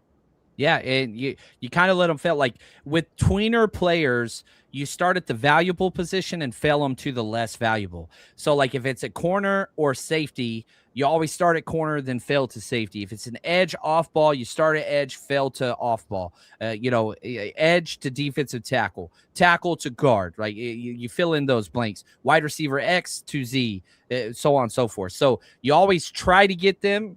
In the 49ers, Hezekiah Mass's cornerback, he was high on my board, just went to the Raiders. But that's kind of the idea. So you start at edge, fail to off ball. But they'll see once they get them in-house, and I'm sure they have a clear vision. You'll hear, we love the tape, high energy, versatility. We think we play them at a bunch of spots, all that word salad. You'll get that in the post-game press conference. But we'll see once I dive into the tape. Tobias, good question here. What happened to the international guy? We still have him, Isaac Alarcon. One of the backup tackles. Do they count against the 53? They don't. You have to cut them and waive them, clear waivers. Then you can bring them back on the practice squad, and it doesn't count as a practice squad or a 53. So Isaac Alarcon is with the Niners, but he still has to go through the waiver system, cut system, and all that stuff, and you'll get to bring him back. 0% chance he makes this roster. But anyway, you do that with whatever you will. So we're at pick 176. The 49ers are 2 picks away. The pick is in for the Chiefs. You've got the Miami Dolphins and Eagles, then the 49ers. But their last pick in the draft, is it possible for a trade back and get a 6th and 7th rounder? Could the Niners do it? They could. Please no. I mean, I hope they don't, but they could, right, Brian? I mean, that's the thing about, right, this they've been trading back so much. Yeah, I mean, I could see him trading back and getting 2 7s at this point and just wanting extra dart throws. But I'm hoping that they close this thing out at 179 and just get a guy that they feel convicted about. Some guy with upside. Let's get a guy with some elite traits. It worked out for the Chiefs for a while when they got Isaiah Pacheco in the 7th round. They got him because he was a 4.3 speed guy. I don't mind doing that kind of stuff. Just same way they did earlier with Duggar. 4'6" guy at 6'5". yeah, let's go see what happens. I kind of like that idea. Yeah, and that's what they've been doing. You look at what the Niners' last 2 picks, it's been all about traits, man. Like Ephesian Priox and Jaden Duggar, traits, athletic profile. Like we'll figure everything else out later. And so, yeah, this is, the last pick of the thing. And again, let's go back through the entire draft class that they have so far. Jason Stribling, it was a reach, but it's a perfect scheme fit, and you traded back twice. Romello Height, need, fit, was not a reach at all. Kalen Black, everybody's least favorite because of the 3rd round running back, but who knows? Whenever I watch Kalen Black highlights, it's basically pass protection. Like the dude can block. What do you do with it? Do you convert him into a fullback? Maybe, but probably that's not what he's going to be because Cyrus Allen, your guy, just went to the Chiefs. This is what happens, Brian. When you fall in love with players, they go to the teams you hate. Go to your enemies. Grayson Halton started off the 4th round today. That was a really, really fun pick. Huge value. You took him 30 spots later than he was projected to go. Carver Willis, center, guard, tackle, all in between. Any investment in the offensive line is a good thing in my book. So, yeah. Mauler, just a run demolisher. Run game. Ephesian Priox, start him at corner, go to safety, worst case scenario, but a huge dude. He'll be the biggest in the corner room day 1. Nobody's going to look close to what he is. It's funny because whenever I'm at training camp or practice of the games and the corners are all talking, Darrell Luter Jr. looks like a giant compared to everybody else. And now Priox's going to make Darrell Luter Jr. look like a tiny guy. And then Jaden Duggar, a linebacker edge hybrid, this new Raheem Morris type pick. I bet Raheem Morris was more excited about this pick than almost anybody else. That is a Raheem Morris if there ever was one. So here we are, 2 picks away. The draft class is coming. Appreciate the chat. Y'all have been with us, man. Ant, I forget the total on time, but I think we're pretty close to like 12 hours. Yeah. In less than 2.5 days. I think my back and my shoulders say 12 hours for sure. Yeah. I'm starting to feel it a little bit. I don't think you're supposed to hunch like this so much. But yeah, I mean, and the thing is like the good news for the 49er fans that you can take in, we're going to get at least 2 pool parties out of Raheem Morris coming up. So that'll be a lot of fun. Because I do think Grayson Halton and Romello Height are worth pool parties as far as defensively. And then I do like that they went a little out of the box because they said they were going to do things a little bit different. And I think that they have, to a point when you talk about some of the guys they took later. But yeah, John, we have been rolling. This has been an impressive time. And the thing is, we don't have to go to the 7th round for the full thing, luckily, because I don't know what's going to happen. But I'm going to need some stretching. I'm going to need some work here pretty soon because, yeah, I'm starting to feel it, and this is why chiropractors make a lot of money. Exactly for this reason. Yeah. I like Tony Two-Tone's comment. Just use that for this draft. There you go. And yeah, I just tell myself Purdy was 3rd overall. Lance was 7th rounder, last pick of the draft. Yeah. Whatever mental gymnastics you have to do. And so here's what's going to happen. Everybody's going to dive into the highlights of all these players drafted. And that's a fun thing to do. If you dislike a player, go watch highlights. Like, I believe that because you could be, okay, all right, man, look at this. Yeah. Like, it's not a bad thing to overinflate and get confident and feel hope for these new players. So if you're just sitting there and you're just like, man, this sucks and Shanahan, I hate him and 3rd round running back, center, like, go watch highlights of these players and you're going to enjoy them much more so. You're going to have a better outlook. Our job is to dive into the all 22 and figure out the good, the bad, and the ugly. That's what we're going to do on all these players. And again, the 49ersrush.com, my Patreon page, patreon.com/49ersrush podcast. This next week is going to be all draft content like crazy. You're going to get way more than you want to watch, but we're going to figure it all out. And I'll break down every single play and we'll dive through all the tape starting tomorrow morning. It's going to be an absolute blast. Ant's going to do it over on his Patreon, patreon.com/49ers cutback. Man, all the stuff that you could want and more. And if you've enjoyed your 15 hours or whatever you spent with us. I apologize. Man, support us. All the generosity that's come across in the super chats, we really appreciate that. And our Patreon, that's how we feed our families. That's how we put food on the table. And so we would not have that opportunity without you guys. So I'm so thankful. And man, also do have to say, if you're going to any 49ers road games this year, 49ersrushroadtrip.com. Shoot, that's where I met Brian Carter. That's where I met freaking Ant, and it just building those relationships. I even saw Mara earlier make an appearance. That was really, really cool. It's just amazing people. And so, man, come out, build the community. Get your tickets, 49ersrushroadtrip.com. We'll be in Australia, Mexico City, Dallas, Kansas City, and Atlanta. Those are guaranteed trips. Probably going to do Seattle and Arizona like we do every year. But anyway, I digress. Brian, it's been a lot of fun having you on, man. Are you going to start putting out some more content? Oh, look at him. He's thinking. Uh-oh. I'm trying to bully him. I don't know. We'll see. I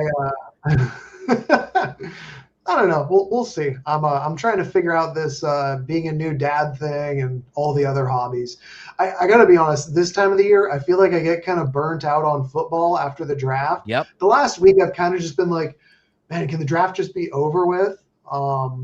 So I think it'll be good to step away from football for a couple months. I'm going to watch some golf, get outside. But I don't know, like once like camp starts, that's when things start getting really interesting again. I saw an interesting comment on X, Twitter, whatever you call it. I think it was Lobs.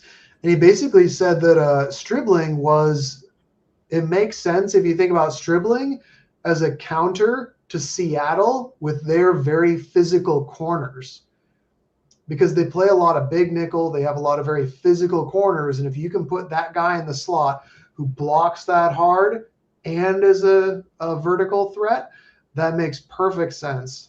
So, if you get a guy and he's the perfect counter to what Seattle does, you play them twice a year. So I was like, zig when they zag, all that kind of stuff. Hey, I love that. Look at this, Atomic. Appreciate you, brother. You guys deserve a vacation after this. Much thanks. I'm going to go get a massage. That's happening 100%. Sanjay, appreciate you, man. JC, you're my fave. I need to go on your road trip. Love you. Yeah, man, come out, say what's up. First drinks on me always. 49ersrushroadtrip.com. When that schedule comes out, we'll have all the venues and all that stuff. We've been lining everything up. If you want to go to Australia, we got a full everything travel package. Man, it's the amount of work we put into that stuff. It's a lot. So come party with us. Appreciate you, Sanjay. I might do Seattle. We'll see. Oh, there you go. I mean, I got family up there, and dude, where I live, like it's a 6-hour drive to the San Francisco Stadium. I would almost rather just fly up to Seattle, be with family, coming out. And that stadium is a fun stadium. Yeah, it is. It's so loud, man. I got to go back to Seattle because I got a bad taste in my mouth after getting freaking destroyed, paying all that money for all those tickets, and then just go up there and lay an egg. It's what it is. So the Eagles pick is in, hasn't been announced yet. The 49ers are on the clock. Okay, the Eagles took quarterback Cole Payton, North Dakota State. The 49ers are on the clock. Boy, they really don't like Nussmeier. Yeah, well, the cyst on his spine came out like the week before the draft, and it's just like, and they're like, yeah, this is going to be a recurring problem. So like Nussmeier, who was my quarterback too, but I put that out way before you found out, oh, by the way, like this dude has a major injury. But that ain't good. Anyway, so the 49ers are on the clock and have not traded out to this point. What's that like saying? Like nobody ever used to have a bad back. It's like you got a bad back, you got a bad back. Well, the 49ers pick is in. So they are not trading back, Ant. They are not trading back. There we go. I love it. This is going to be the last pick of the 49ers draft class, but that means they're walking away with, let's count them: Stribling, Height, Black, Holton, Willis, Priox, Duggar, 8 players. I think everybody would have signed up for that. If you would have known heading into the draft, the 49ers were going to get 8 picks and actually use 8 new rookies, people would be psyched for that. You heard John Lynch say, we only have 6. We got to find a way to get more. They definitely got more. Trade back. I think they traded back 5 times. Maybe I'm wrong. Maybe it was just 4. But the pick is in 179. I definitely can see at least the first 4 making the team. Maybe 5 too. So we're getting people who are going to be on the team. And I think, like I said, I think those first 4 guys, maybe they weren't exactly what you want, but I got a good feeling that they're probably all going to contribute. We hope they're good, but I think that all 4 of our first 4 guys are going to contribute. And that's what you want from your draft class is, hey, man, can these rookies just can they play? Can they contribute? Will they give you quality reps? And I think that we'll get some. Yeah, I like that. It's not your prototypical draft where everybody's going to be a starter or whatever else. That's not what it is. But that's not what it was. That's not what this draft is. That's not what the 49ers roster was. You looked at defensive tackle draft class and you're like, man, let's trade a third for an instant starter and go get Osa. They tried to sign a defensive tackle, and John Franklin Myers didn't work out. And so you kind of adapt the way that you're approaching this, and you went and plugged the majority of the holes through free agency, and you got a bunch of guys that can contribute and just contribute to depth and eventual starters. That's the idea. That they had more success with that long term, and it's frustrating because we want to see the toys. We want to see the rookies get out there and play. But sometimes that's just not the way it goes. That's not the way it goes. Ant, do you want to announce this one, man? I feel like I've been real stingy. I've been announcing all the picks, and I feel kind of selfish a little bit. Yeah, I can announce it. It just came through. The 49ers took an offensive tackle, Enrique Cruz from Kansas. I can tell you right now, I did not break down Enrique Cruz from Kansas. So this is one I'm going to have to look up. There we go. I'm on the beast. Enrique Cruz Jr., I will say. He's a 6th-round grade from Dane Brugler. Okay. 22.7 years old. He's the youngest player we drafted. 6'6", 313. 5th-year senior. He's played in 36 games, went to Syracuse, was there for 4 years, transferred to Kansas, and he's got 16 starts at right tackle, 14 starts at left tackle. 33, man, here's what's crazy. The combine, he had 33.25-inch arms. At his pro day, a full inch longer arms. So close to 35-inch arms if you're going by the pro day. Overall, Cruz is still green in areas and learning how to use all of his tools in unison, but the encouraging play tape in 2025 gives teams optimism. He could be an interesting day 3 flyer for a team running a zone scheme. You already have the Kansas plug-in with Dominique Pooney. It fits. They do that RPO kind of whatever move with Jalen Daniels, their quarterback. That's what they do there at KU. It's that RPO kind of zone read, whatever. But if there was debate about a tackle earlier in my rant, this one checks the box, baby. I no longer get to use the phrase, it's been 4 to 5 years since they drafted a tackle. This is a tackle. This is a tackle. This is a tackle. Yep. And I also want to pull up, if you guys haven't heard of him, just so you know, he was ranked, according to Brugler and the Beast, between Isaiah World and J.C. Davis, which are 2 guys who people were really excited about. So at least according to the Beast, he was ranked right between those 2 guys. So 6th-round pick, late in the 5th round, not a reach. We'll see. There we go. Go ahead. Go ahead. I'm laying eyes on him for the first time, and he's an athletic dude. I mean, this guy is athletic. And John, I'm sure you're going to go over the grades, so go ahead and read those grades. I'm going to continue to watch, but a lot more athletic than I thought. Just initially. Go ahead. Yeah, he's put in the chat. Shout out to Isabar. His RAS score is a 999. So sticking with this whole idea of, look, you're getting somebody that is, again, betting on traits. That's what you brought up, right? Betting on traits. And shoot, I brought down my stupid screen so that Rob could show his. Shout out to Rob. But yeah, here's the athletic profile. Yeah, Jude Bowdry, your guy. Trent Williams, number 2. Caleb Lomu, William Betty, Jamal Brown, Brandon Coleman, Joe Thomas, Khalif Barnes, That is a Some Hall of Fame very comps in there. yeah. Those are some comps, man. 96% broad jump, 97 vertical, 95-40, 79 10-yard split, hands, arm length, height, weight, a little bit on the lower side, but man, those are some. You got some names there. Go ahead, Ant.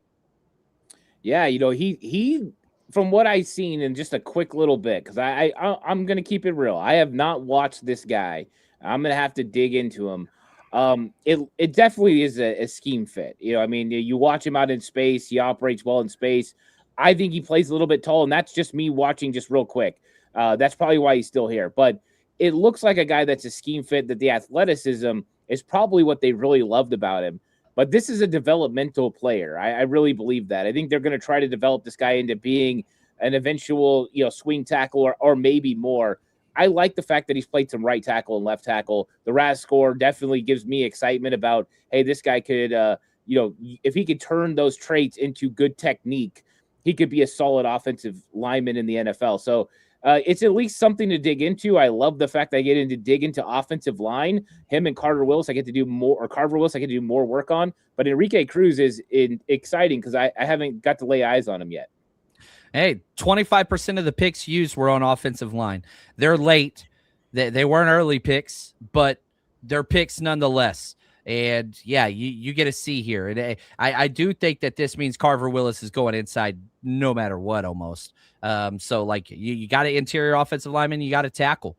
We'll see how that is. Now, here are the strengths in Dane Brugler's kind of write-up on Enrique Cruz Jr. Good-looking frame with well-distributed mass, minimal bad weight, adequate quickness out of the stance to reach his spot. He tested way better than that. Functional feet and hips to operate in space. Big physical hands, adequate length. He keeps saying that over time. Plays heavy at contact in the run game to push defensive line over a gap. That is huge. Same thing with Carver Willis. Run game. Has enough range to get out in space on screens and pulls. Impressed Kansas staff with motivated, positive mindset despite only being on the roster for a short time. Did lose his job in 2024 at Syracuse. Do have to throw that out there. Why he transferred a year later. So, yeah.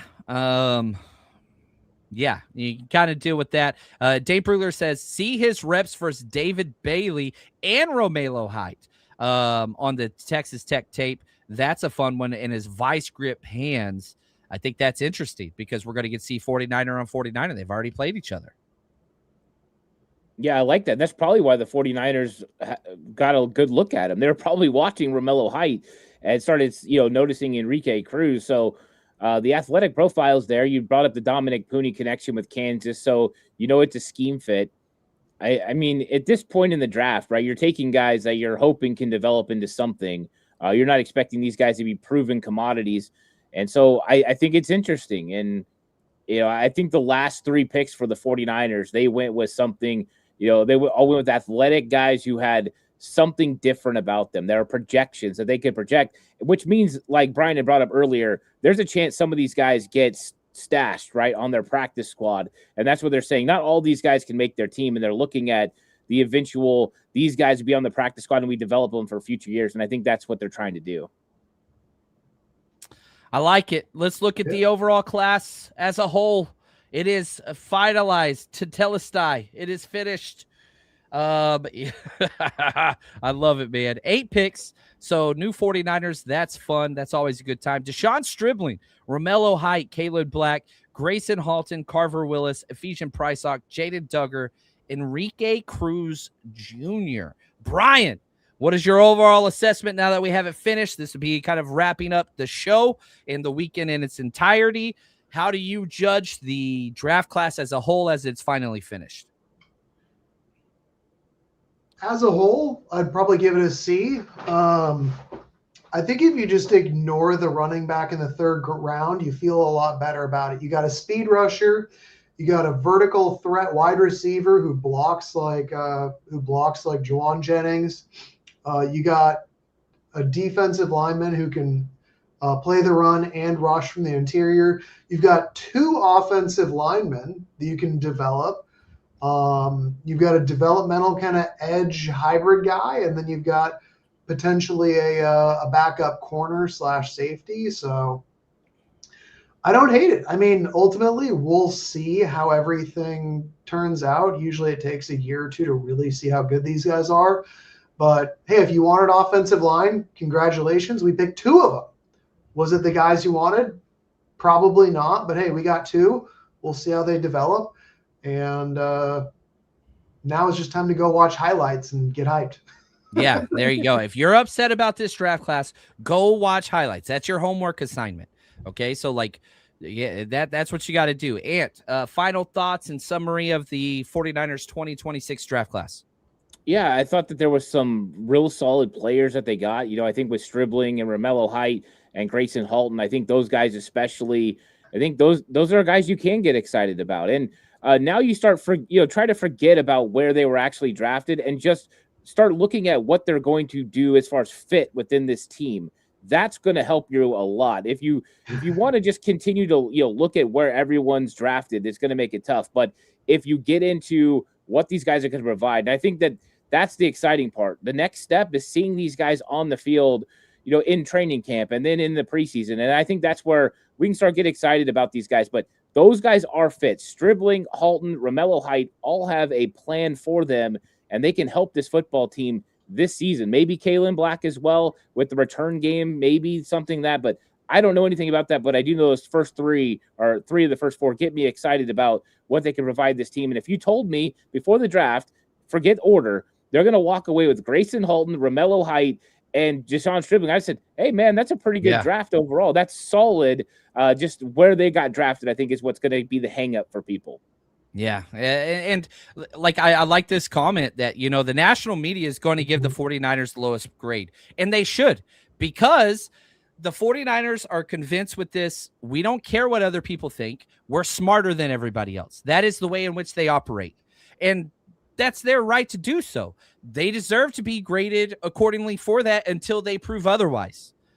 This draft hasn't had the opportunity to prove that the 49ers are smarter than everybody else. So you're operating under the groupthink, consensus, rankings, whatever else. But like even this draft, taken away from Ant and I's rankings, same thing. Like I'm not giving them a good grade. I don't really believe in the grades too much, but like I'd say a C.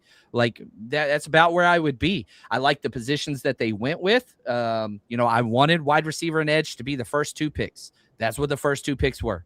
And so I thought that those were good. I love Deshaun Stribling. I really like Romello Height. I like Grayson Halton.